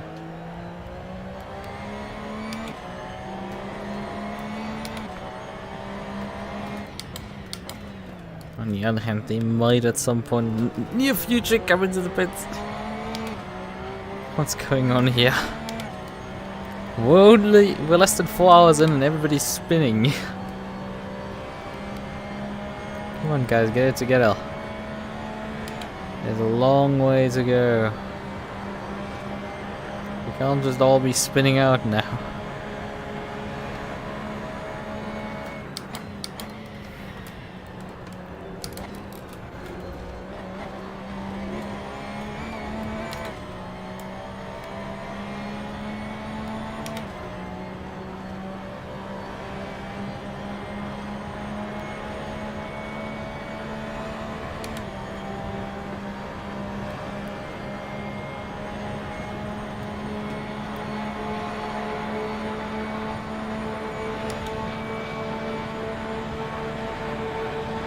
Yeah, as I wanted to say, like, they might at some point in the near future come into the pits. Or they might have... Nah, I don't think they've actually come out of the pits. They've been chasing me down for a bit. So they are probably more likely to come into the pits sooner rather than later.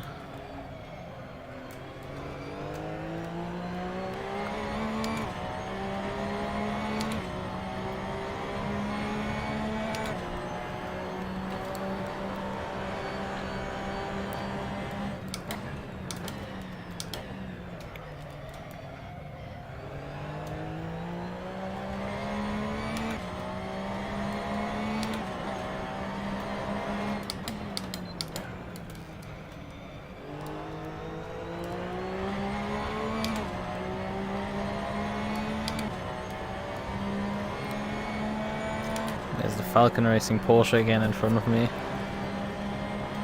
They're back in 37th.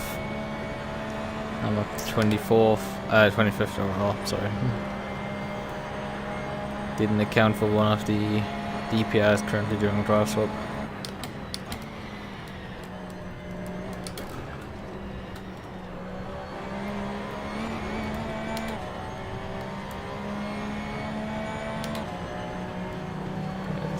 DPI coming by.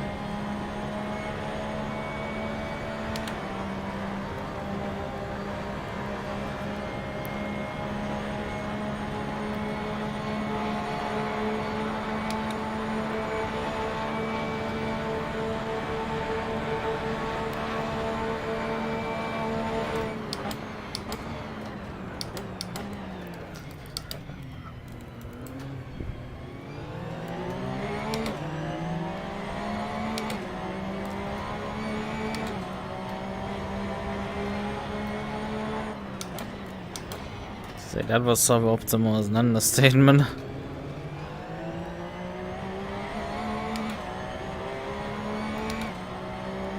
We're really practicing dodging cars today. Okay, then dive up the inside.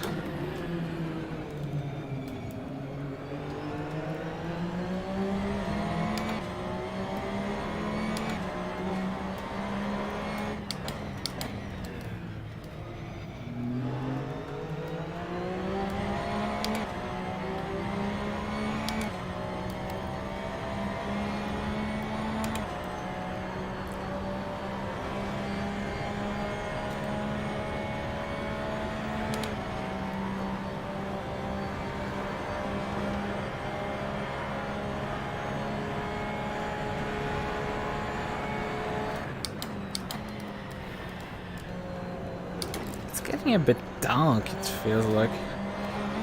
Guess it's maybe getting overcast.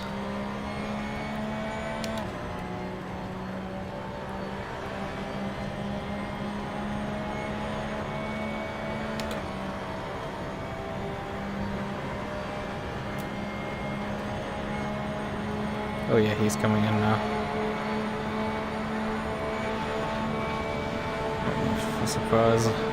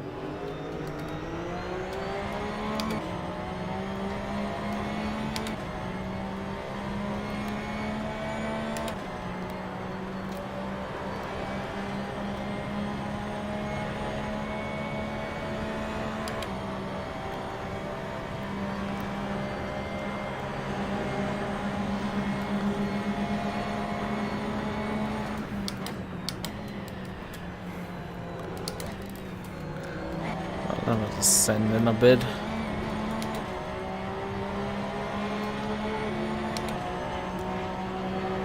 Hello there.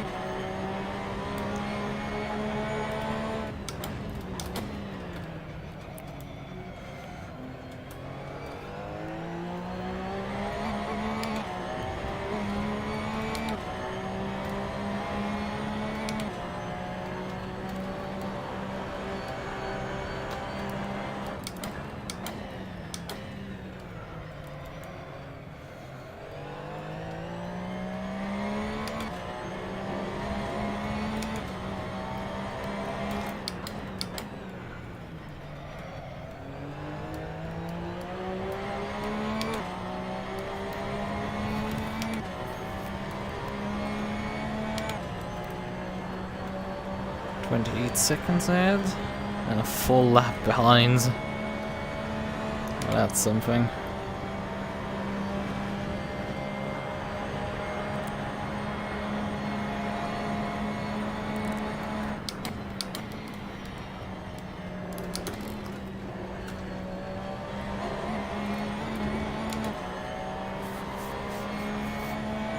I mean, the tires should have at least 10 laps before they go into live.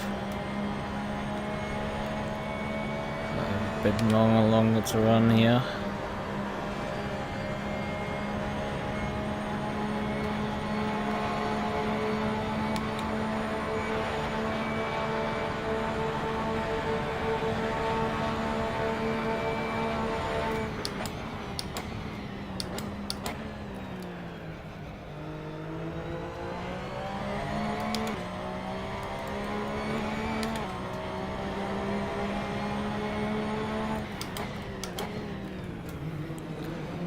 Again from them.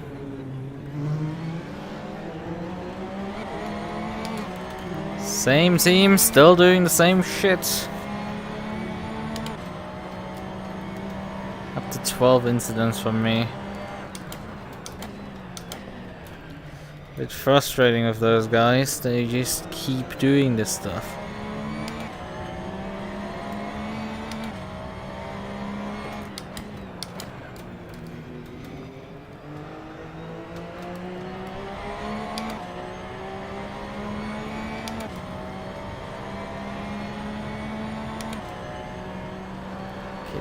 Nazi team behind me. I wasn't paying attention, they suddenly popped up behind me.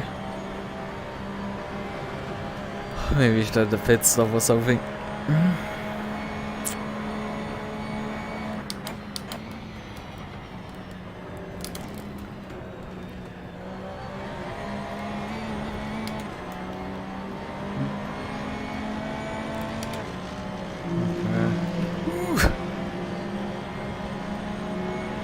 Threading the needle, I would say.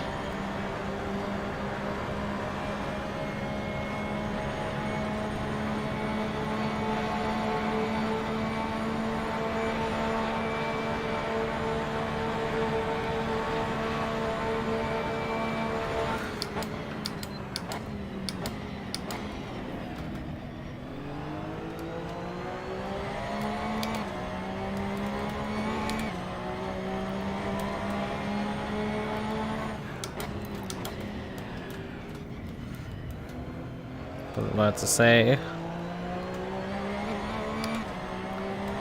be very frustrating if you entered the track while we were driving by.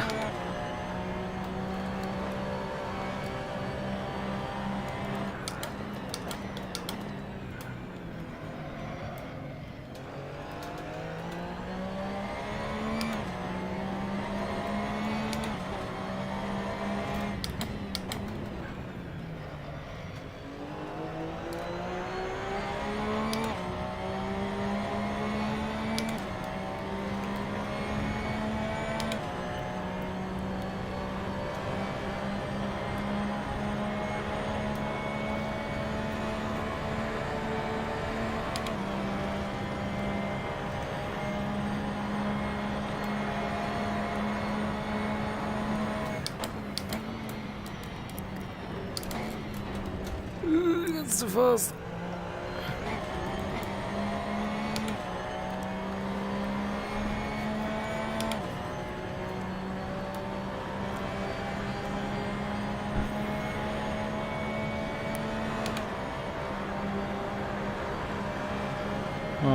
Falcon team hasn't drive through to cut tracks.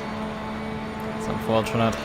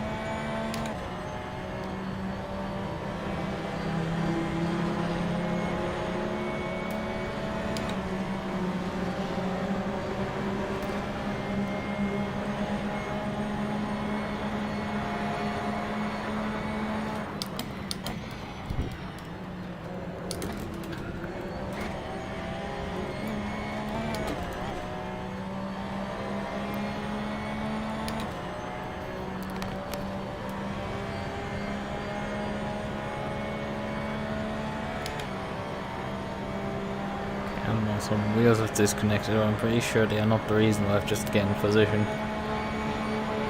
Because they've definitely not been behind me. They've definitely not been in front of me.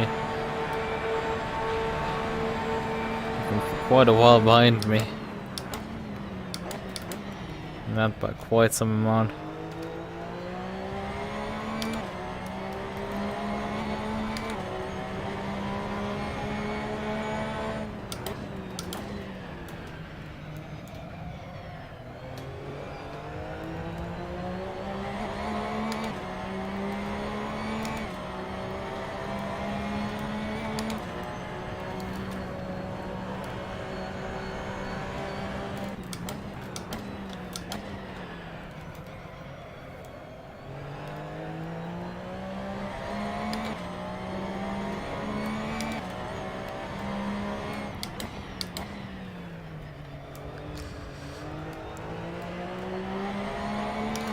I didn't got a driver for crossing this line. That's evil.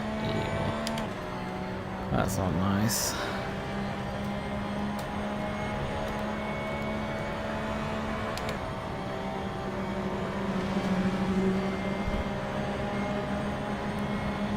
Overall race leader.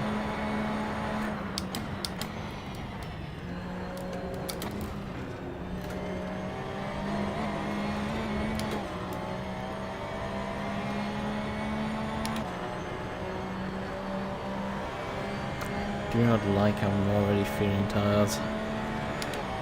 I know I should be able to do at least the first 8 hours, I'm sure of it, easily.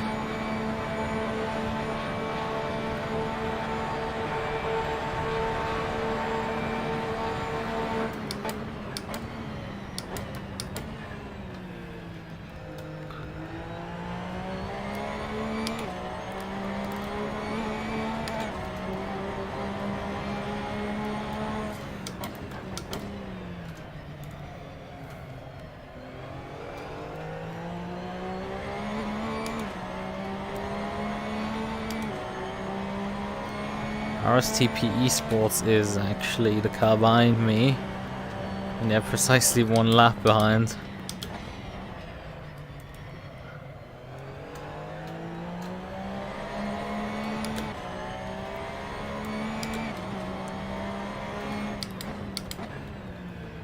And this is P21 in front of me. So we need to struggling a bit to get up to speed or something. And on wheels have already completed 4 of their 10 pit stops. And I said not a quarter in. Not even close.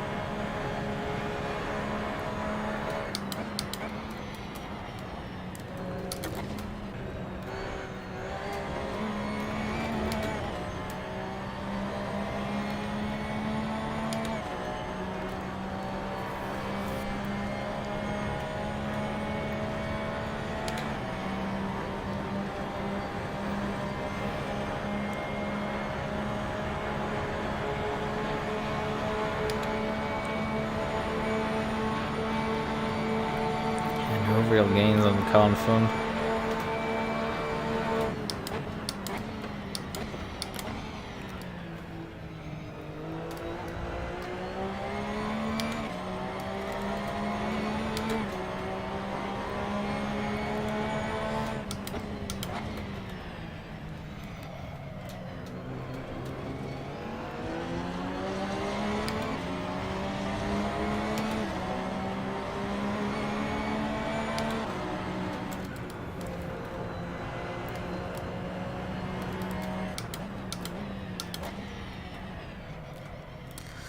Proceeding to unlap myself in the middle of that king. Honestly, not the most well thought through thing, but it worked.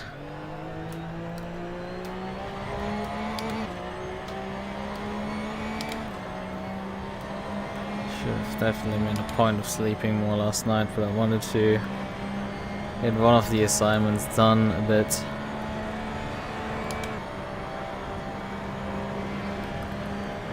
Staying up way longer, so I didn't get that much sleep.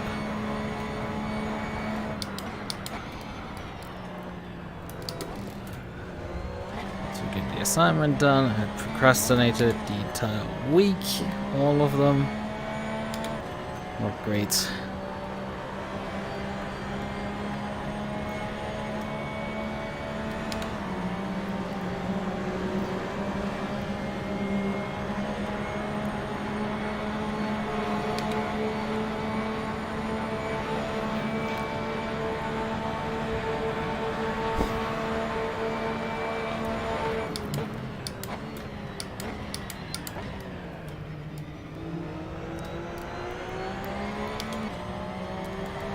The tires are starting now to head towards the end of life.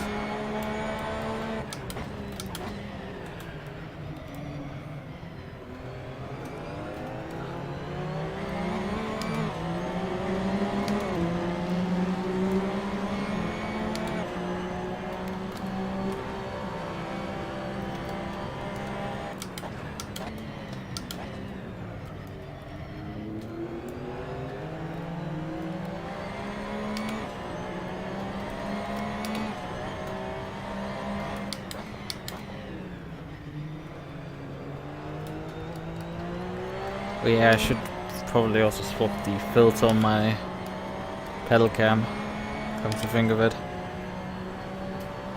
I did switch the lights on in the room, but that's probably not enough for long. Everything is probably down there, not particularly great. Player voice control is connected from the side, okay.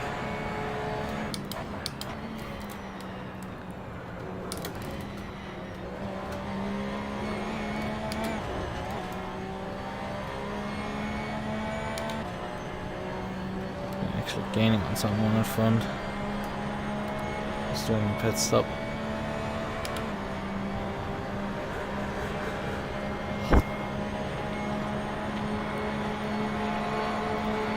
The advantage is that the stretch from midnight to like 4 AM should be relatively easy for me. I believe my body will just easily let me do those, but right now this stretch just the evening here up until about 10 PM is probably gonna not be easy.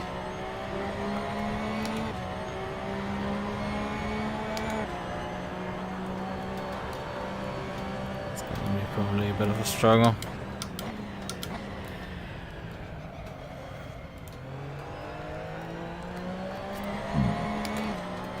Ooh, what the hell are people doing?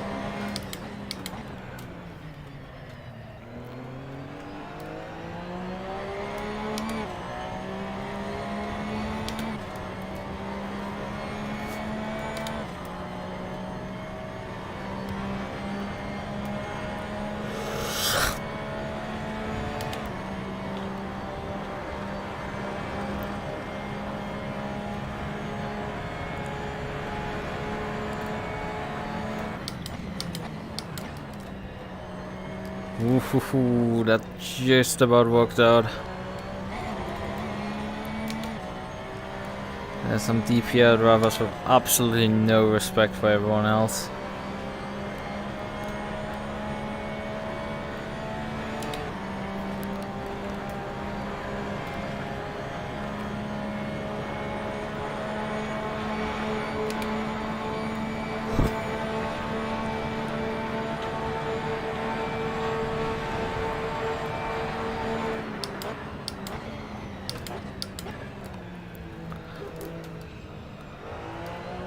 Don't let the tensions come on.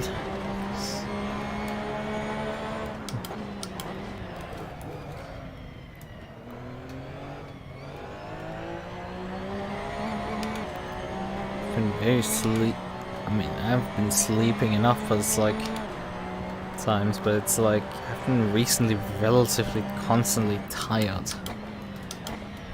I don't know.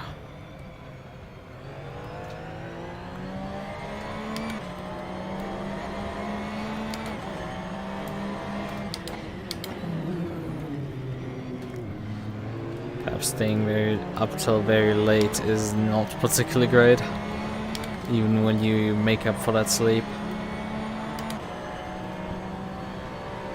So get sufficient amount of sleep.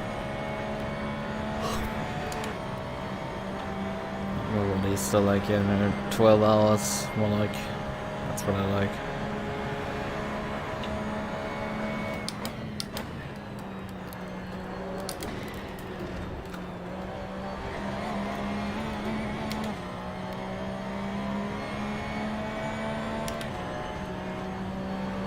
There's the RSTP car that's gonna unlap itself.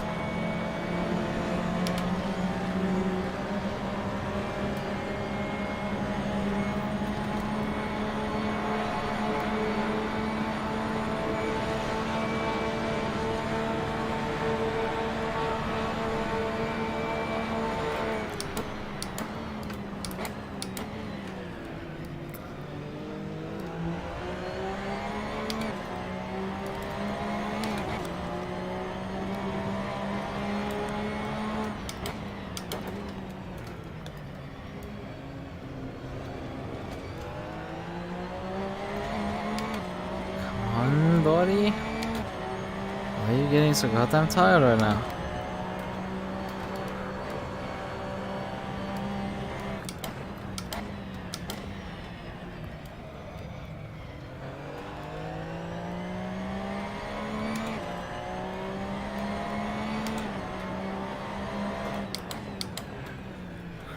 All those people taking like time penalties from not serving their driver's fault pit stops correctly.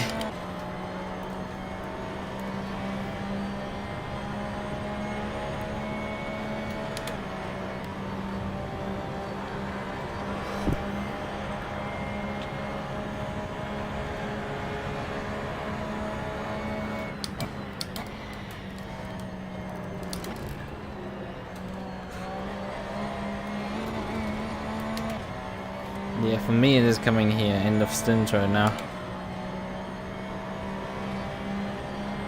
Rear right tire is gone. And we still have a decent amount of way to go. Although we did easily run about an hour on that tire before it went end of life.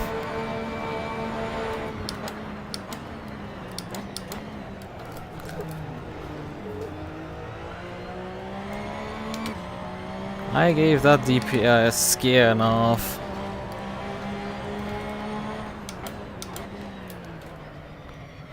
But my rear end started departing there.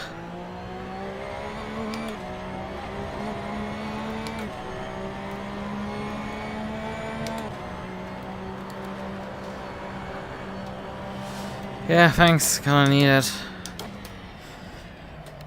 Fortunately, I somehow feel already quite tired, but that could just be my messed up sleep schedule being a thing.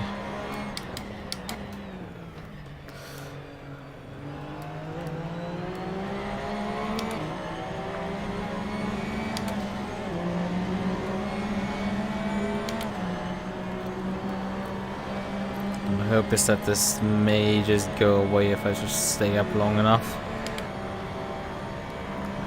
Get more awake when I get back to those hours where I'm usually awake.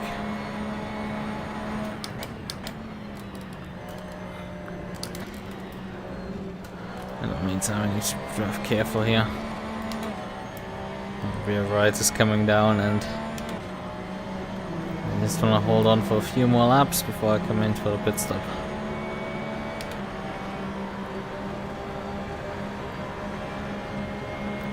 Last time backfired me running longer.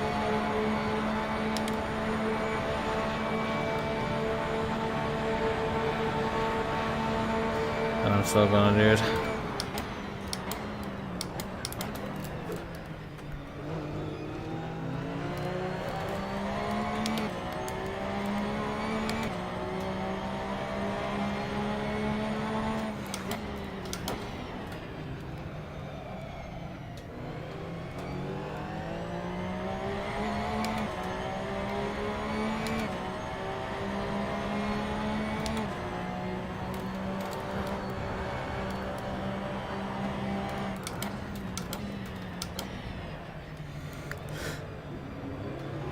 That's the DPI rally crossing a bit. Okay, the rear left's gonna go end of life soon. I don't have many laps left on that one. Probably like one or two. But that one is also gone, and then I really need to pit. I don't need to fly into the wall again.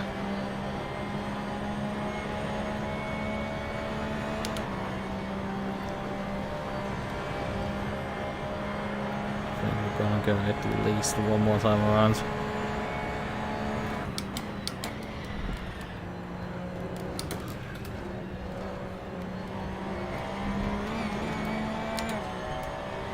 At the Sabrent 24 hours.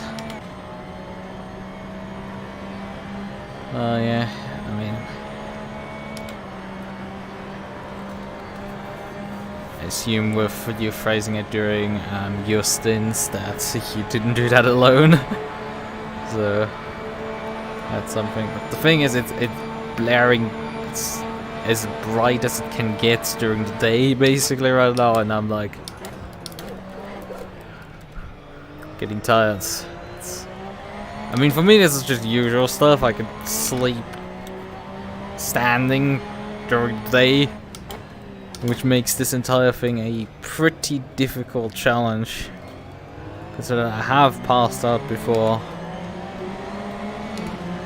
while driving, so nearly done so in real life as well. Scary stuff.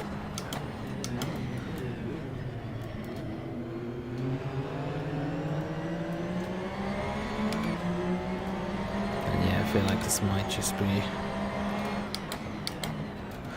sleep rhythm related a bit. Right, I think it's best to just come in now at the end of this lap. Yep, the tire is also down now.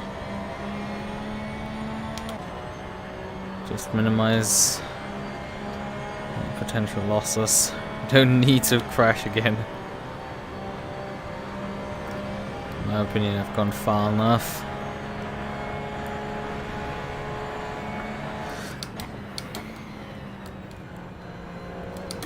Although I don't right now know the completely correct math for this. Pulling this off in terms of how long I have to actually go to technically get to the end of the race with how many pit stops. I don't have those numbers off the top of my head, so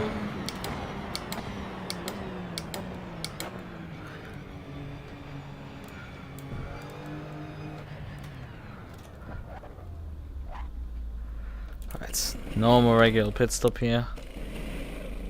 Oh yeah, we could do something. Filter. Hello? Where is it?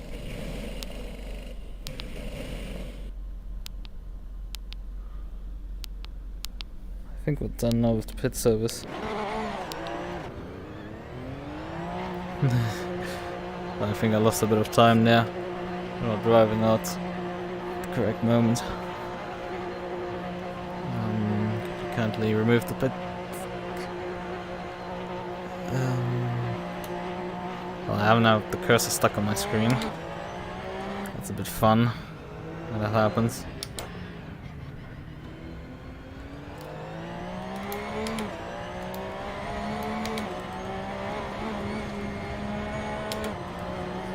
Hello, cursor, would you kindly come back to me?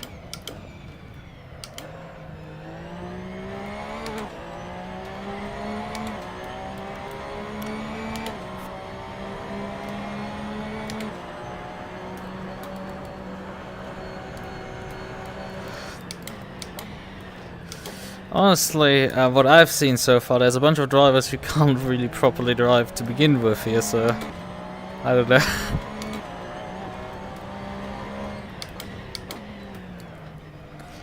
But some DPI is absolutely diving from like miles away, some GT3 drivers being downright directionally challenged. Where is... Okay. We'll have to like literally click into the window again. It's a bit awkward while driving at high speeds.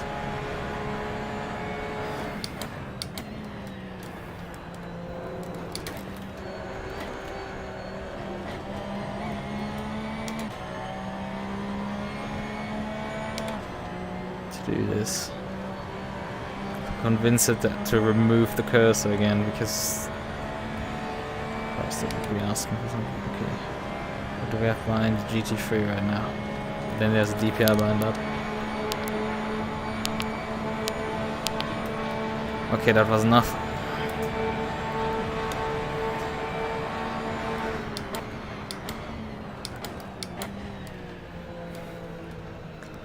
That did the trick. Getting rid of the cursor. Yeah, I've had to do like a lot of dodging of cars throughout this race so far, which is quite alarming.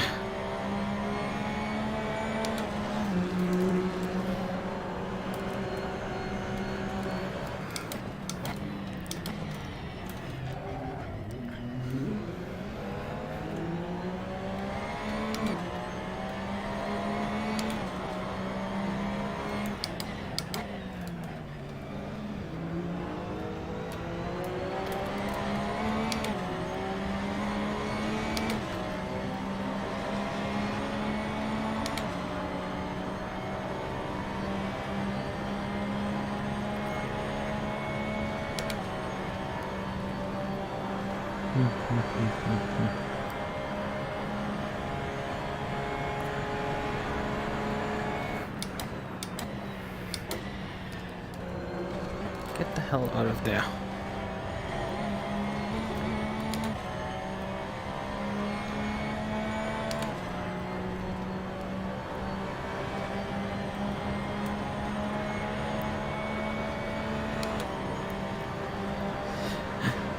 I guess the flags seem to be facing a different direction, so the wind must have actually been updated.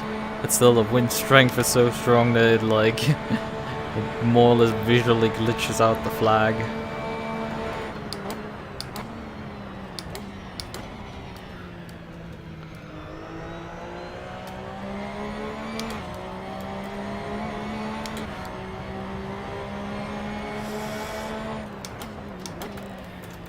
Yeah, this animal's Audi that is behind me right now. Usually I've lost long ago count how many times I've lapped them.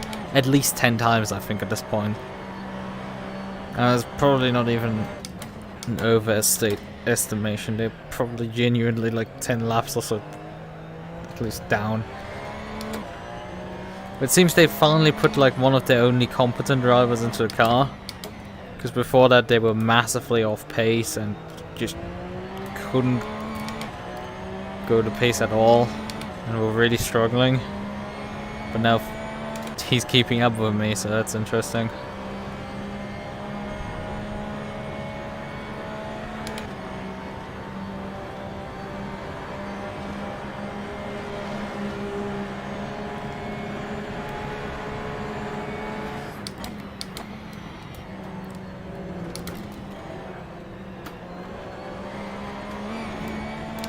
It didn't happen every 40, just the first time you hit 40 people at 300 plus incidents. Oh!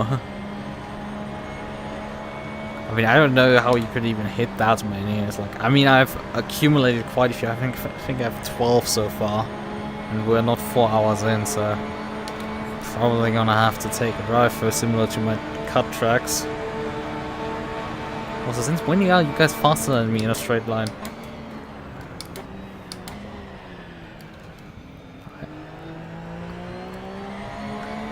I guess this is probably the event that I'm right now driving in. Having a reminder for... No, actually, that's a different event. Ooh, what? Okay.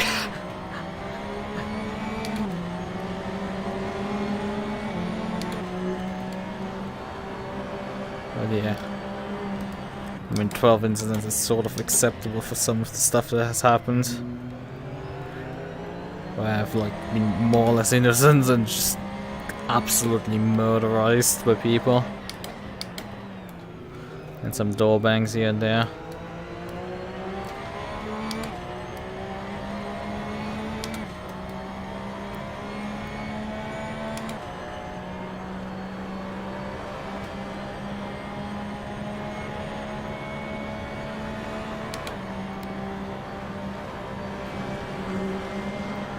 Animals are 28 laps down. Oof. Yeah, I knew it was a lot. I didn't even think that much. They've done a few more long stops already, but that's also only a few laps, not that many. As I said, like last stint I was seeing them constantly in front of me and constantly having some sort of incident. It's not unusual to see like that one team that you constantly see over and over again, but I think it got to the point of like those guys being a bit much. I know, yeah, that DPI that just came out of the pits. Those guys are also pretty dangerous.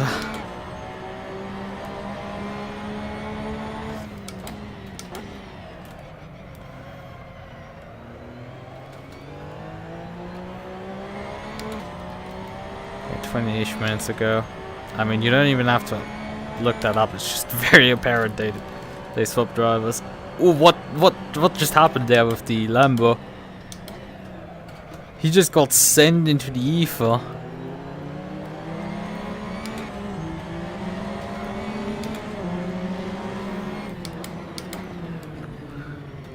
over. That Lambo just got sent into the ether. He wasn't happy with me being in front of him, but like, I'm not gonna pull over and park for people. You know, technically in the rules, you should facilitate the pass with and the blue flag, blah blah blah, but also the blue flag shows up when you're 3 seconds behind. I'm not gonna slow down at that point. I'm gonna have to catch up a bit. I'm not gonna fight them in any sense, and if they actually pull alongside, then I'm gonna facilitate the move, but like, especially when there's a bunch of chaos going on right now, I'm not gonna particularly be there trying to pull over and let you by. I'm more like, just get through here. Probably a good idea to just follow me at that point and just get through and hope for the best.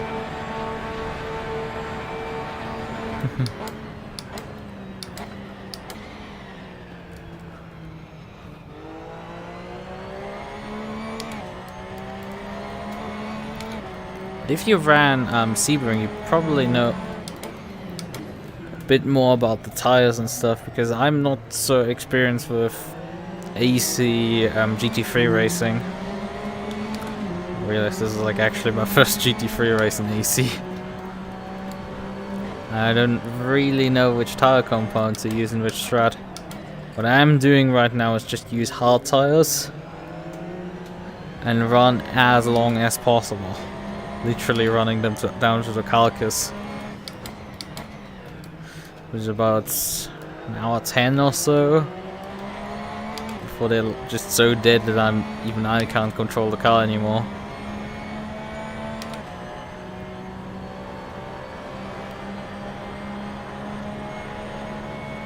And not the Dream Drive, I meant the Harris, I think is the name. RS DPI. Those the guys.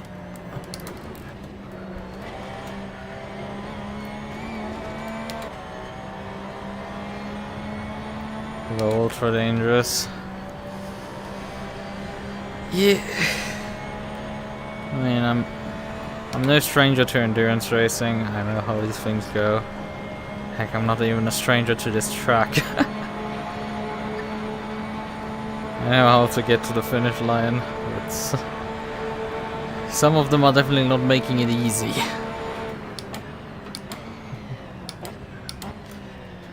And make me question if I should have adjusted the mirrors prior to starting the race. Maybe giving myself a bit more view in the wing mirrors. The center mirror is pretty solid. It's not particularly large, but it works.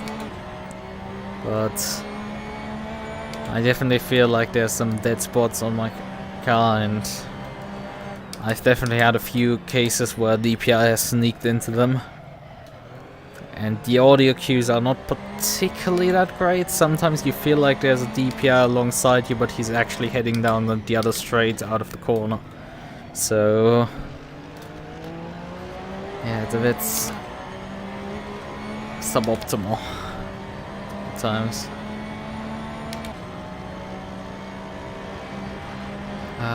Where are you going?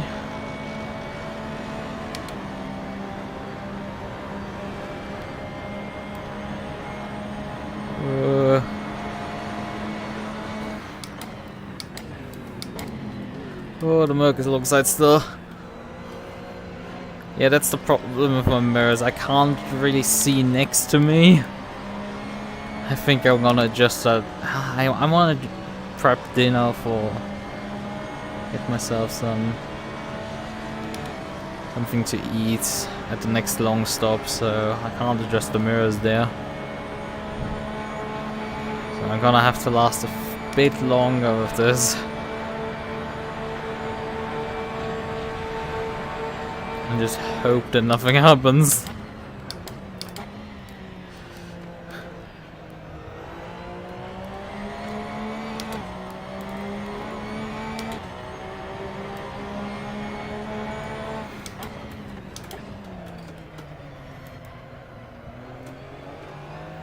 Pasta was dangerous in GT3s at Sebring, so I can't imagine them in DPI. I think they even have 2 DPIs. Or at least they have 2 teams entered here. Definitely know that there's a Haas Endurance Racing 2 in this race. So there's a 1 and 2. Don't know if both are DPI. Definitely one of them is. Because one of them has dive bombed me from so far back into the bus stop that even I couldn't comprehend that one. Which is at times an achievement. And then proceeded to, after surfing his drive-through, to take another GT3 out in front of me. I pass him and then he honks at me. Like, stuff is wild. That's one with like a decent sized grid here.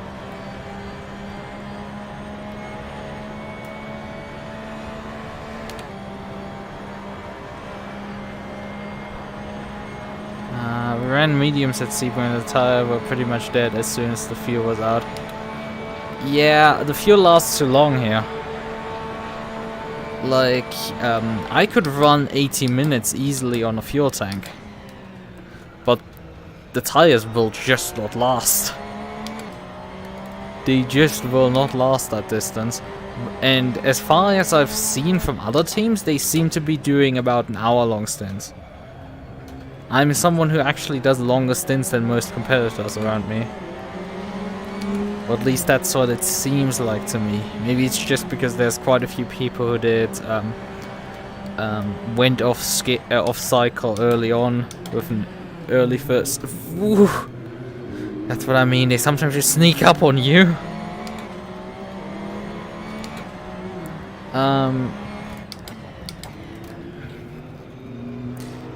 But yeah, some of them went off cycle, and I'm like, not too sure at times. But it seems most people are going for the once an hour stint. Okay. Seems a lot of people are going for the once an hour strategy.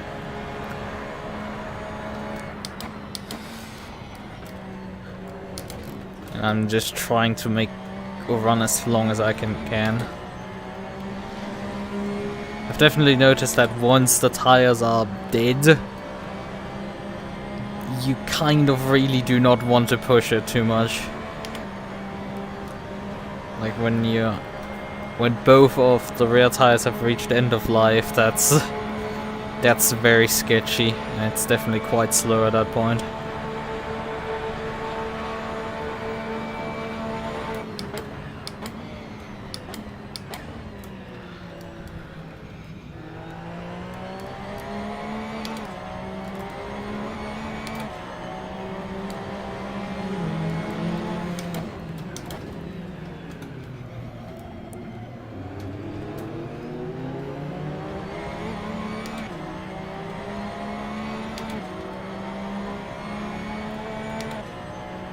All the driver swapping is going on right now.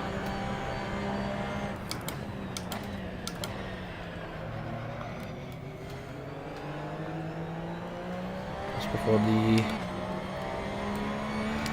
20-hour mark.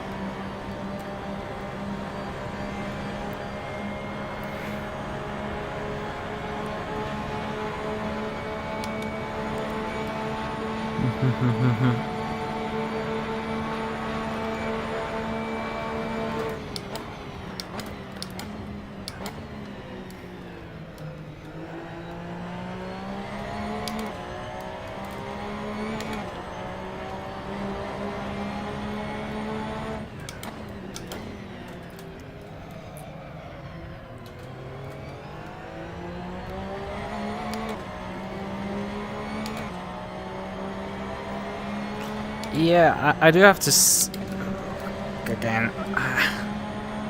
I do have to say the Porsche on low fuel is not fun.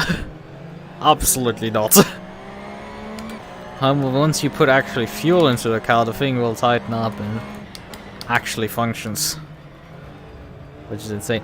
And even funnier is that the car is more, for some reason, even though the rear tires definitely wear more than the front, is the car more stable towards the end of the stint on low fuel than when you're doing on fresh fuel quali runs.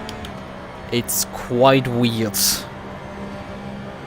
Maybe you just get used to it, the gradual shift, but like it's definitely weird. But that's just Porsche things. There's nothing too unusual with this car.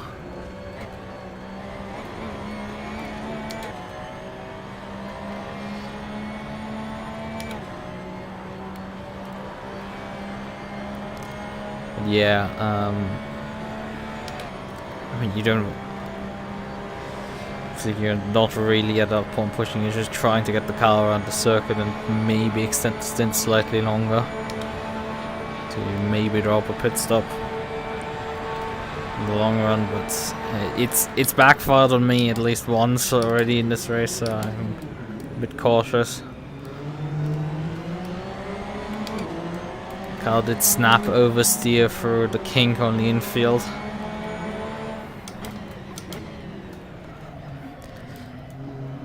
Which gives you an idea, like the car is completely understeery in the current situation through that corner.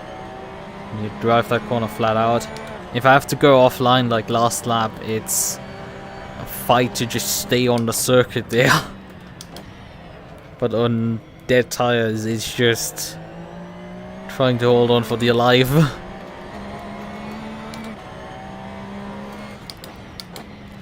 Oh, but more challenging. Kind of why I picked the car to do here. Even though it doesn't seem that competitive, the car. It seems the low-pen esports team has some issues right now. They've been... I had a fight earlier with them, but like they've been just faster than me. I think that's the third time in a few minutes that I've seen them disconnect off the server. That's not right.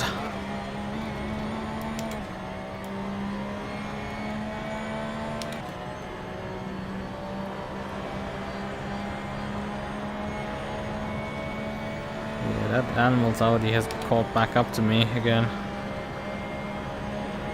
Interesting. Yeah, that's why I avoid it.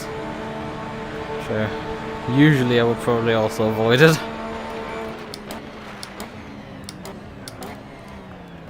Like, usually I avoid it on ACC as well.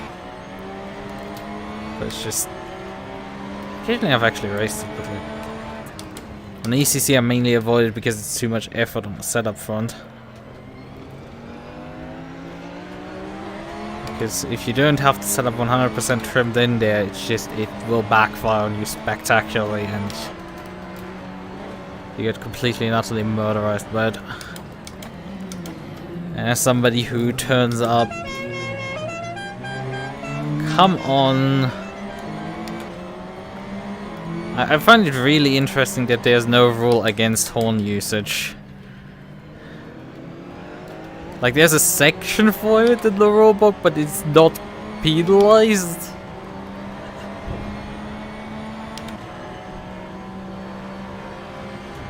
Yeah, it's definitely was noticeable that the Lambo and the Mercs were meta. Even though all of them got BOP applied to them, but it's just the BOP seemed to not have been enough to nerf everything back to a reasonable shape. Yeah, sounds like it's unfortunate.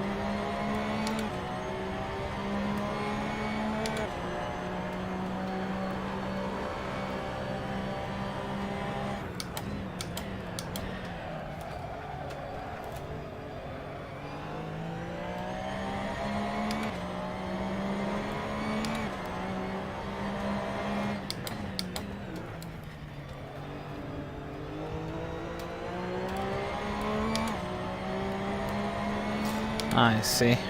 That's where you know you have the connections.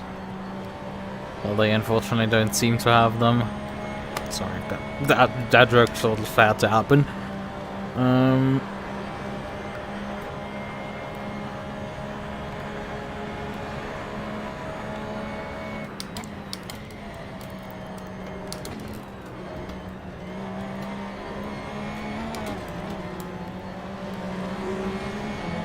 Yeah, I did try for Sebring. I drove the Aston V12 for like a few laps and I was like massively off pace and I'm like, meh, not gonna do this.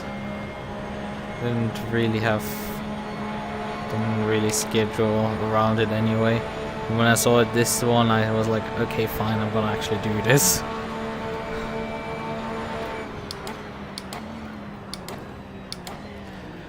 I was like, just after New Year's, I was like, screw it, I'm gonna actually do this now, finally. I would really like to do the Barcelona 24 hours in ACC, but couldn't do that weekend. Would have brought my Maserati there. Fortunately, without any other GT4 competition, but well, I would probably still just really like to just rip around the track with that thing. An absolute blast, that machine to drive. Probably explains why somebody decides to solo in 24 hours with a Porsche when he drives the Maserati in ACC willingly. But genuinely, the Maserati is a really good car in ACC, so it's a lot of fun to drive when you actually have a decently competitive car.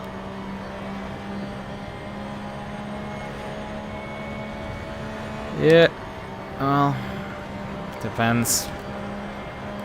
Sometimes it's just, it will completely destroy your race when it's too competitive.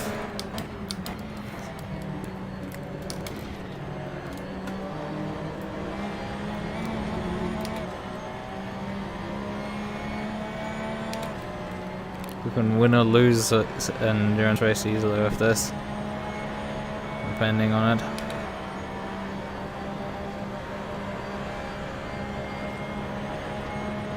Maybe you're just there to finish. Well, connection issues shouldn't stop you completely from it. But they can just eat so many laps up. It's surreal. Like, due to the long stops, taking damage really isn't like a big deal here. But like connection issues, that stuff will probably still destroy you.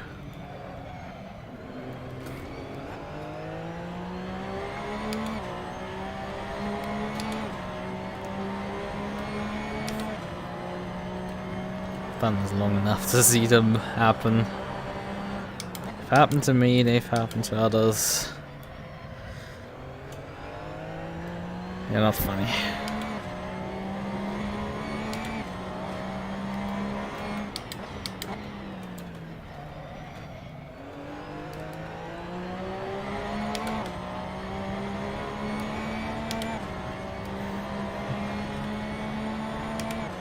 Actually, there's some cars for position in front of me.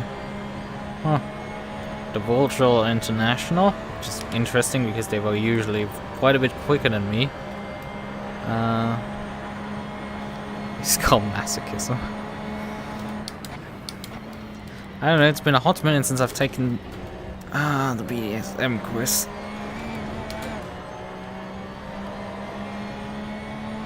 Last time I did not come particularly strong back on that side.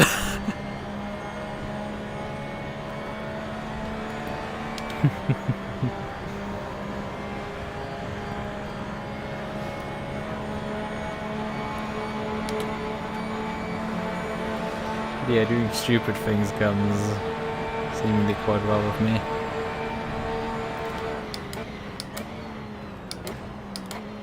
I have a feeling the stream delays quite a lot more than usual today.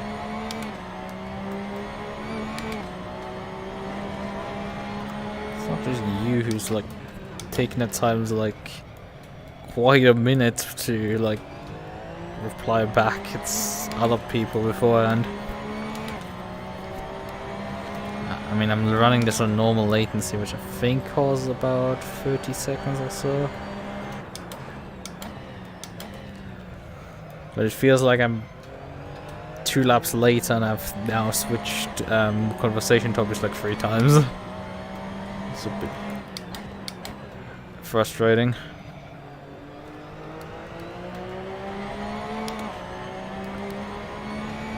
Probably frustrating for both sides to work with.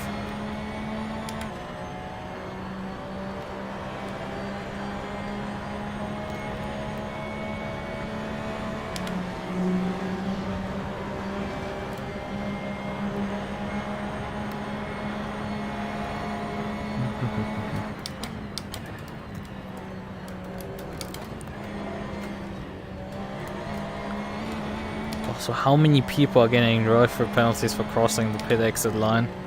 Granted, if you get on the... because the pit exit... Oh, that's great. That's absolutely horrid. That's terrible. That sucks. That really, really sucks. Hold on.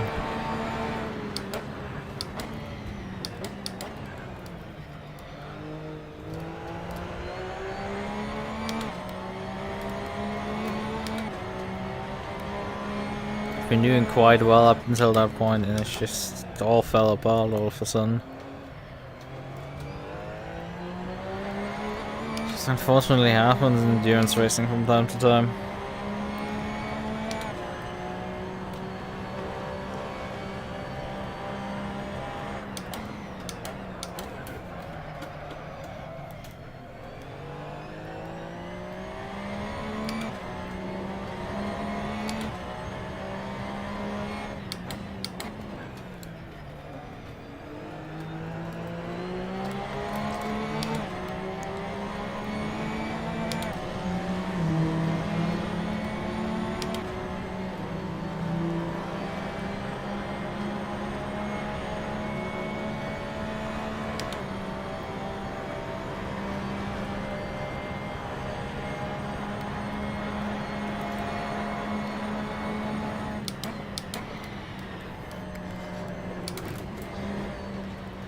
I mean, maybe the next segment will work better.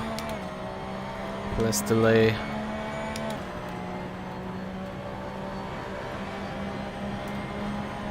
Maybe by accident I switched the delay on or something. Or just YouTube being YouTube. I prefer the normal latency for the just slightly better image quality in that case. Because, you know,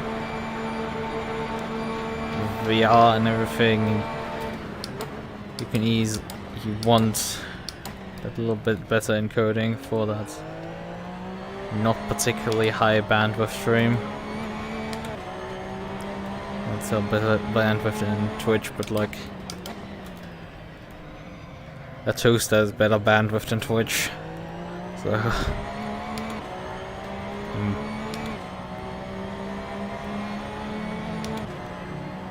oh, somebody behind me.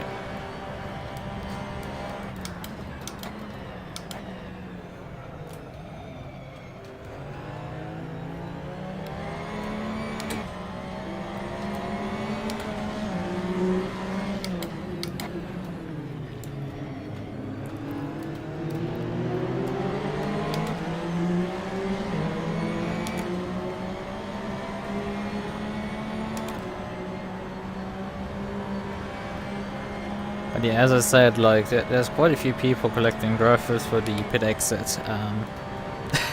They just served the driver for pit exit and then they collected another one. Yeah, if you get, because the pit exit is quite bumpy, you can easily just get bounced. If you get a bounce there, you just get sent. Happened to me in qualifying.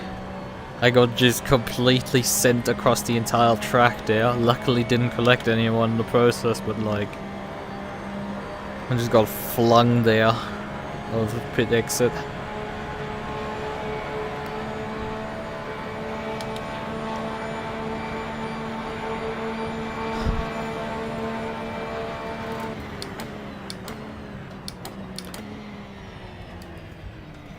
Wait a second, that's for position.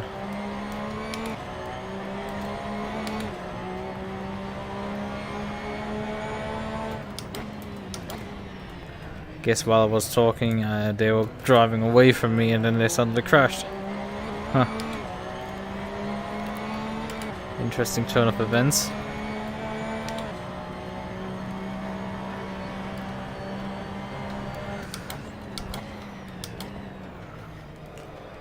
Be so distracted. I mean, it's keeping me busy, I guess.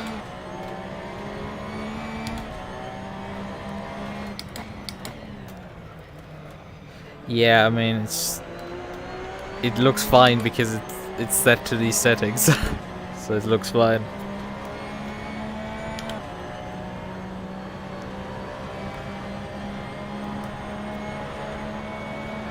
And yeah, it is. Can be a bit distracting. It's just.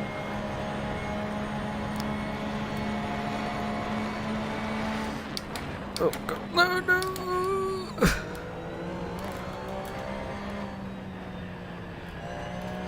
Collecting a few more incident points.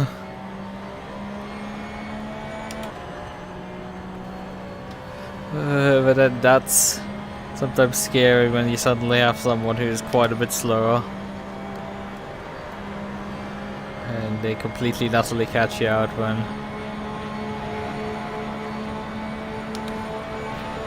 Yeah, I mean the race stewards are also handing out quite a few, but in terms of penalties there's quite a few people getting them for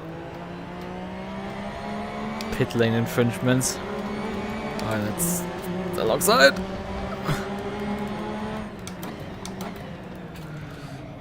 There's just quite a few places where getting past is quite awkward. And that one is one of them. That S section. But yeah, I mean this track does lend itself to getting pit lane infringements. The pit entry can easily catch you out and then you come a bit too hot in there. And then the pit exits, you just get a bounce and you get sent across the line.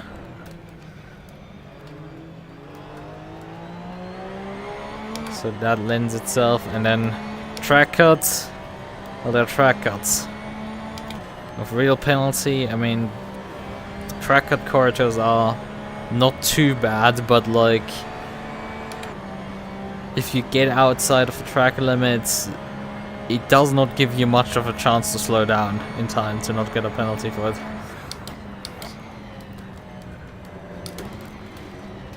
It's quite relentless with, once you've broken the lines, it... Once you've broken the lines, it will not forgive you, really. Right.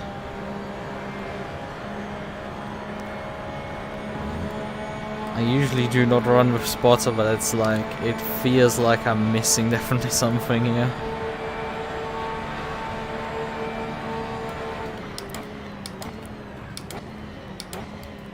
Because I'm having a few too many close calls with DPI sneaking up on me.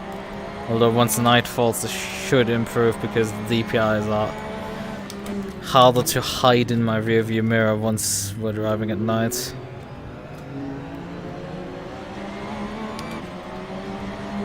Second lowest. Oh god. Like, I'm someone who does tumble, rough and tumble a bit. Like, I will rub and race if necessary. I mean, I do not feel like I've done like particularly clean driving so far.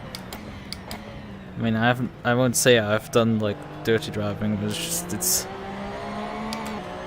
had that many collisions, but like it's not been a low amount either. I mean, it's definitely not been low. Had my fair shares of dings and bangs, but like, to be the second lowest is something. That's not how you approach the chicane, Nissan. Oh, that's a rougher. Well, they only give you 2 laps to serve it. That's something. Well then, I guess I'm gonna get out of the way here and get into the pit lane.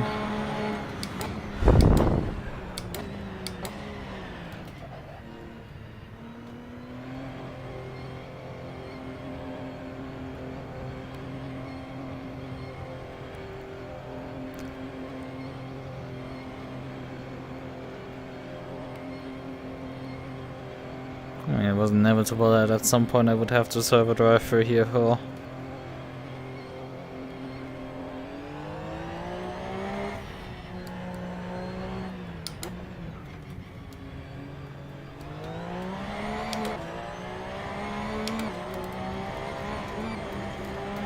But yeah, those bumps, they are like something.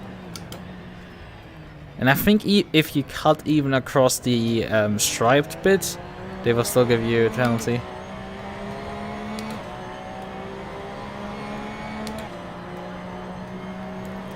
And I'm used to just using mirrors with RFC. I'm not particularly a big fan of Crew Chief personally. Just talks a bit too much for me.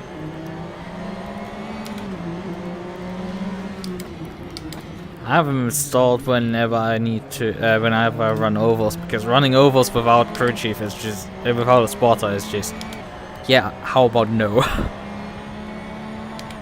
Okay, that's not particularly surprising.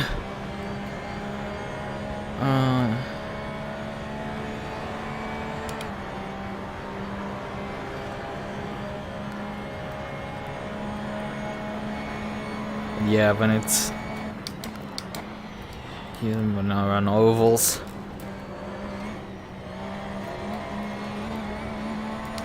Because with ovals you really want to know what's around you. Oh, there's the low pen car. I'm gonna make sure it works with me.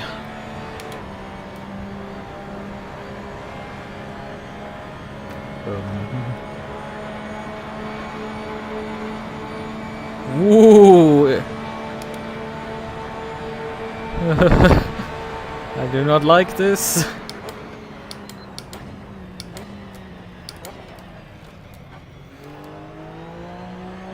I mean, they're only back to P28, so that's not too bad. They didn't lose actually that many positions, but probably quite a few laps on me. Gives quite the indication of how spread out the GT3 field is when you can like lose a bunch of laps in the pits and then still be like only lost like a handful of positions in process.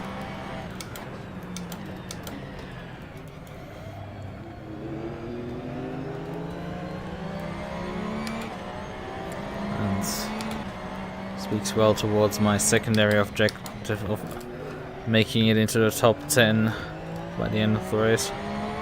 I mean, I probably am in the top 10 right now on the GT3, but pit cycle and it being a very long race still. So it's not an objective of just driving in the top 10, it's finishing there.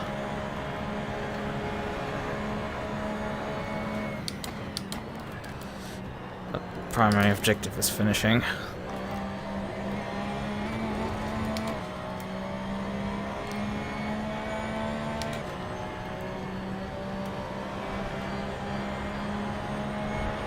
Since it looks so muddy. Well, I mean, I came from single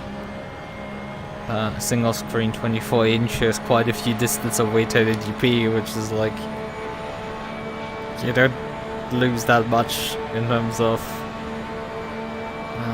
detail at that point. But I did run even back then when I was running on single screen, not with Crew Chief. So like it just was a bit annoying. Although I do have the spotter and everything up on. I do have the spotter and the radar for ACC up, so I do use those.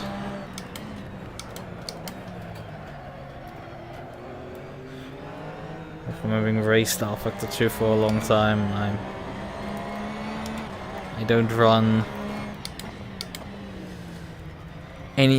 I mean, I do run Alpha to actually one of the virtual mirrors actually when I'm driving in VR, which is saying something.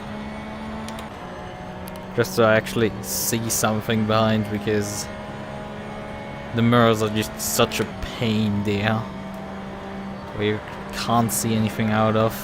So you want to run a virtual mirror just so you actually have one working.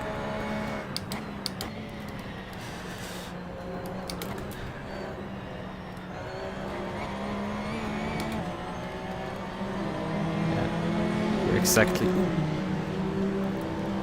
Exactly 10th in class, okay. So we must have lost some... That means we must have lost, like, at least one of them. No, not lost actually. The Halza DPI probably is behind the GT3 leader, isn't it? Because that guy is in P12. But still, that would mean we've at least lost one DPI in the process of this race so far. Because the pole sitter in GT3 was P13, which would mean P10 was P22. Oh. Now that's awkward.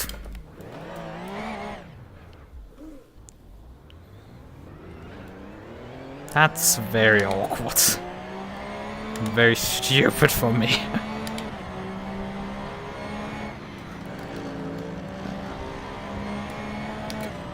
Oh, that's actually a position loss as well. God damn it, I'm going down the drain right now. Ooh.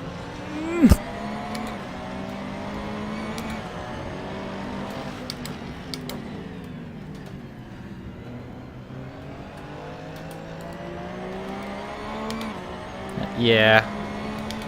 Definitely say that strapping on VR to drive in a race is not particularly convenient. Sometimes takes me a lot of willpower to just get in the rig to drive. So I'm not racing that much. Could you decide in which dimension you are? Which time continuum you're actually gonna use?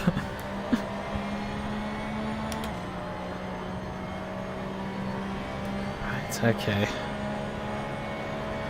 Come on, refocus. Get back into the rhythm. I have about 10 or so laps on this tire set left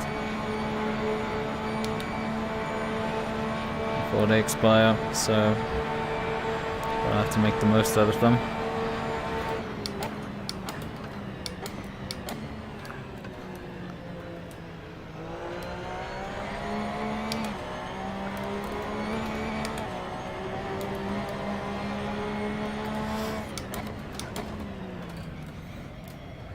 Somebody just got kicked from the race. Yeah,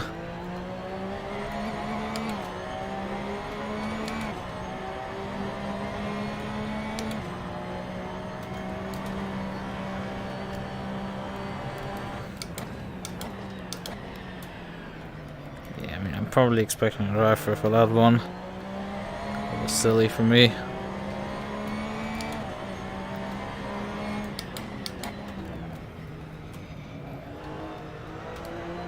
And just because it's a back marker, you can't just drive through it. It doesn't work.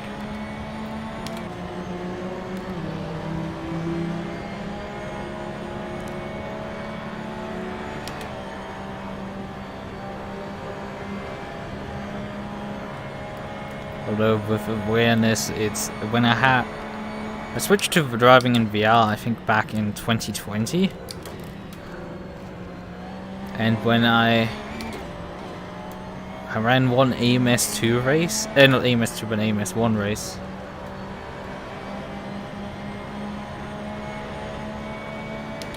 We have done one long stop, okay. Makes some sort of sense.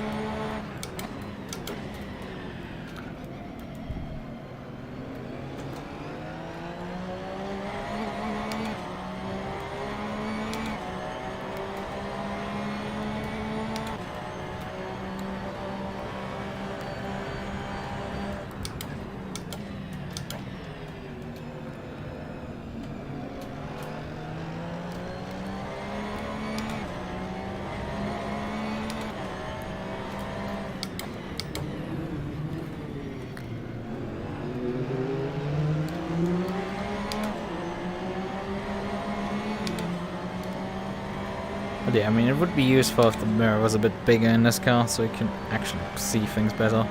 Or if it had a rear view camera. Unfortunately, these GT3s are quite old, so a lot of the more modern tech is kind of like missing. And also because we are running AC here means that I have activated that it actually includes the interior in the reflections and the bodywork, which does limit visibility a bit for mirrors. When you compare that to ACC, for example, the Bentley has that big center mirror, and like that thing should not be as useful as it is, because, well, you would see only a bunch of roll cage behind you really through that mirror. Could still look out, but like there would be a lot of roll cage in your way, which is why they have a rear view camera in that car.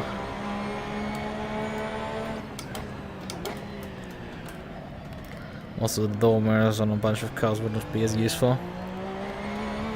On the other hand, it would be neat if they actually added adjustments, because, well, there are some cars where you have only door mirrors, and the door mirrors are pointing way to the sides, and you cannot see anything behind you. It's kind of the opposite of what my problem is right now. I can see very much behind me. I just struggle to see to the sides of me.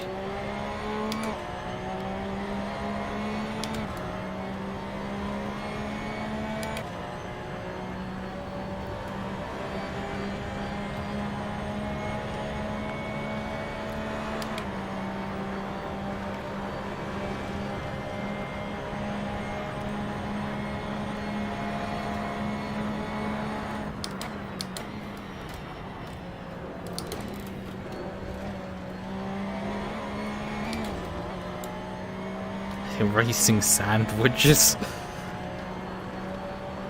Sometimes the names or something.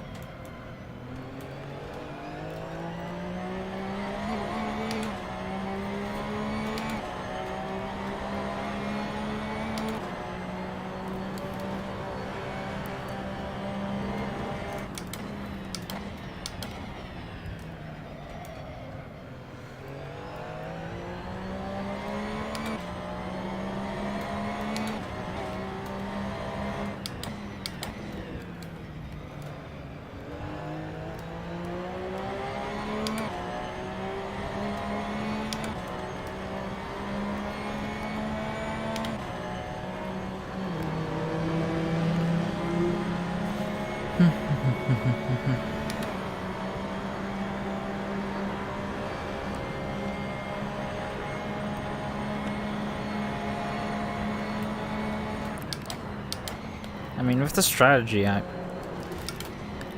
think I would also be now on 2 stops as well, anyway.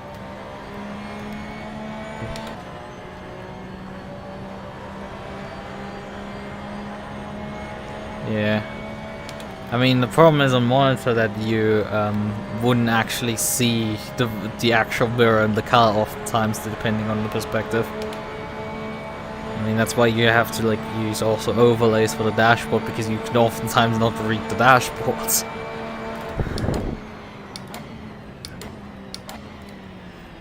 I can get away with... I mean, I technically could remove the performance delta because it is displayed in this case on the dashboard itself in this car. So technically not require that one. But no, I'm just keeping it around. Yeah, you can oftentimes just work with whatever is displayed already. or what is included with the car when you're driving in VR. But on a flat screen, you oftentimes have to like get a substitute for them, because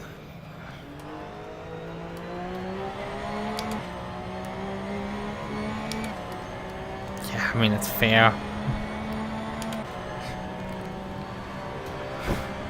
I had a lapse of judgment and just drove into their side. It's like, this just shouldn't happen.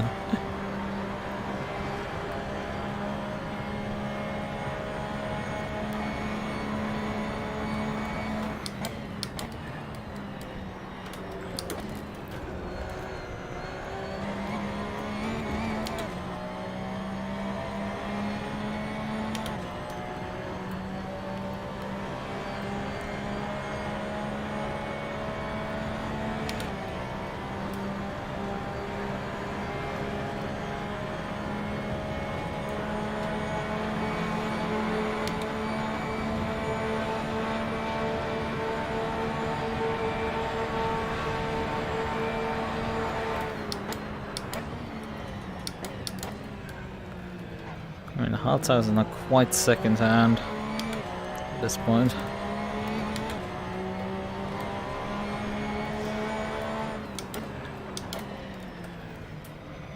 I'm gonna soon be reaching end of life.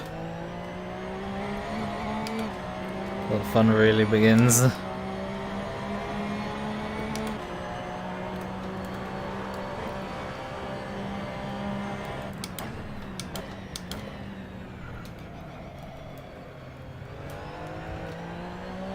Oh.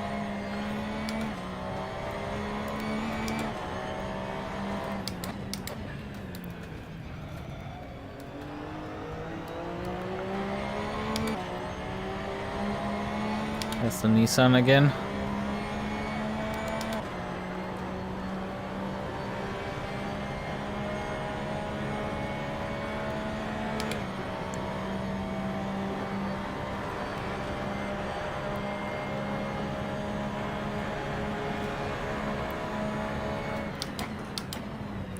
Okay, Nissan braked very early there.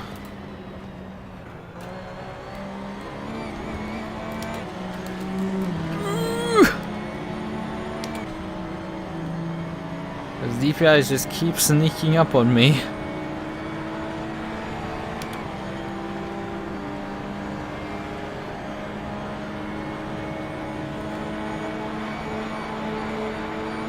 The Nissan does have some straight line speed, but otherwise isn't particularly good at anything else. Oh, come on.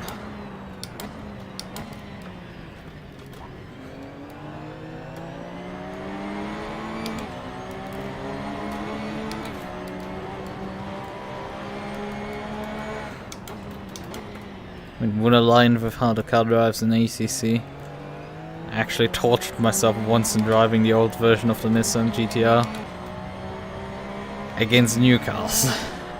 It was really not a good idea. The car's very uncompetitive and has a lot of issues with high speed understeer. I drove it at Silverstone for some reason.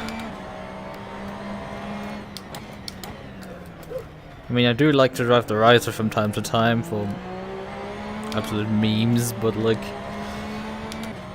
it is, I think it's genuinely not too bad handling wise once you just do some minor tweaks on the setup. It's very easy to trim in, and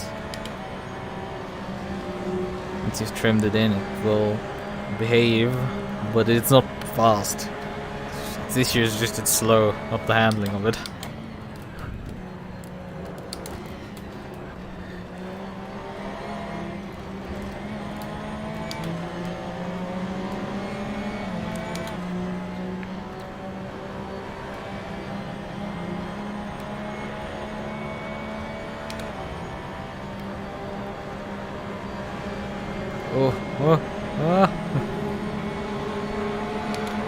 I guess that guy's out of fuel. Because it's very rapidly decelerating all of a sudden.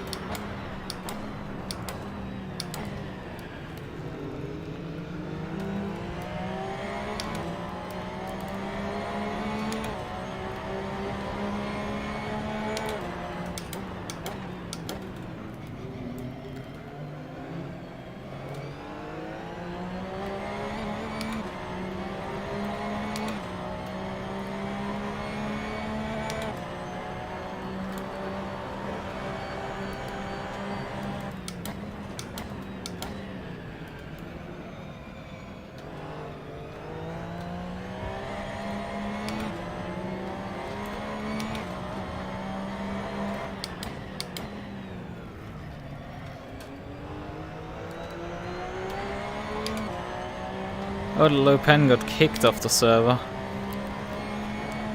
That's not good.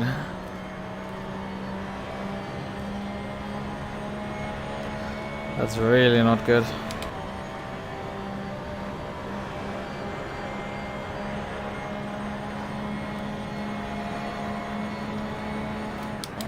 Oh, I didn't pay attention to the chat for a moment.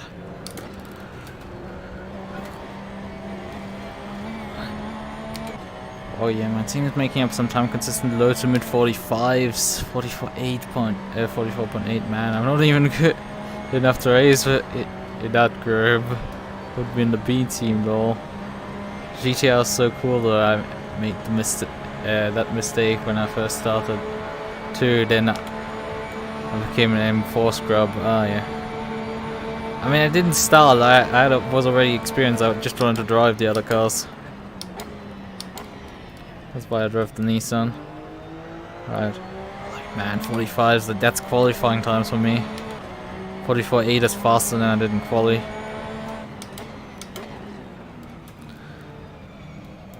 Porsche just doesn't...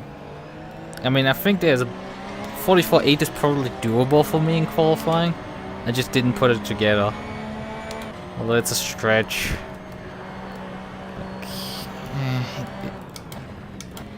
My lap was definitely a bit scruffy in Qualy.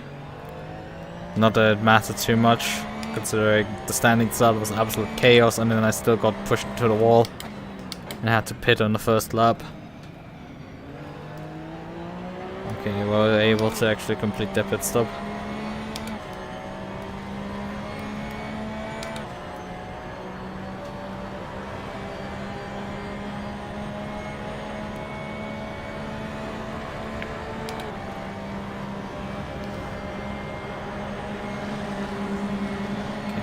Guy coming through.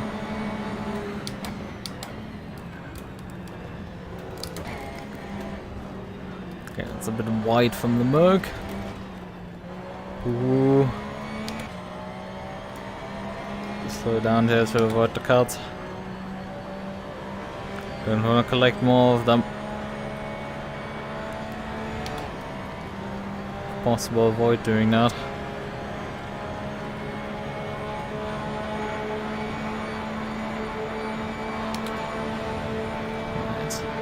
Rear tire gone, rear right gone now.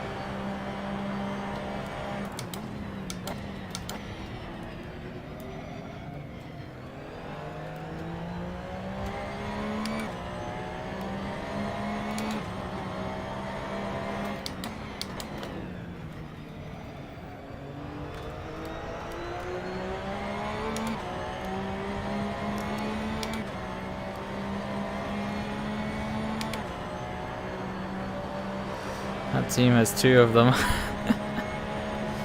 Yeah, it seems to me Assetto Corsa aliens are quite scary with how much more pace they suddenly pull out of the cars. Although, I mean, on the other hand, I'm not driving the meta car, so shouldn't be complaining too much. Probably doing more flying than I'm thinking I'm doing.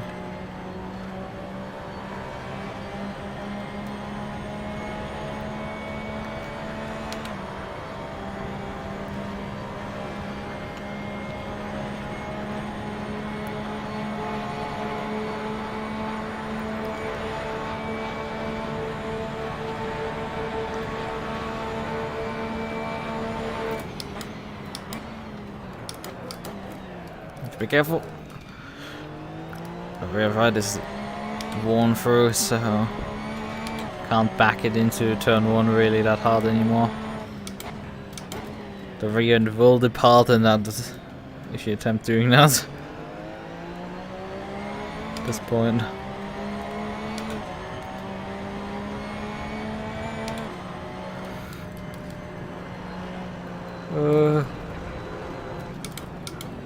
What is going on here? Why do we have a slow-moving DPI?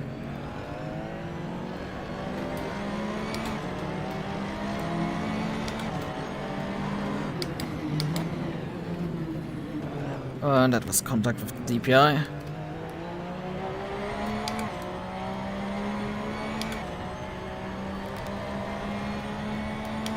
Okay. Rear left is starting to expire. Let's say that tire has one more lap to go.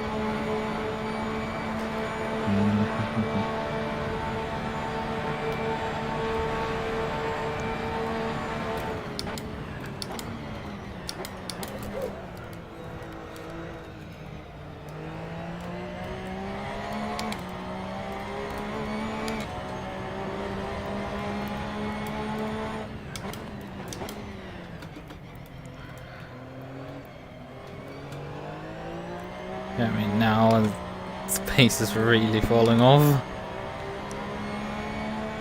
I would like to run a bit longer, because this stint has been seemingly a bit shorter.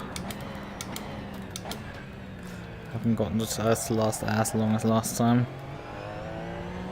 We still have like 11 liters worth of fuel remaining. Last time I got it under 5 liters remaining. We start with a similar fuel load. Hello Lambo, would you kindly decide where in this space time continuum you're gonna be?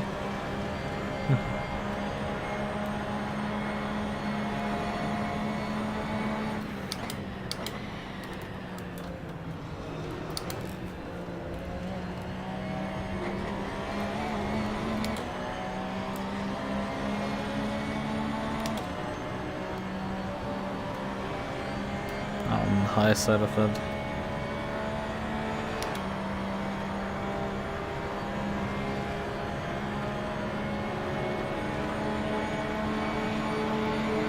Here comes this Audi. I sort of wanted to enter the pits, but like, I'm just gonna do another lap, I guess.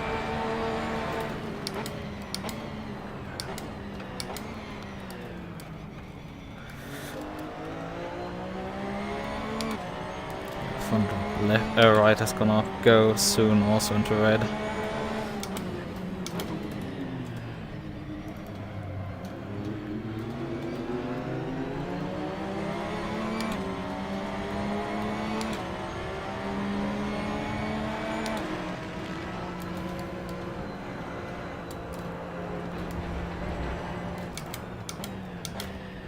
And there goes the Audi. Oh wow.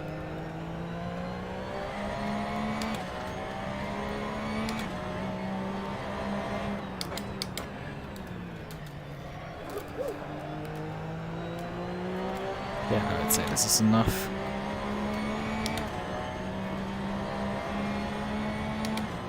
Yeah, add 100 liters. And make a point in repairing the car. And we're just gonna do the next long stop.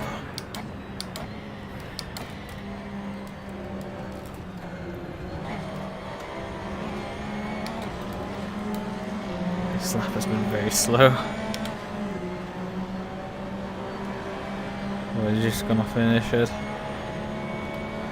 Get into the pits, put fresh tires on, and get myself something to eat. Be right back soon.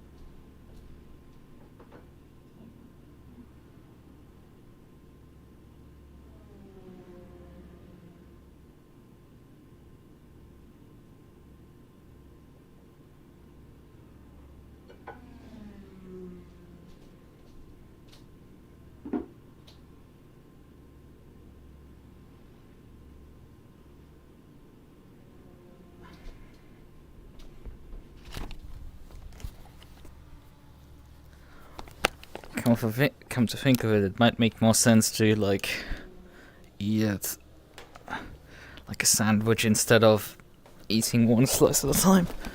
Okay, 10 seconds.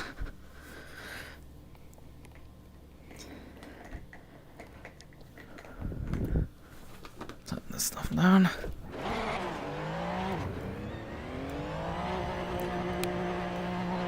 Why didn't I put my gloves all the way over there? Right. Didn't need anything yet. Unfortunate.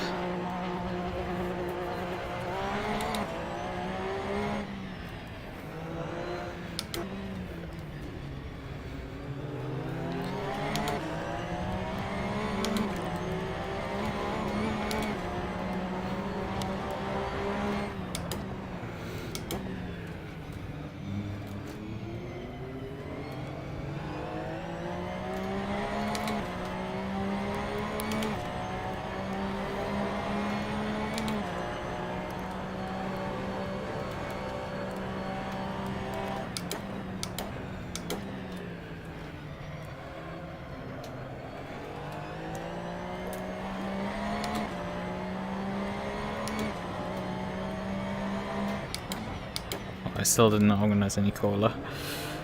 Oh well. I hope at this point I'm not gonna get tired for the next few hours.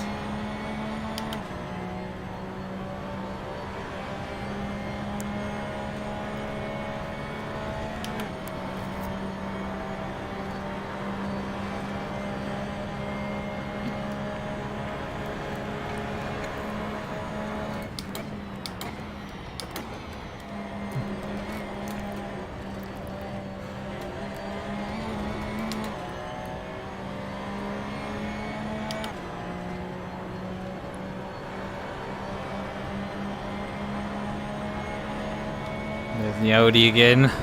Come on. How many more times do I need to encounter them constantly?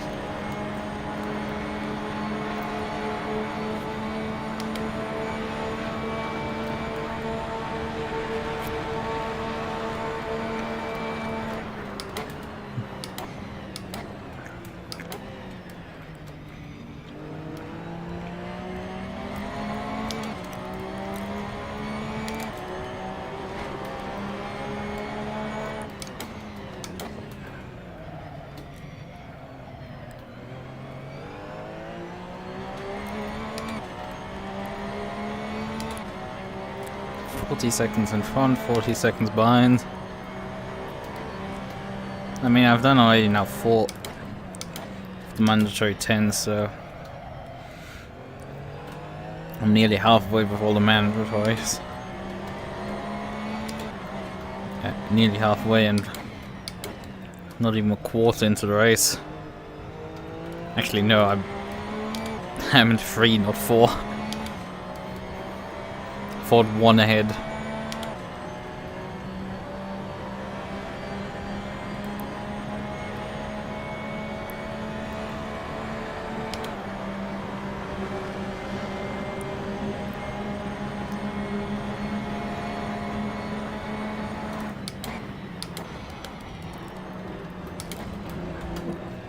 That's not good.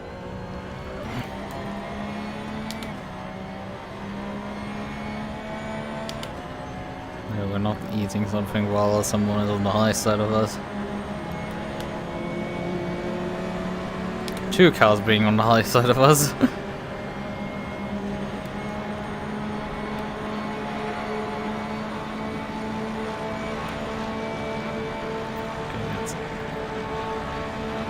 Lap car, let's just...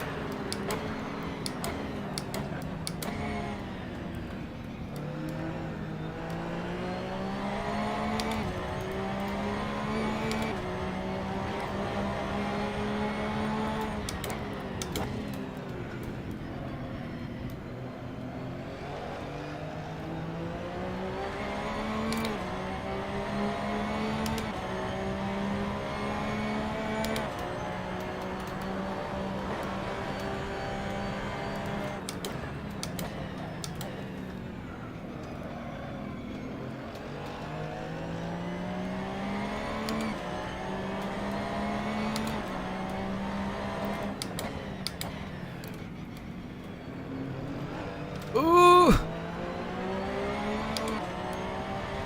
Just a bit of a breather, yeah.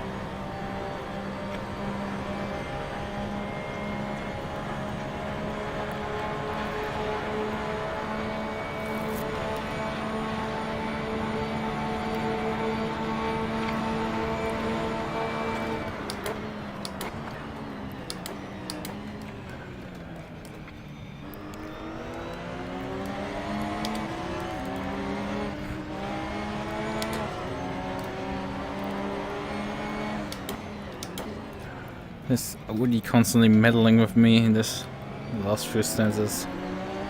A bit annoying.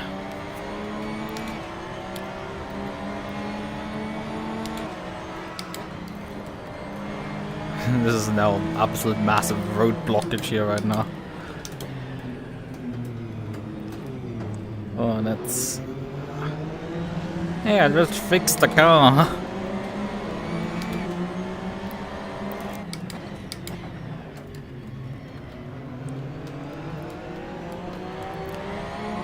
Like, he gets by me and then he just drives slower and it's just like, come on. Could you like not do that?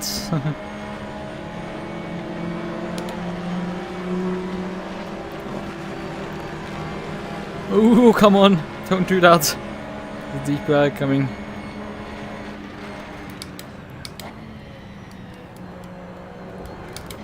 Was about to say that's a bit fast into the chicane. But he held it for the first part and then suddenly it went away from him.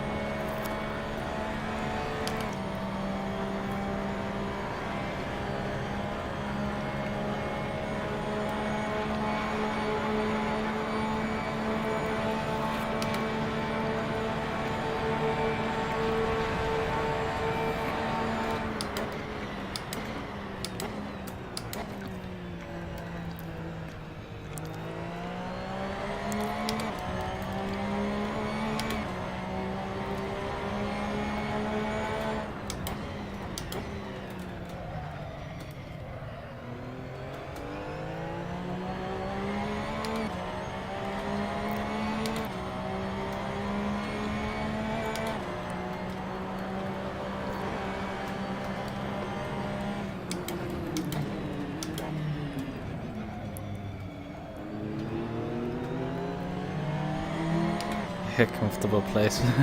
Always wondered how solo drivers ate during the during the race and kept pace. Here. I mean, usually you would just eat something, I guess, during the pit stops, but like, it took too long to slice open my my bread and then put it all on there, and it's just like, might as well just eat while driving. So I'm hungry, and next pit stop is gonna be in like an hour, so like let's just finish this one.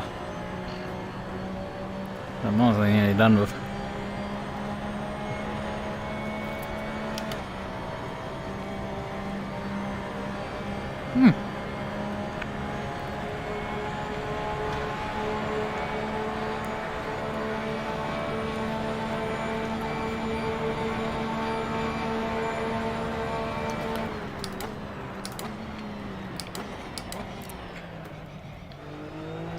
Italia Racing GT3. That's a name that I haven't seen in a while. I was racing against them at the beginning of the race. Now they're about 7 seconds behind me.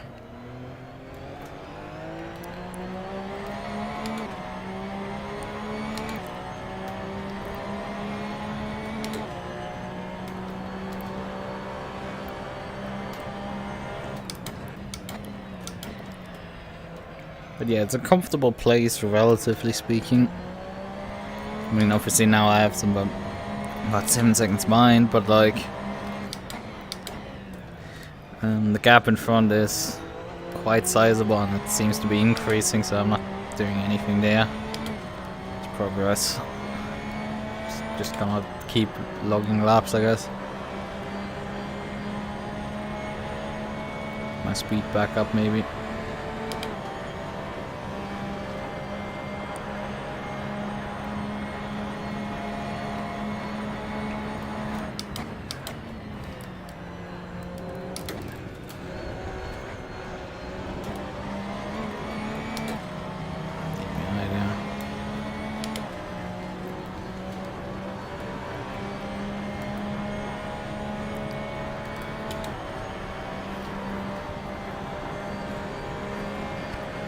Yeah, I mean, I'm used to like drinking and drinking water. I have to explicitly say this.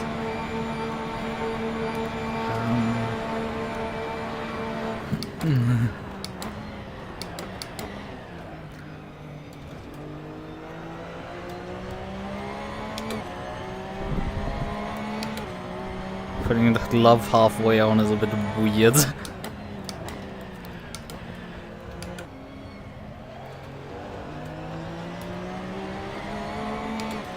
I'm gonna have to right now deal with this guy in front. Figure out what to do with him. Okay, he's letting me by.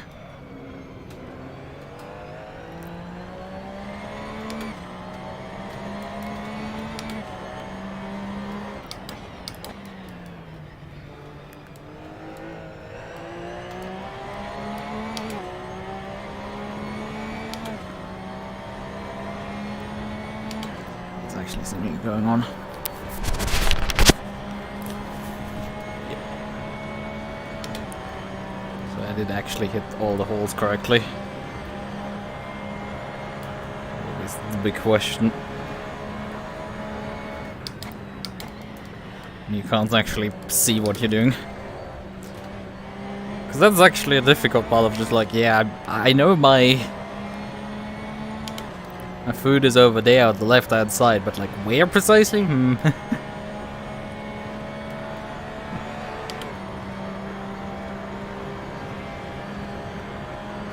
actually knows? But at least the straights are very long. Although not particularly straight, so you need to still have one hand on the wheel, but you want anyway one hand on the wheel so the car doesn't wander.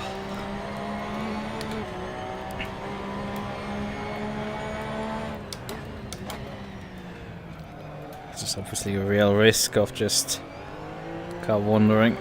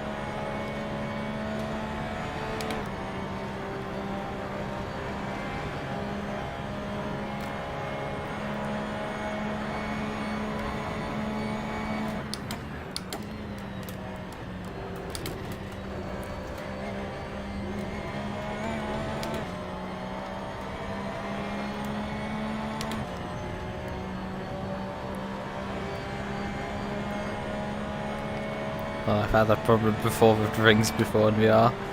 Yeah. I mean, I am used to actually drinking in VR. I mean, I'm using an index so you can actually like hold the glass while with your controller still in your hands.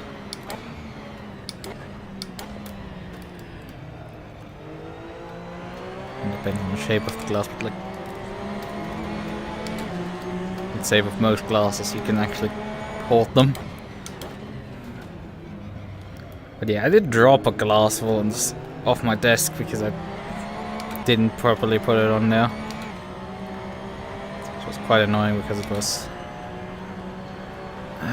decently good glass. Since then I've swapped to just using a bunch of cheap glass that I had standing around in case. And well, I've not dropped a single one since then. It's been years. With one good Coca-Cola glass on.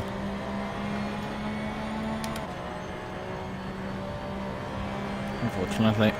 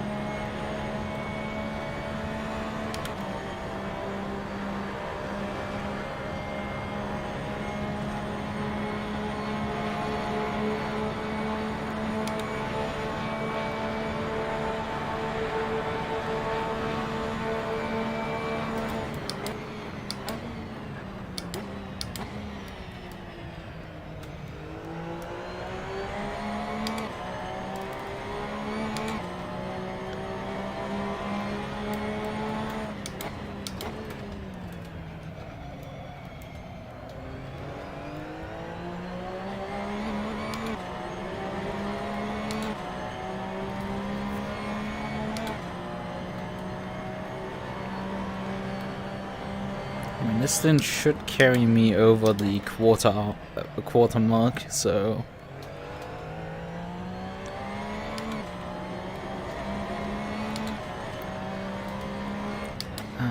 which should allow me to properly get a rough estimate of how many stops I have to do till the end. If your calculator estimates under 1500 liters to add. That's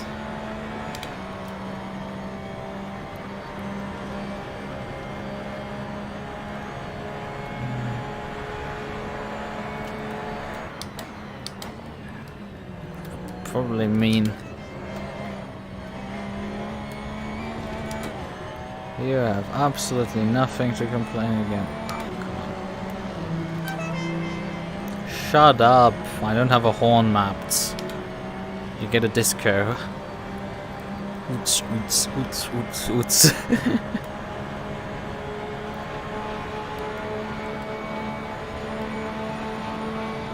I mean, I am using just the flasher instead of using my flasher plugin for it. SimHub, because that thing, setting that to strobe mode will be probably too much for people. Don't know if the networking could handle that one.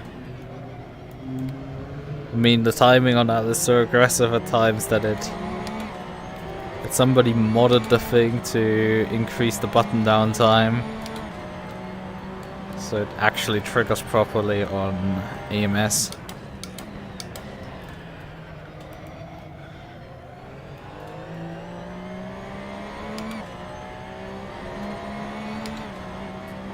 Because yeah, there's enough simulators who still do not feature headlight flashing. And getting automatically disqualified null factor 2 after about, what is it, 18 seconds if you're at night not running headlights. Yeah, That's quite playing with fire when you're toggling your actual headlights to flash.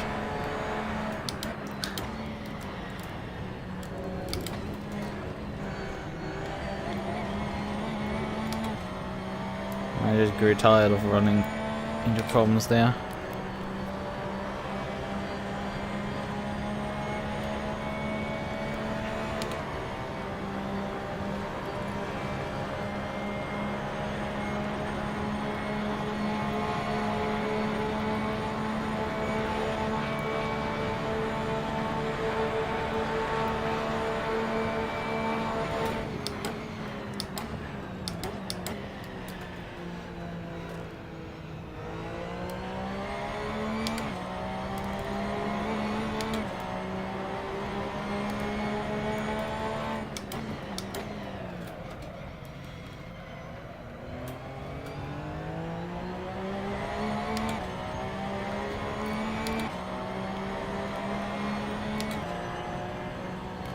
I'd rather have that.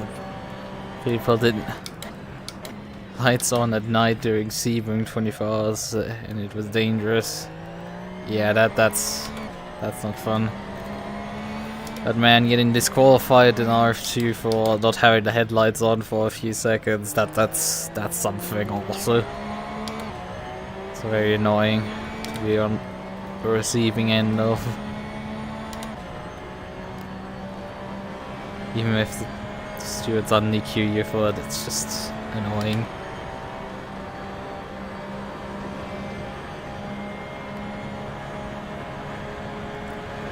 I mean, I guess some people just aren't running Soul, so they don't realize that it's night. Because otherwise you should notice that you're not having headlights on.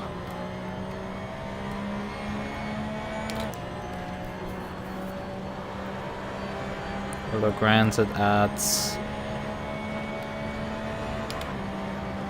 Yeah, the middle ground is called ACC, where you get disqualified after 3 laps. They give you the meatball flag and give you 3 laps to switch the headlights on. That's perfectly reasonable.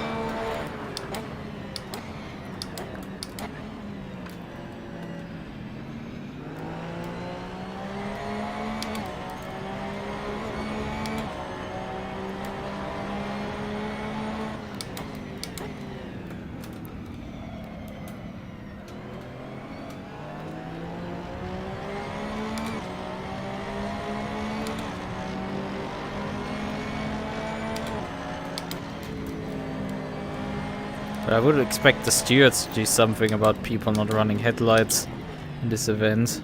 But I guess at Sebring they didn't do anything about that.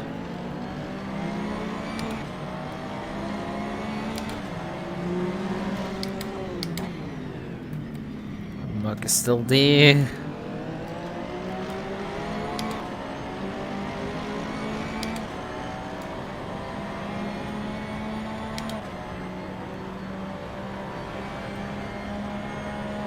Still there.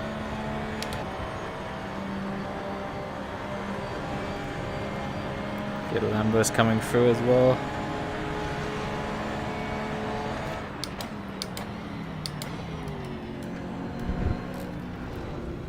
He's still alongside. For God's sakes, get the hell out of it. You're lapped car. Like that's something. He's lapped. And he's like fighting me to the death there. Holy shit, just get out of it at that point. You're not winning that one. It's like, he was fighting me for like a lap there. For half a lap. Side by side with me. And just didn't want to lift a smidge to let me by.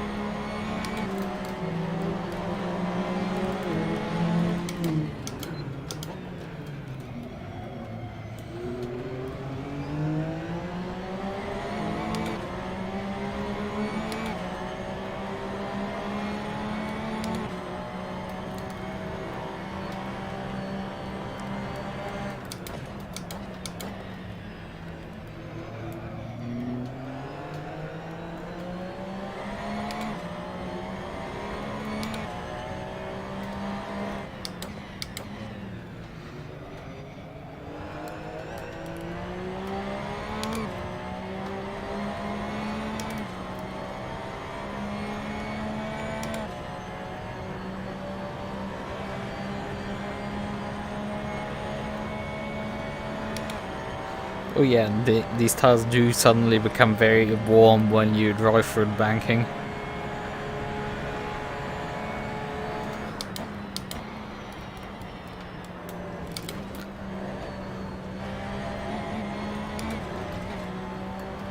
It's just very weird. Because they really shouldn't be getting that warm from just driving through Banks corner.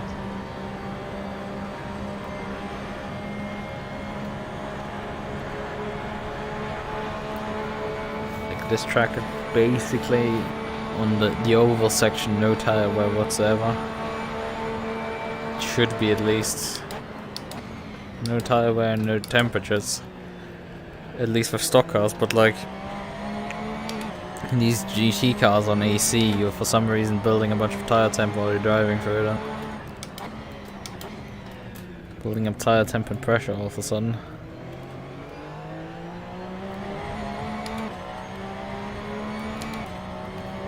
Oh, someone came out behind me for position.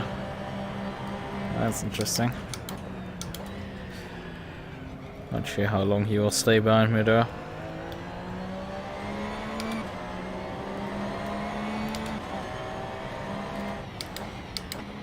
First hour we have to deal with a bunch of Lambos in front of us.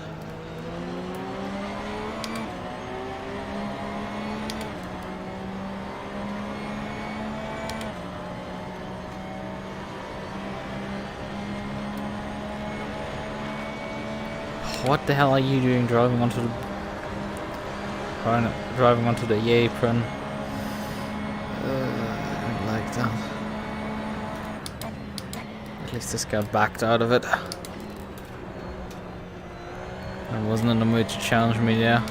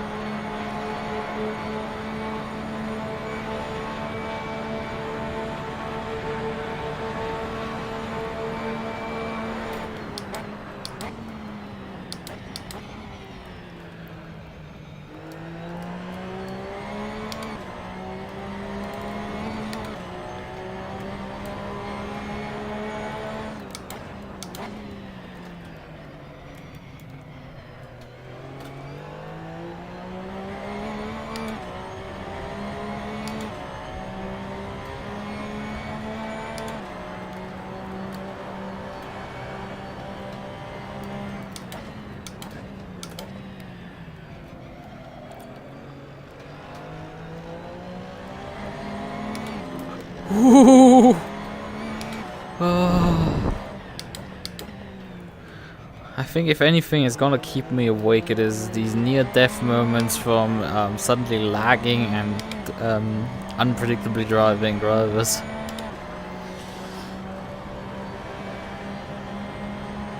Like that's something that just keeps you on top of it. And they all of a sudden start teleporting all over the place.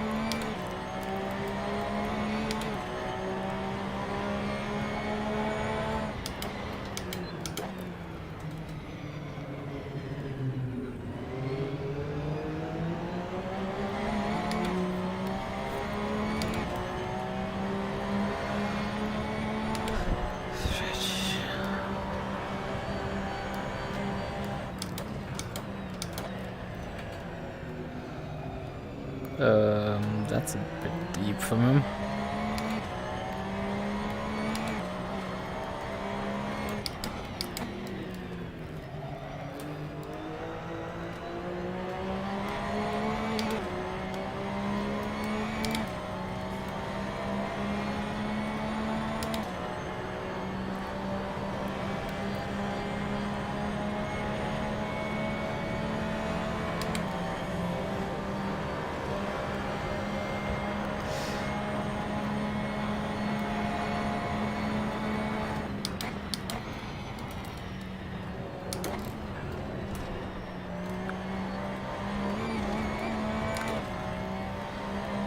I am starting to get tired again. Oh, that's fun.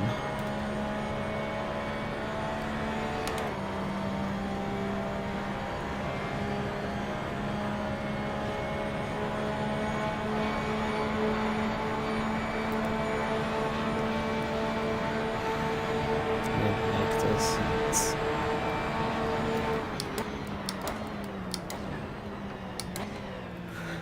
Some light bump there.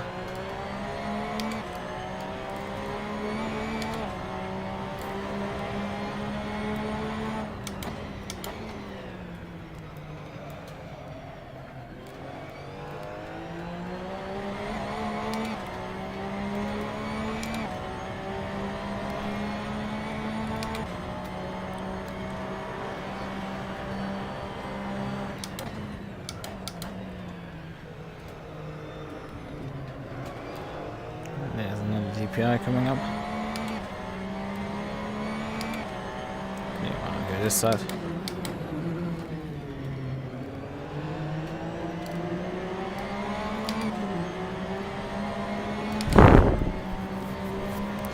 If this wasn't January, I would perhaps claim that the delivery in front of me is kind of Christmassy.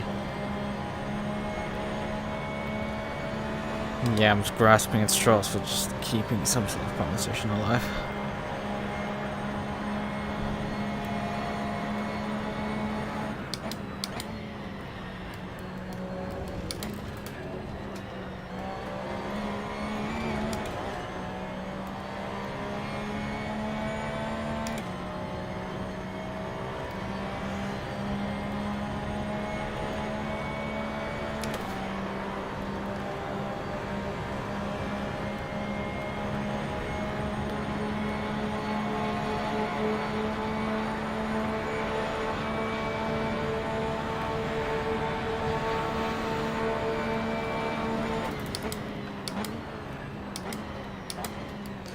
That VMAX is seriously threatening.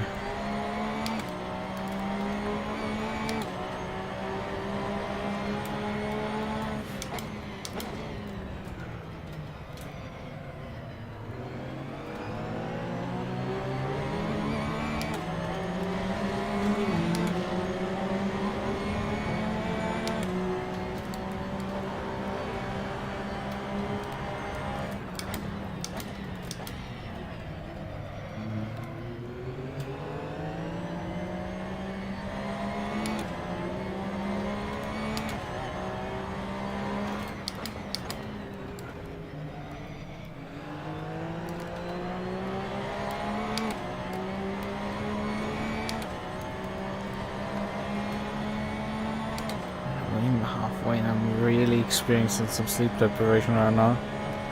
It's not funny at all.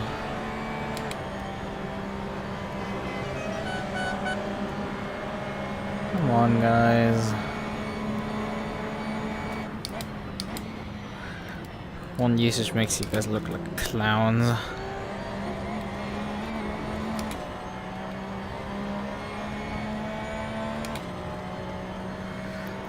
Come on, body, why are you trying to shut down again? Come on, stay awake.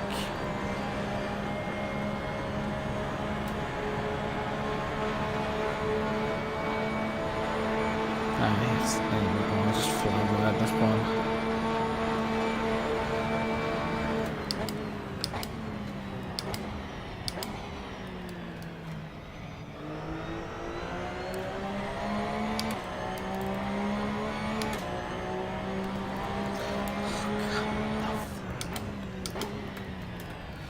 Come on, buddy. Keep me awake.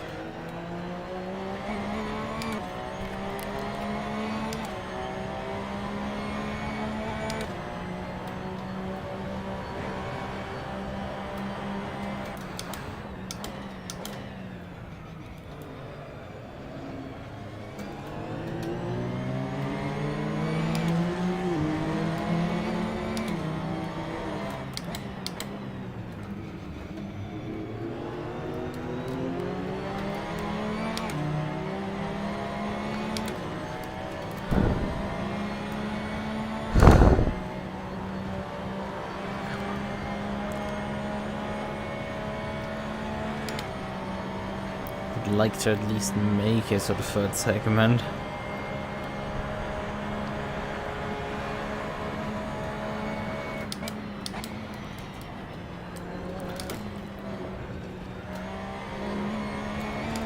I don't know how Chris did it so easily. This is annoyingly difficult to just stay with yourself. And this is also in part some of the more boring circuits. How long the banked section is.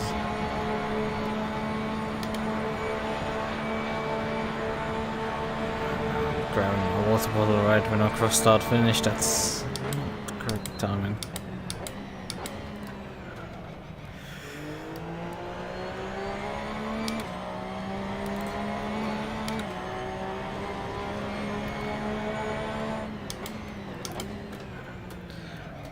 Let my eyelids fall shut.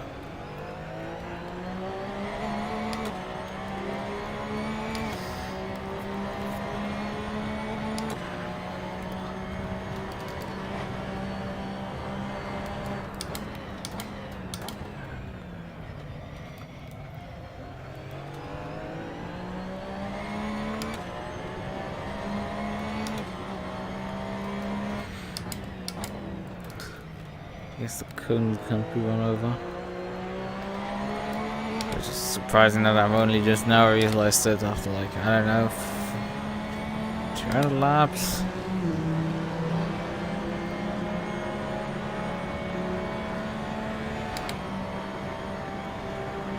Oh, come on. I've gone there for like 2 seconds. That's not funny.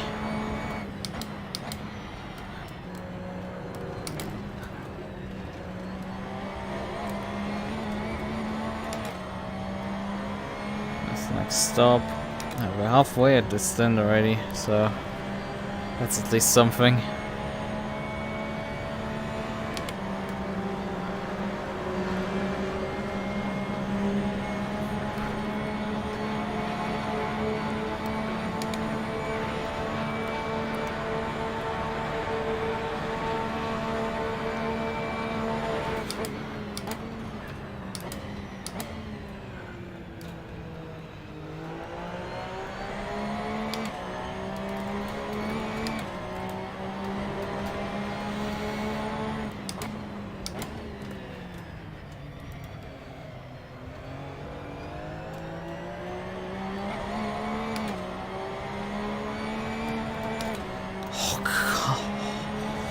Oh boy, this is getting spicy. My body being like, nope, you're gonna pass out. And I'm like, it's a bit weird that you want to pass me out while you want to also be kind of go to the toilet and stuff. Kind of weird. Wouldn't be the first time it like actually passes me out in the toilet. Wouldn't be the first time.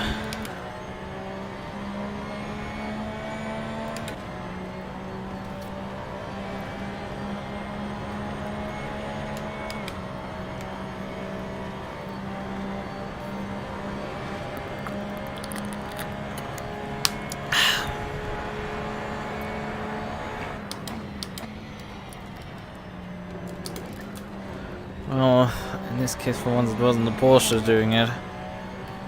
It was me getting scared of myself. Because I can feel my conscience slipping for like exceeding time periods of between 1 to 2 seconds, and it's like, this isn't funny when that happens. It really isn't a fun situation. Keep it going straight at that point.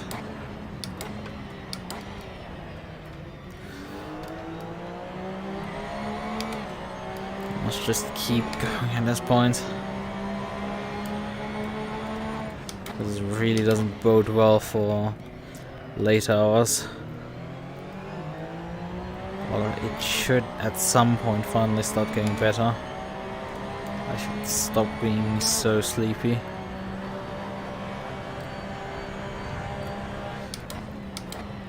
I occasionally take a nap around this time, which is why I'm getting so sleepy. Because that element is missing out of my sleep schedule.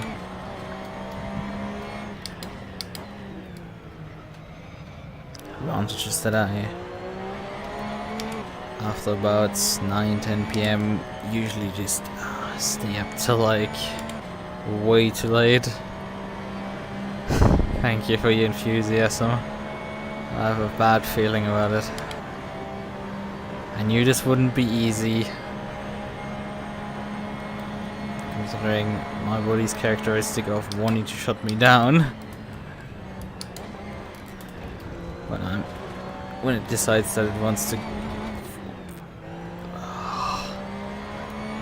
when it decides to want me to sleep for random reasons at times, but I think this one is relatively reasonable.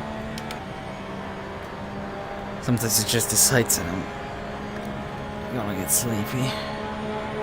Also if I'm not being engaged enough.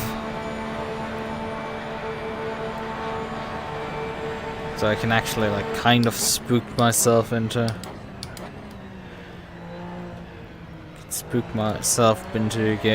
being awake by just having situations where I fade.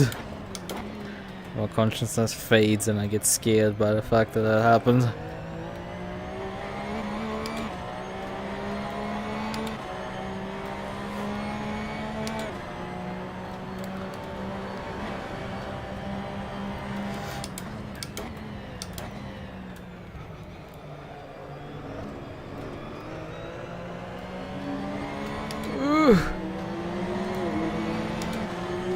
He decided he wanted to go around the outside, and I guess he probably cut some lawn there. Went some lawn mowing with his Nissan.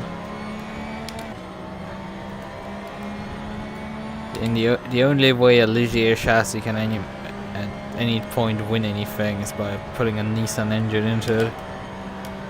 Otherwise the Ligier chassis is absolute garbage and can't be used for anything.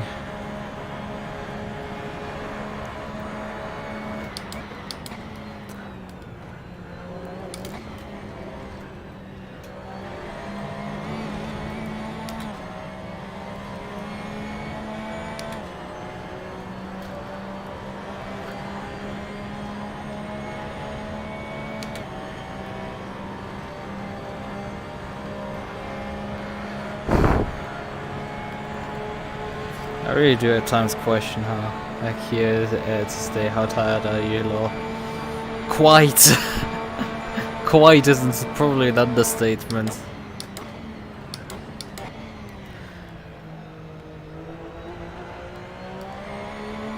I'm probably about as tired as when Loic was driving a GRG, where I literally fell asleep watching it. I literally slept there.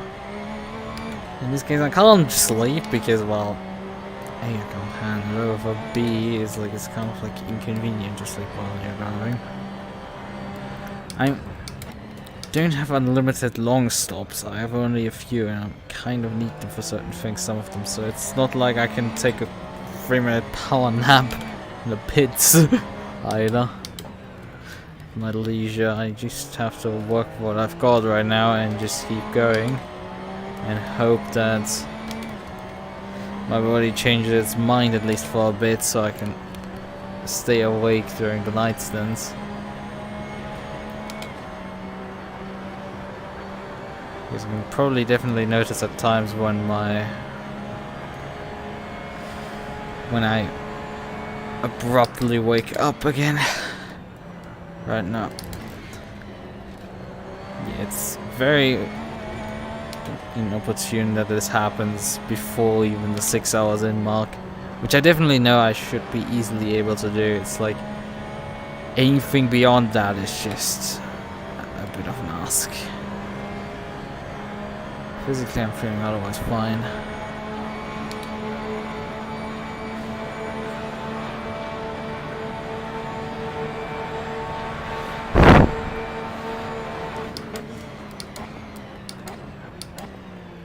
Bit of a strange line. I mean, it's not the worst line.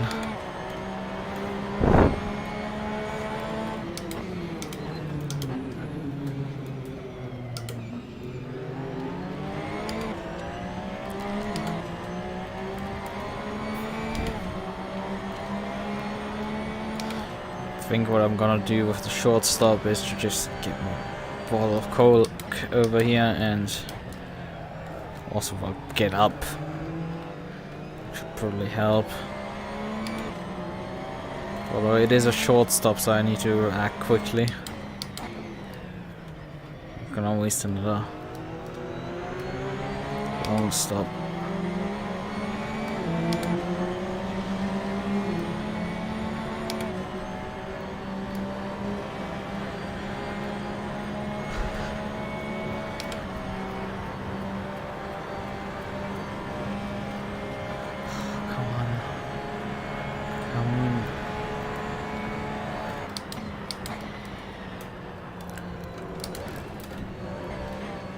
I've recently not been able to spot actually I think it's the 2 sign or something that is prior to the LED at the top, which is the 2, that number is the actual like numbering for that corner. Well, the LED is intended for flags. Alright, but I've been only working with the flags marker because I can't even see the other one. I know it's there, it's just I cannot see it. I don't know if it's like... Well, he had gotten by me at some point, and well, he is no longer by me.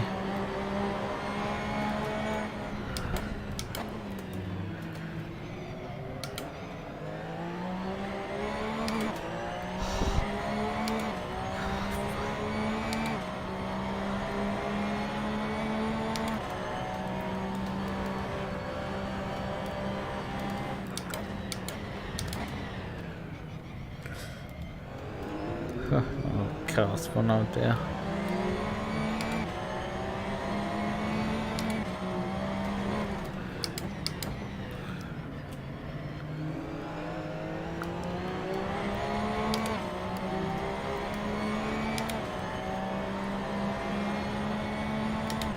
Yeah, my laptop's absolutely horrendous right now.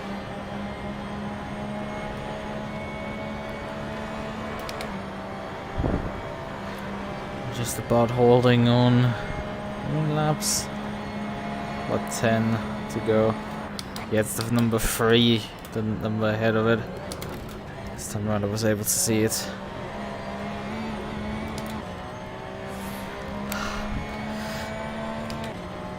Oh, come on. Come on,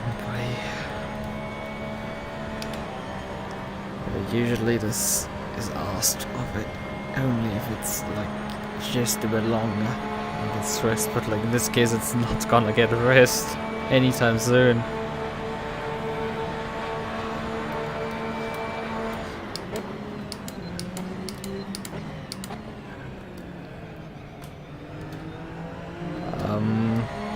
Why is this now a regular occurrence that there's somebody facing the wrong way at turn 1?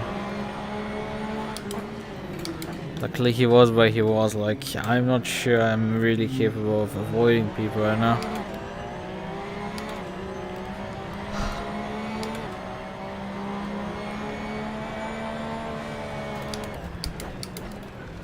It was inevitable that I'm gonna run off the circuit at one point. Ah.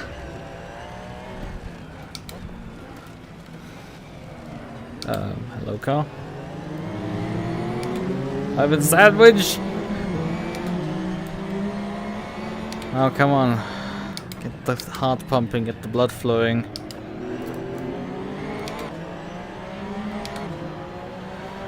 Jesus. That is scary when conscience just slips and you just suddenly have gaps of your attention. I would have liked to have this like in the closing hours, not like 6 hours in and I'm fighting this stuff. That's just really annoying to fight this early on in a race.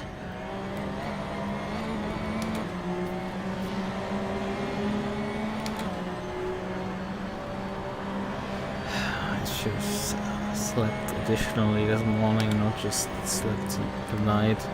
Especially after having not slept that much tonight.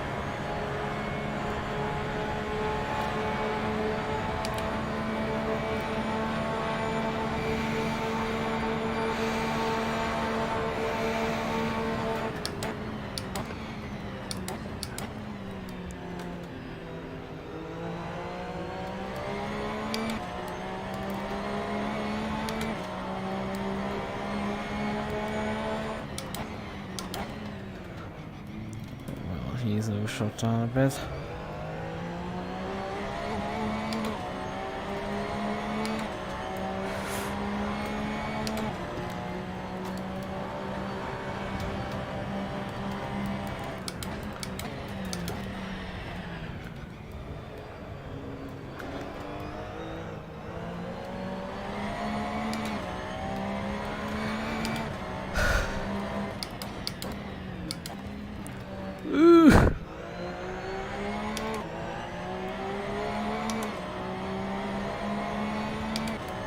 I just be left alone at this point. I'll have to fight the back marker as well.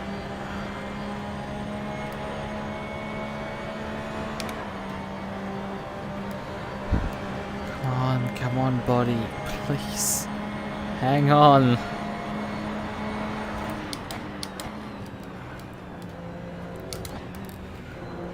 It's not gonna be long till I have to short stop.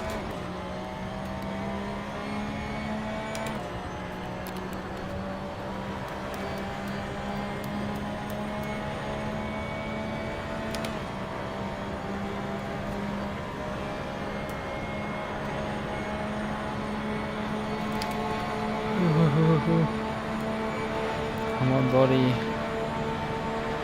Stay with me. Problem is the scares don't work for particularly long before I start slipping away again. Felt so much better after. Like I started having this a bit. I don't know now. Few hours ago at this point, it started to be like somewhat present.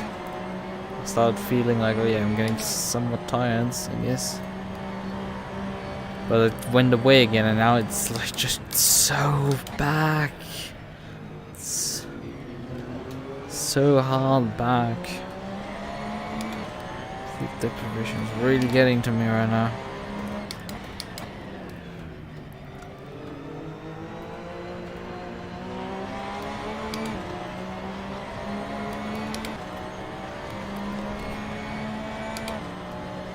Is that weed on the rear left?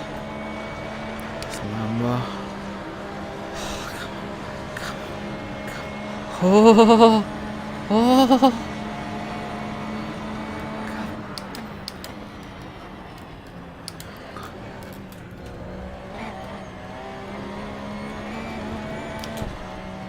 It's inbounds, good.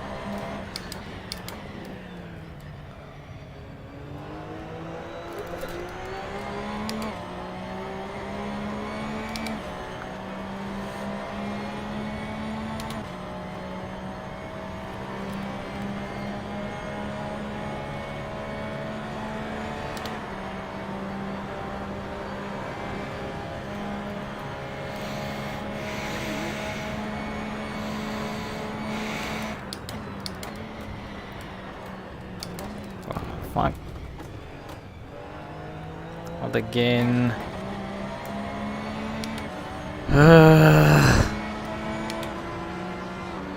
Mine is just completely gone. It's so hard to drive. We're not even halfway. It's just the body's just wanting to shut down. great DPI coming by.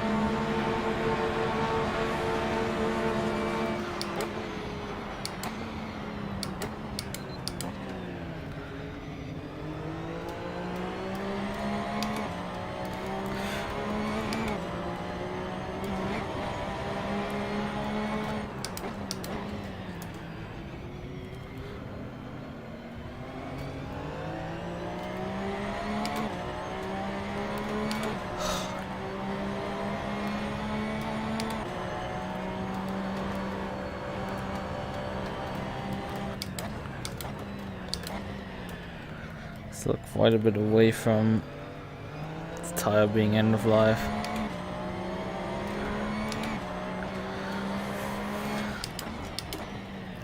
So we have a few more laps to go.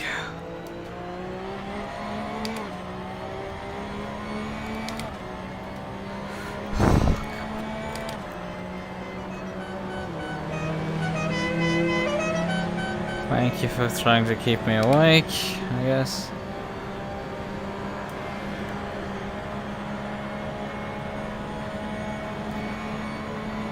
I literally just wanted to check who's driving that car, and I'm like, oh yeah, right. It's always the name of the team, not anything else.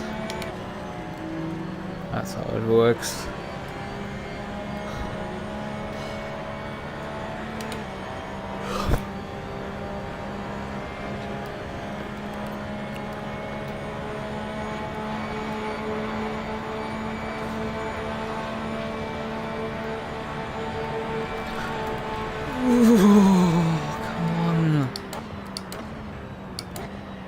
Grace the wall there. The 20 incidents now. Oh, it's so annoying. I just keep fading out. I cannot do anything about it. Mine completely gone, just like me every day in school. When did you write that? Well, not too long ago, at least. Only 2 minutes ago. Completely gone. Like school. Probably. Wait, is that thing a helicopter parked on our track surface there over there? So I mean, not on the track surface, but on the grass surface that we can actually reach. If we spin to the right, we could technically hit the helicopter, it seems. In any case, yeah, I'm completely blanking out at times. It's not funny right now.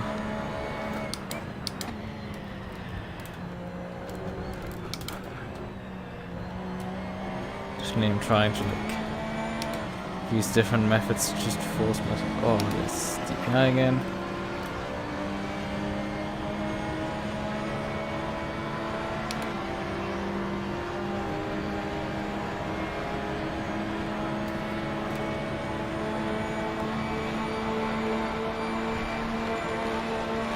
Problem, I'm topped out now.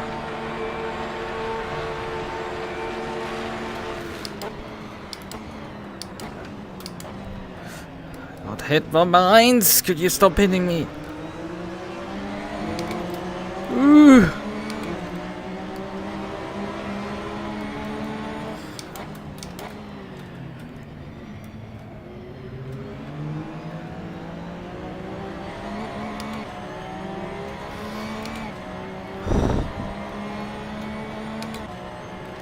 Yeah, luckily I didn't slip away during that moment. That would have been absolute oh, come on! Gee, how many times am I gonna get hit here? Absolute bullshit. Come on. Stop trying to drive through me. Yeah, luckily it's didn't blank during that segment. That would have been absolutely deadly if I blanked for a single second in there. Problem is, I'm gonna go probably back to blanking in about half a lap, so.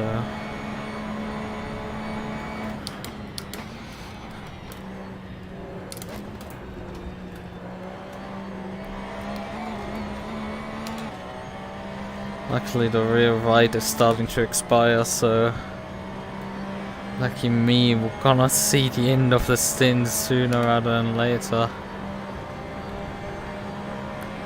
We'll finally see the end of it. The time period in between this and the next stint is very short, so I don't have much time to do anything.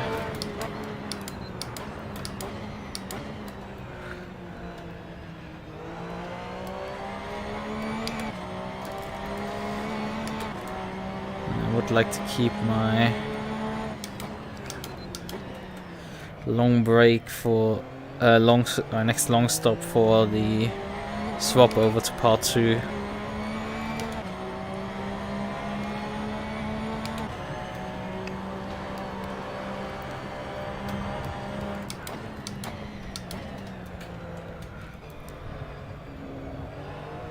I still just have to hope that my body will decide at some point, it's like, oh yeah, I'm going to just be fine now. And keep me awake for the next few hours or so.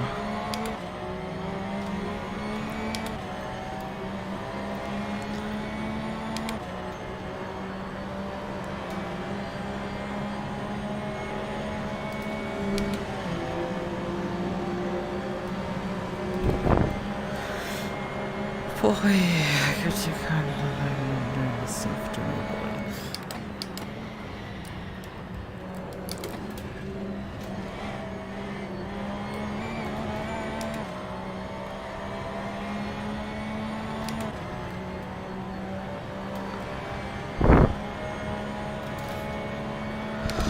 It's starting again.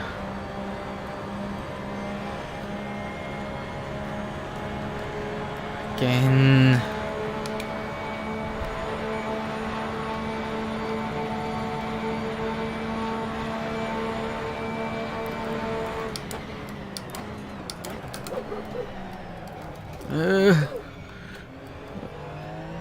Definitely should not have driven that hard into turn 1 with a dead right rear.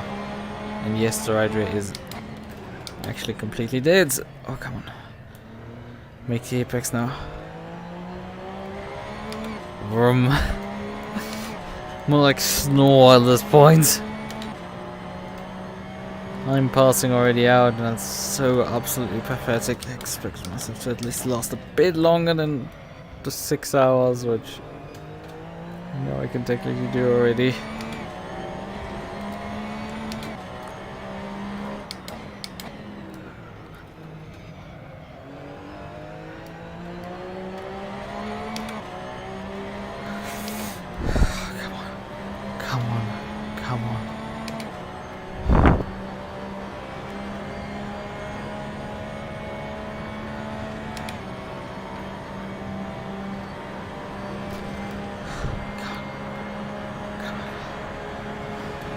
Few more laps. Wait for left rear to also go down and we pit.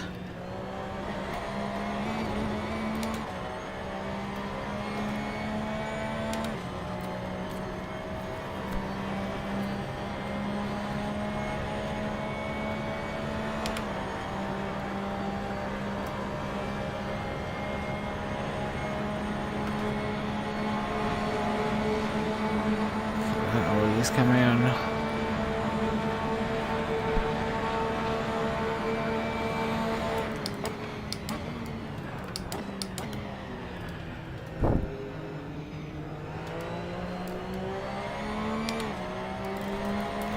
Oh, come on. Shoo.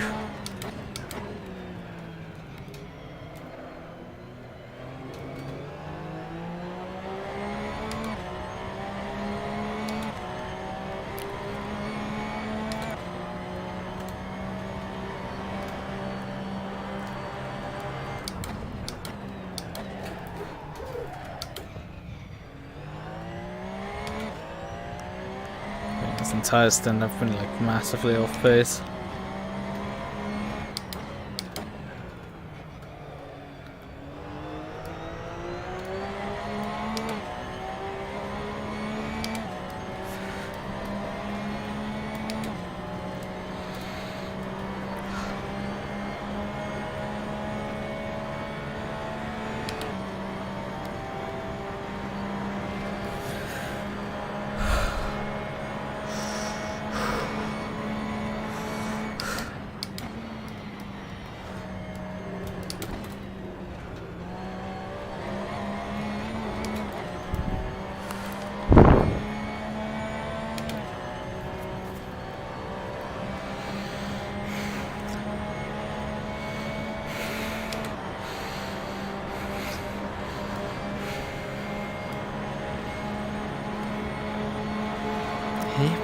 eyes goddamn open.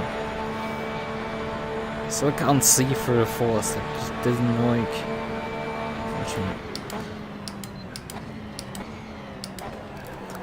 Oh.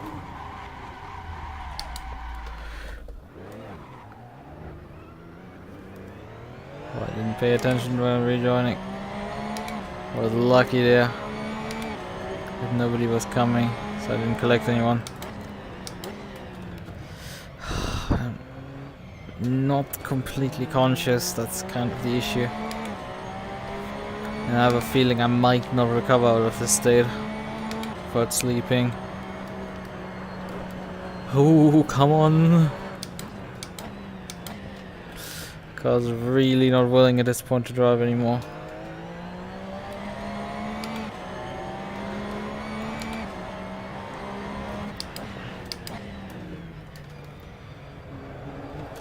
Oh, come on!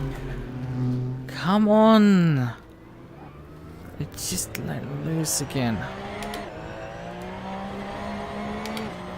Come on! Oh, 13 seconds down the drain. It's not worth any of this.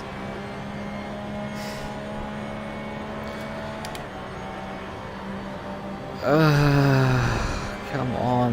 It's just... my body will still be like, nope, you're gonna go to sleep now. I was like, no, this is a terrible time to go to sleep. Like, just keep me goddamn awake.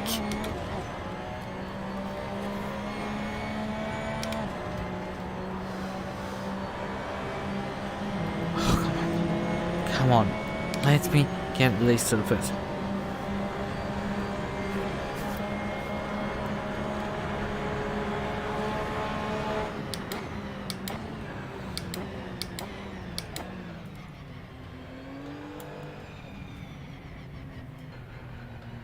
Gotta be a bit much fuel then.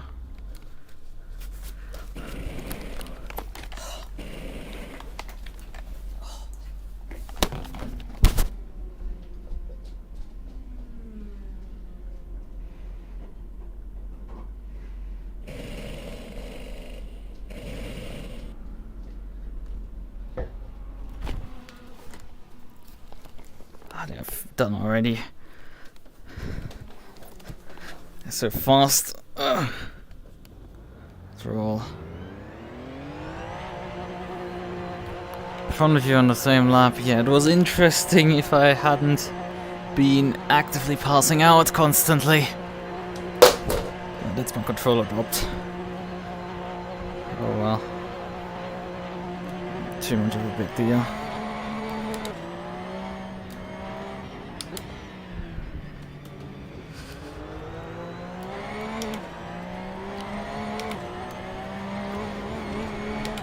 They can sustain that.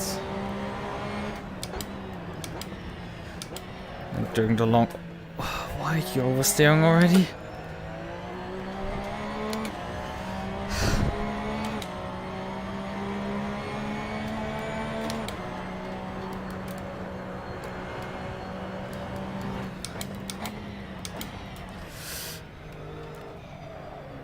Yeah, we can cut back on the fuel for the next stint.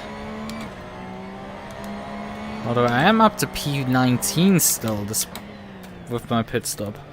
Granted, I did a short stop here. That was planned. A long stop after all in the previous one.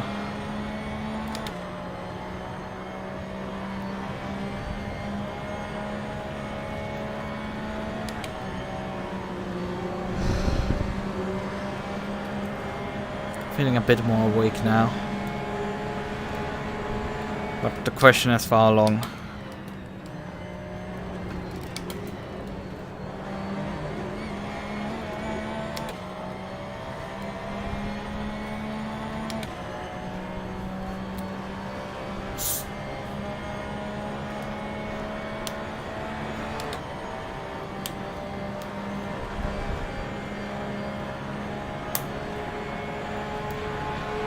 Come on, come on.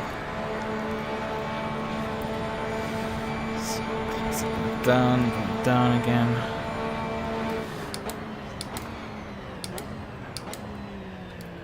Should be drinking it as soon as possible to like have a chance of the caffeine applying a bit. Not that it's particularly highly concentrated, nor that it's... well, it does much. But, you know... better something than nothing.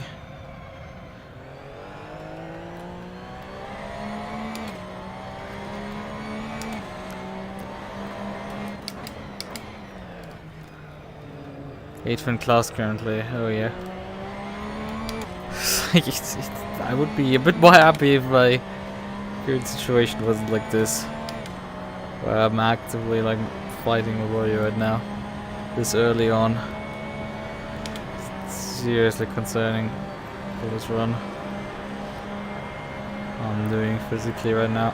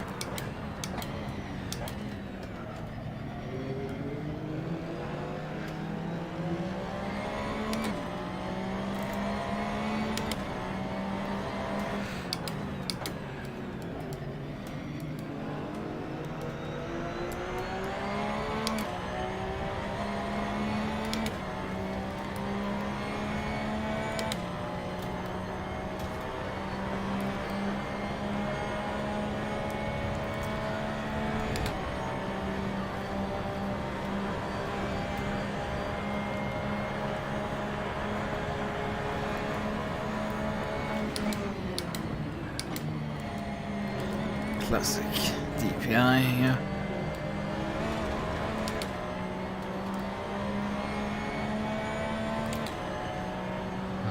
Someone behind me right now.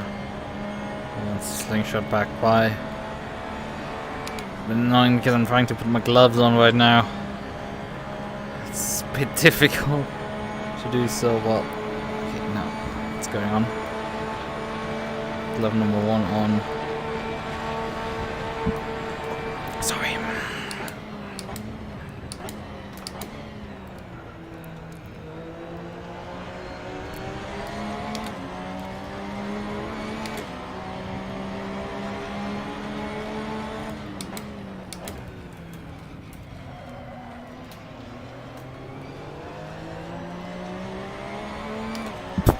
Oh, sorry. I've drank just like a few minutes ago or something, and I'm like burping already up. It's quite intense.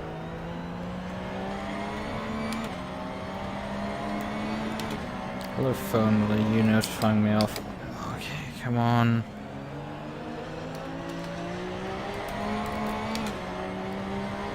It's getting a bit of a nuisance.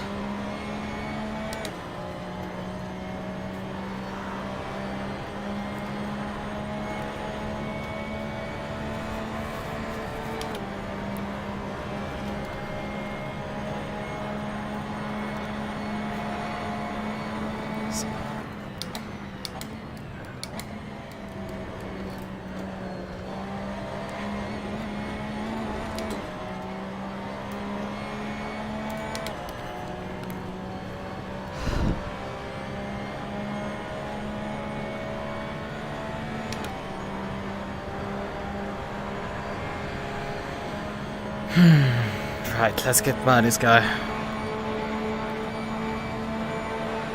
If the only thing that keeps me awake is doing some stuff, I might as well just go push and get by him. Instead of lingering around behind him.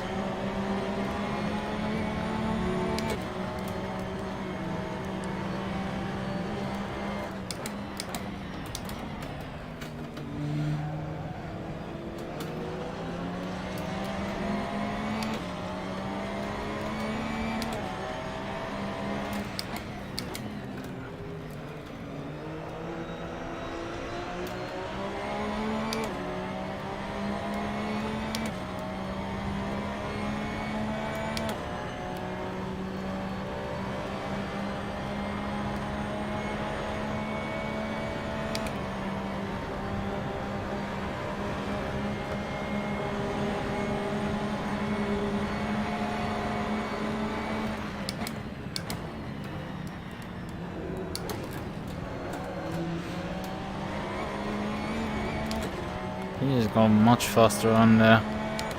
Off if you can.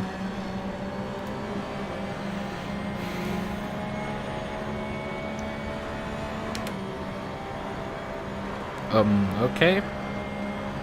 That was a lag spike.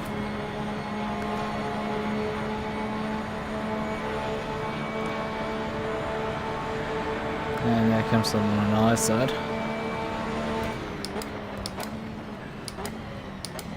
God damn it, this top speed is really annoying. Because you could just like slingshot on those last few meters past again. But it's just if I run longer gears, then I'm losing power.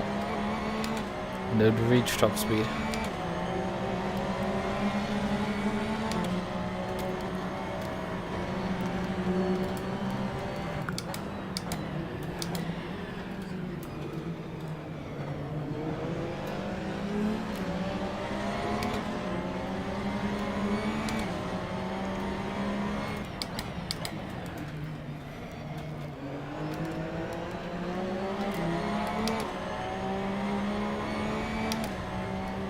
Well, the IoT scene behind me is actually for position. Well, I mean, with how things have been going, I don't know how long they're gonna take to get by me. Rather than actually overtaking us. Actually, instead of asking if they can even get by me, it's more like a question of like when. I mean, these bunch of like back markers here that are faster than me. I can't do anything about them.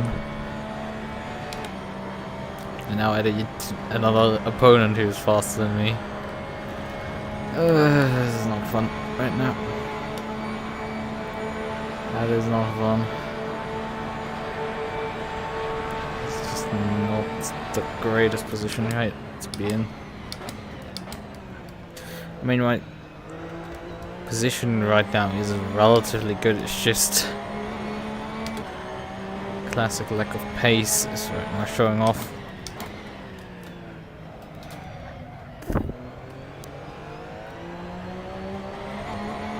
And my sleep deprivation issues, so it's real fun.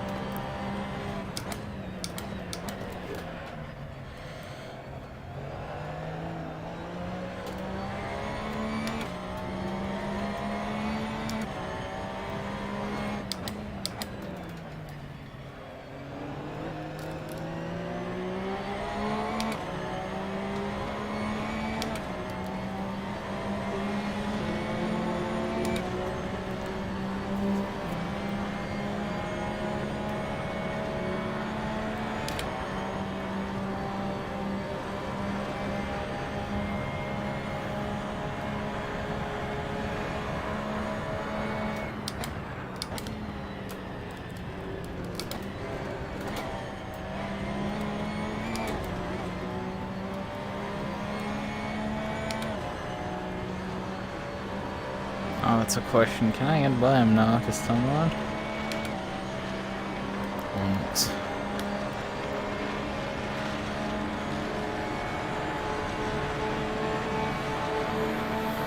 The issue is he has the top end now, so he's just gonna fall for the last few meters about half a car length forward, and that's just gonna deny me.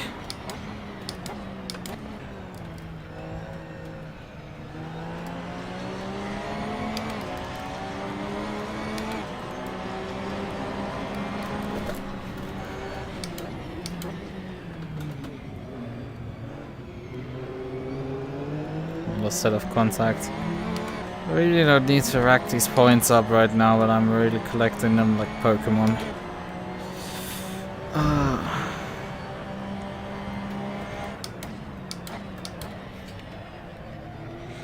Just because you have straight line speed doesn't mean you can do the other things like you. You're starting to just go on my nerves with you trying to fight me constantly. There's the animal's car again! Like I'm just getting tormented here.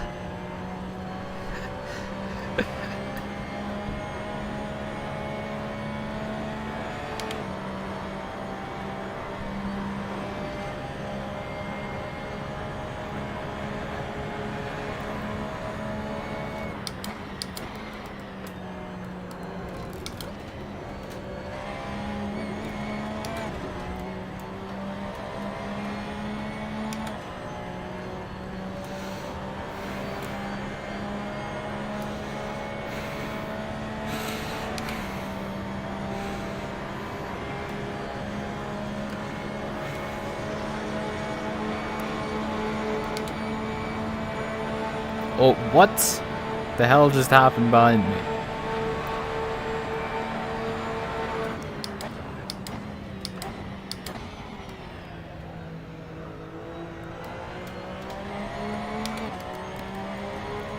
That beamer just got sent to Spinella.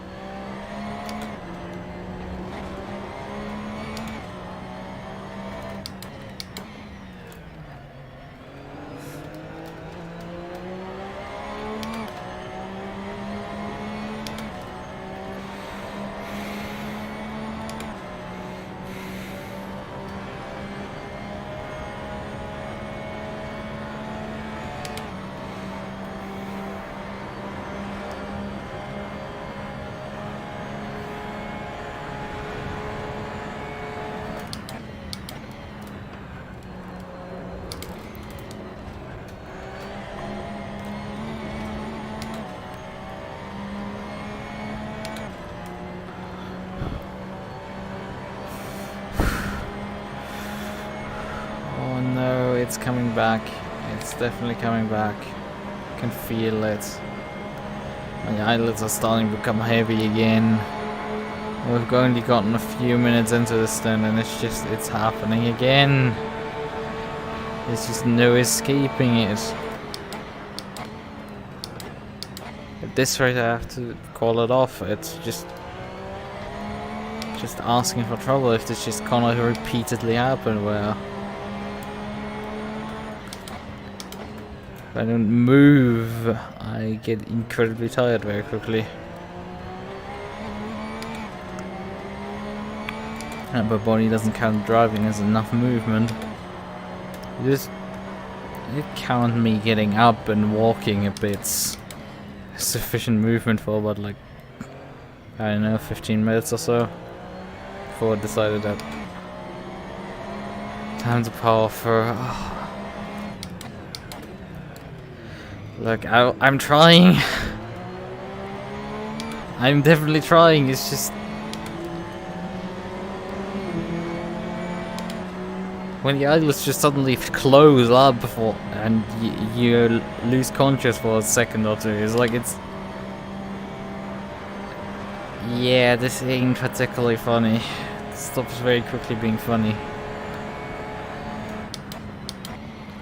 And if I'm fighting this for the rest of the race, or it gets even worse, then I don't know. Feel no pain.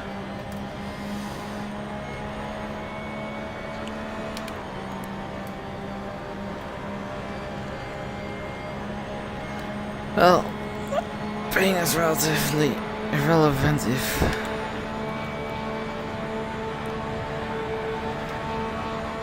I mean, I can't claim it's painful if it's I don't feel pain.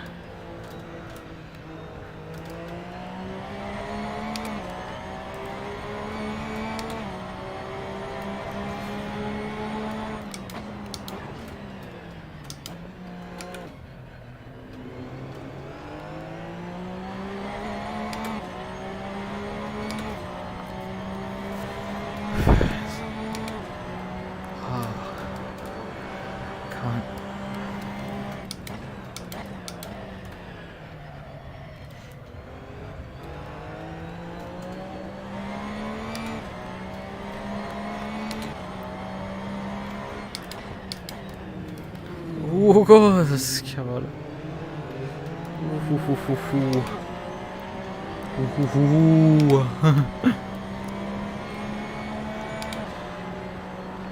Oh, that.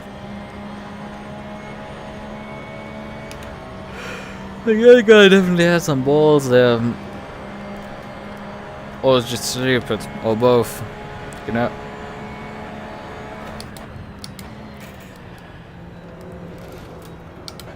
I was sure I'd missed the breaking point, but well, just pulled up and worked.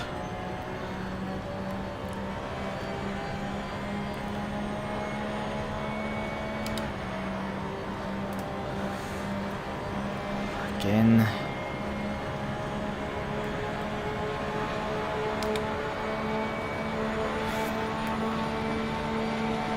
This guy isn't particularly fast.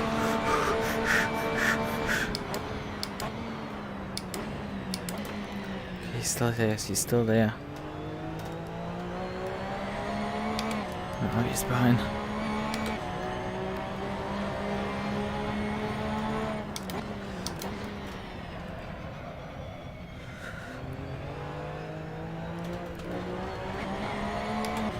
Problem is when mine starts to drift, it's like it takes it into the dream world, and it's like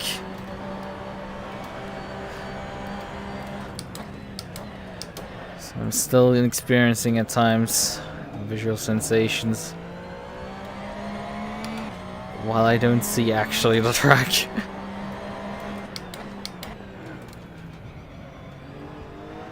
That is bizarre.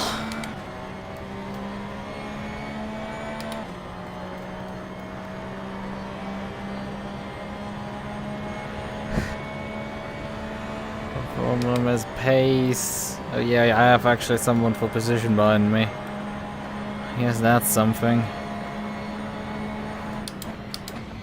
Problem is they're just gonna most likely pass me with ease, and then it's just me circling around behind them. Look at this. This is already decided before we even reach turn 1.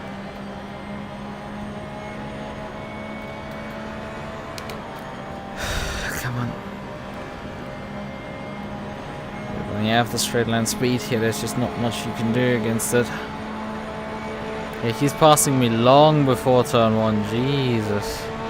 Expected him to pass me when I hit VMAX. Also passed by the DPI. Once he got thrown off into the dirt there. So I'm taking that position back.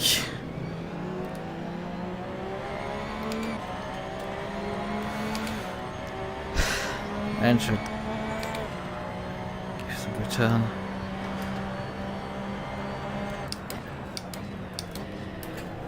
Oh, come on.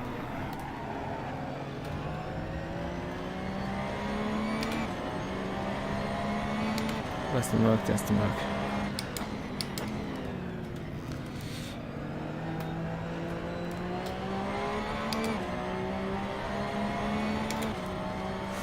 Okay, boxed in by lapped cars now. That's fun.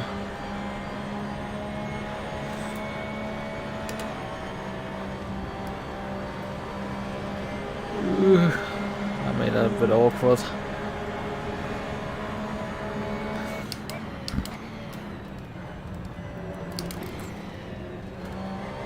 Oh, massive wreck bind!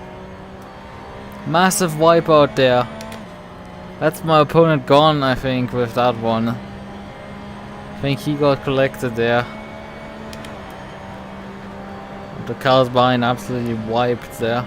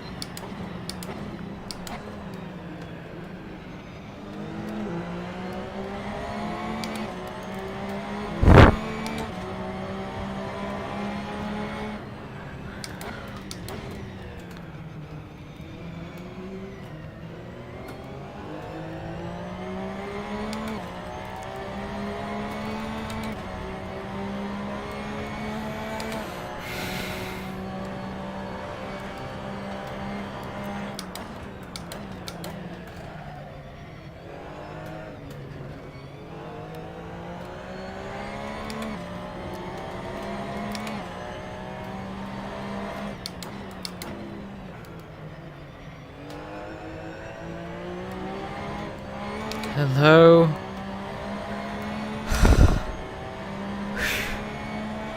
Oh, come on, this is so frustrating right now.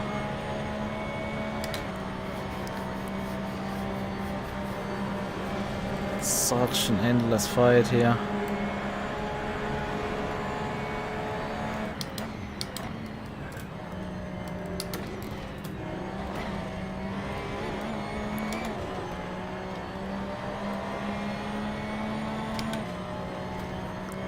I'm so annoyed with myself because I should have rested more last night.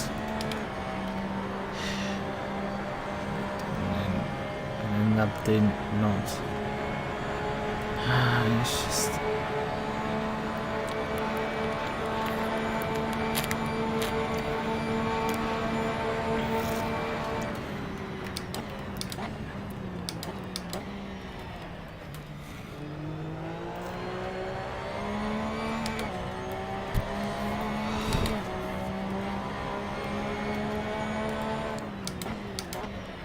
I'm feeling like I've done 17 hours, but not that I actually know what that feels like.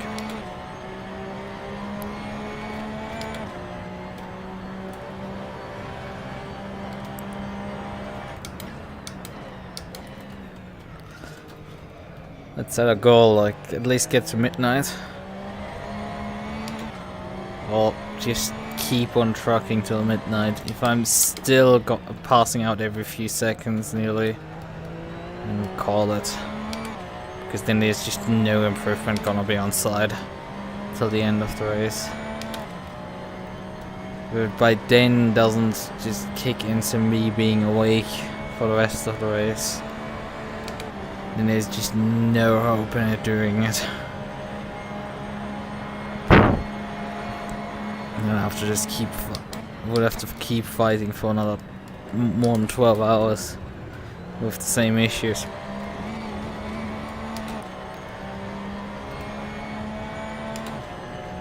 It just gets obnoxious and is way too risky. There are so many close calls so far. And some offs. It's just not worth it.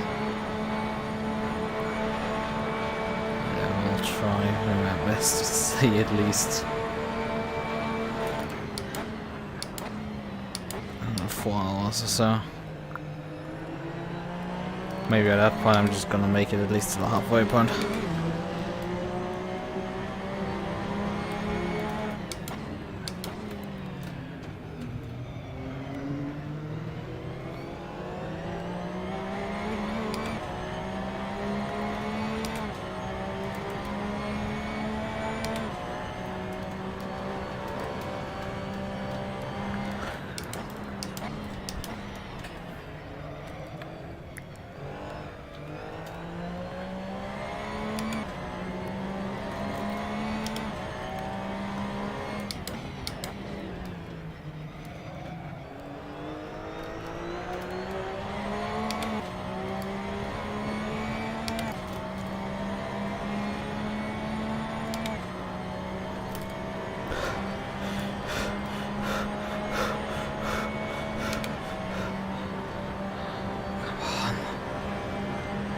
stay with me.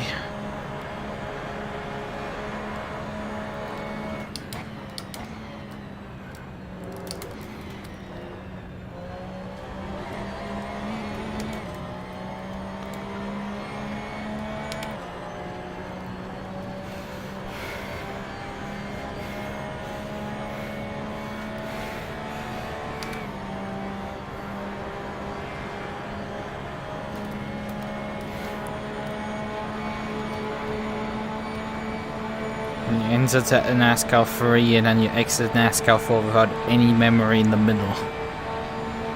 That's what just happened. It was gone for good there.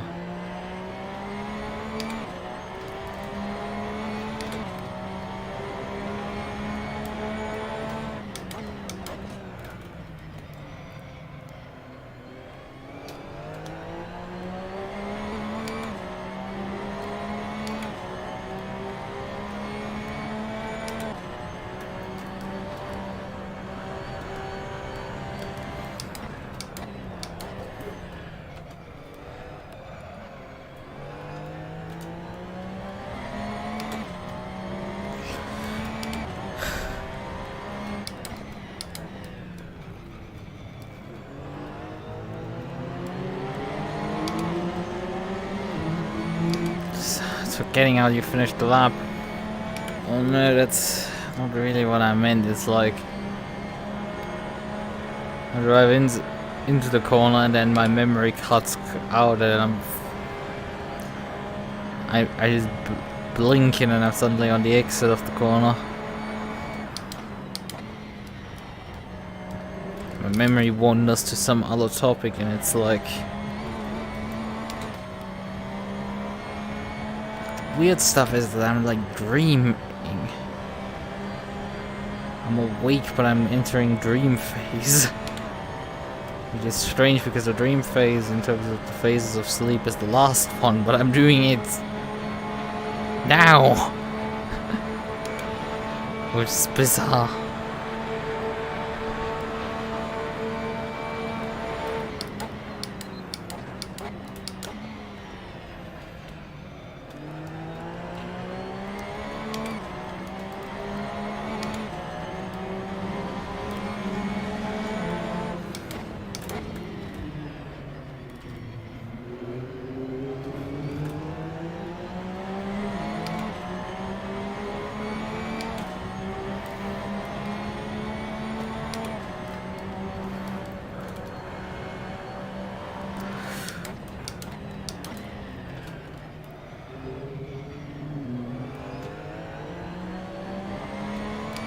Yeah, I've had this fun of... Oh, God. Where are you going? You need to wake you up. Wake me up, ash and dust. I want to sweat my rest. Breathing in the chemicals. Yeah!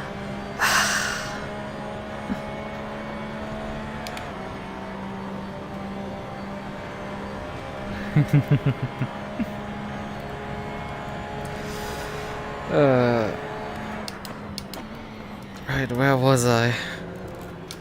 I mean, it's not like my kit is compatible with Coherent 4 at this rate anymore. Just dropped off too hard for that. Wrap my brain really around anything like that.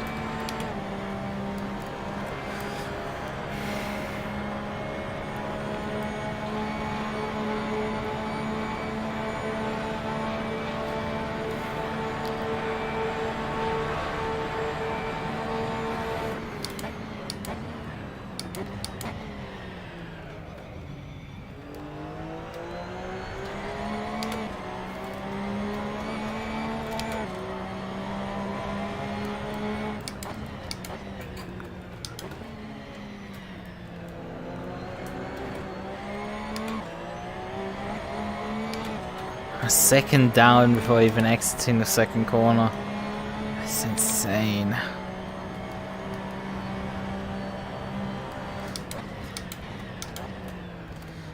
There you are.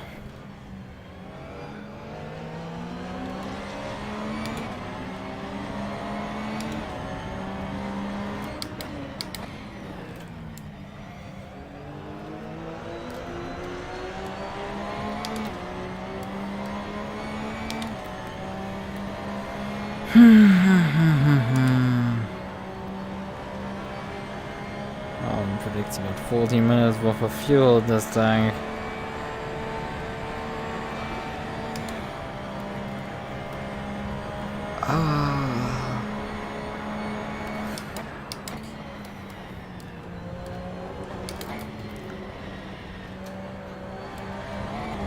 Oh fuck. Ooh, that was close. This is gonna mean I'm gonna drop the position to this guy again. God damn it, I'd gotten by him. And now I have to slow down for cuts and I have to fight him again.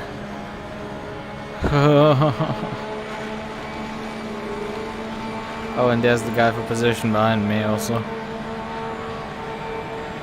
I should have that.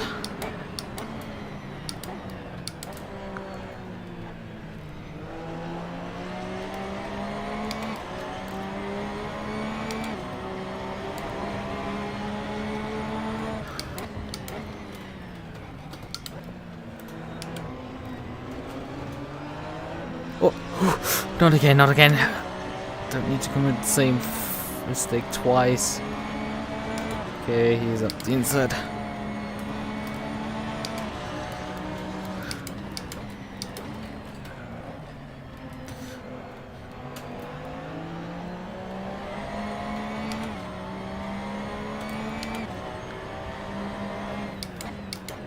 I mean, he can honestly just drop behind me and wait for slipstream. I don't really need to do anything else.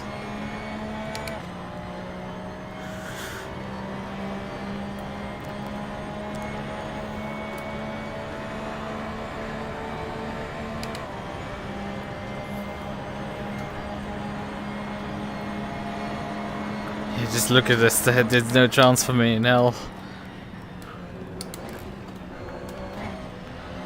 I can't fight against that. That's just too fast.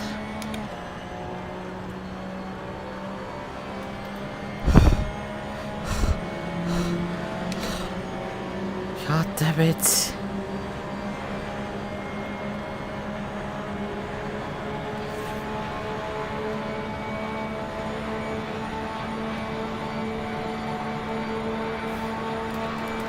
Oh, not again, the wall.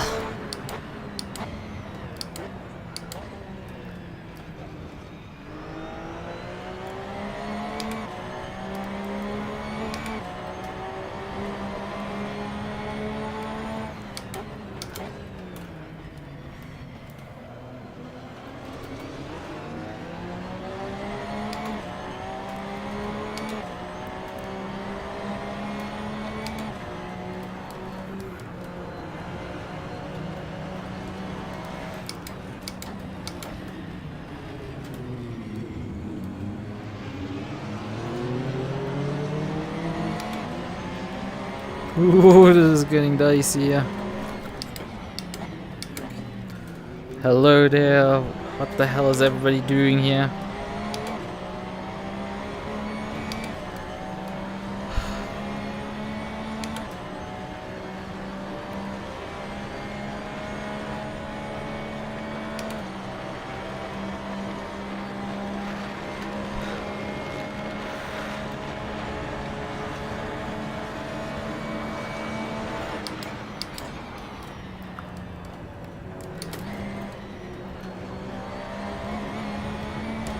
Oh, that's gonna get cut.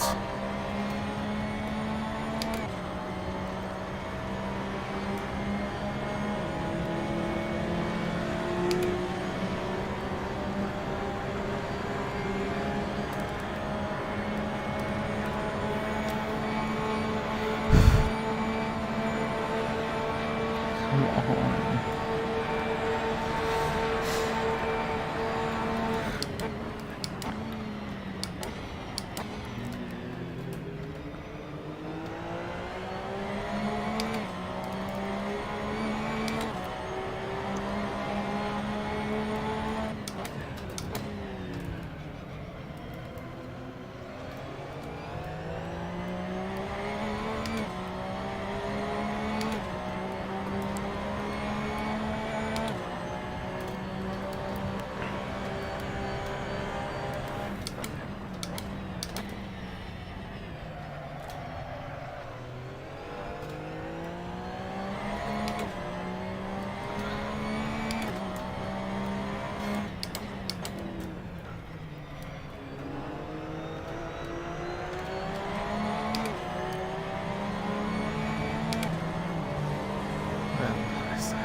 about to say. I'm starting to hear something on my side. An idiot.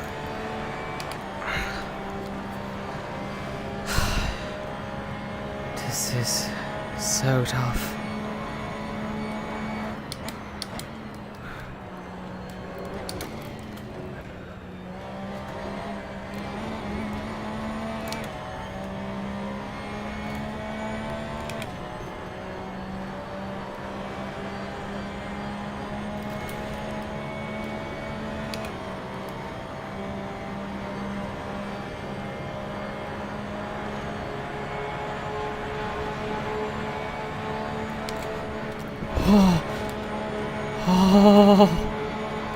Oh, God damn it.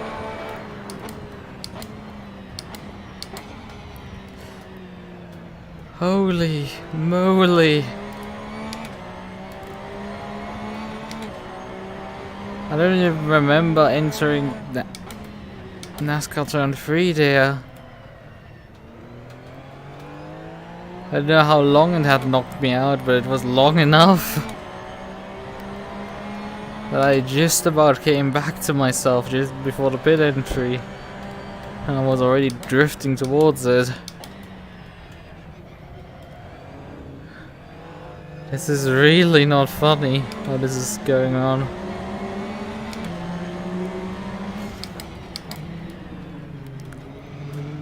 And my body keeps just making me more and more sleepy instead of just waking me the fuck up finally.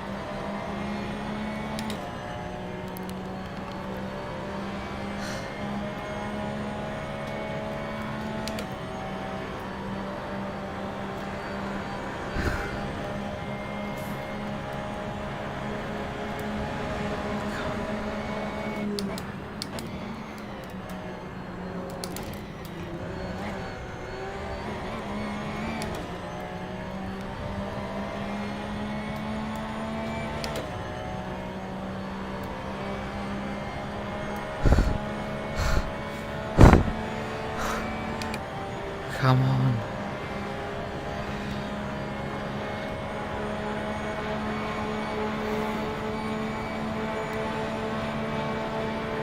Gonna use the next pit stop there. I'll have to just get up and walk around. Oh yeah, I have to swap the stream, but that should be not too long. I can just get up and do that in front of my desk. But I do need to swap chat out. That's gonna take some effort. I mean, it's not difficult, it's just annoying busy work. To swap the chat out, have to change the stream key on stream 2, and then I have to hit it before I probably end off stream 1. Not just on the wheel, not just in the stream, but also, and not just end the data stream, but also end stream on the side, probably.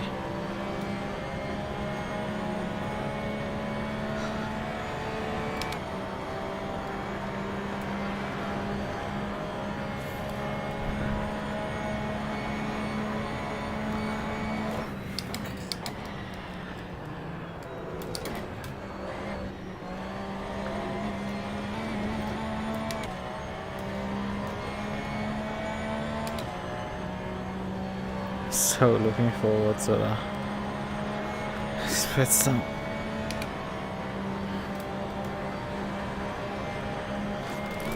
Oh no no no no no!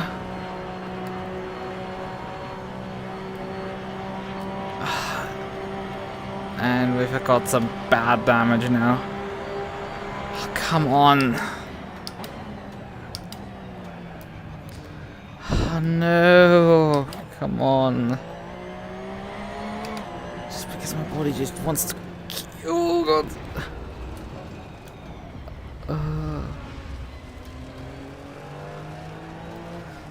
Wants to keep switching off and just keep doing that and keep doing it and keep doing it. Oh, well, we've gonna get thrown off schedule now.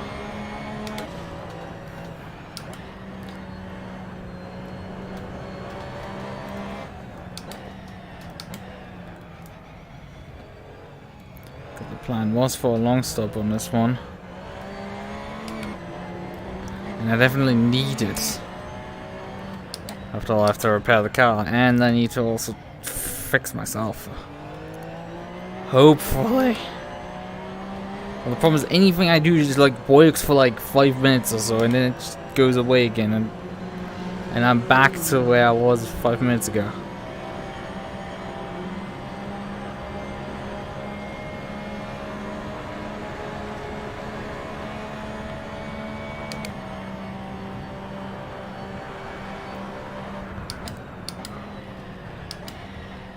Oh god, come on.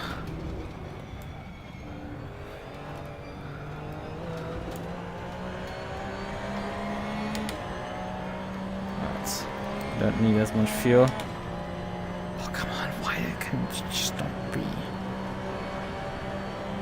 told? Come on.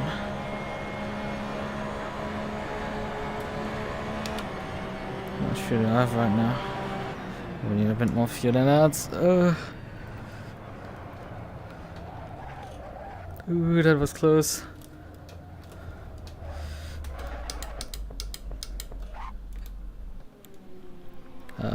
Service? Guys, would you kindly do your service?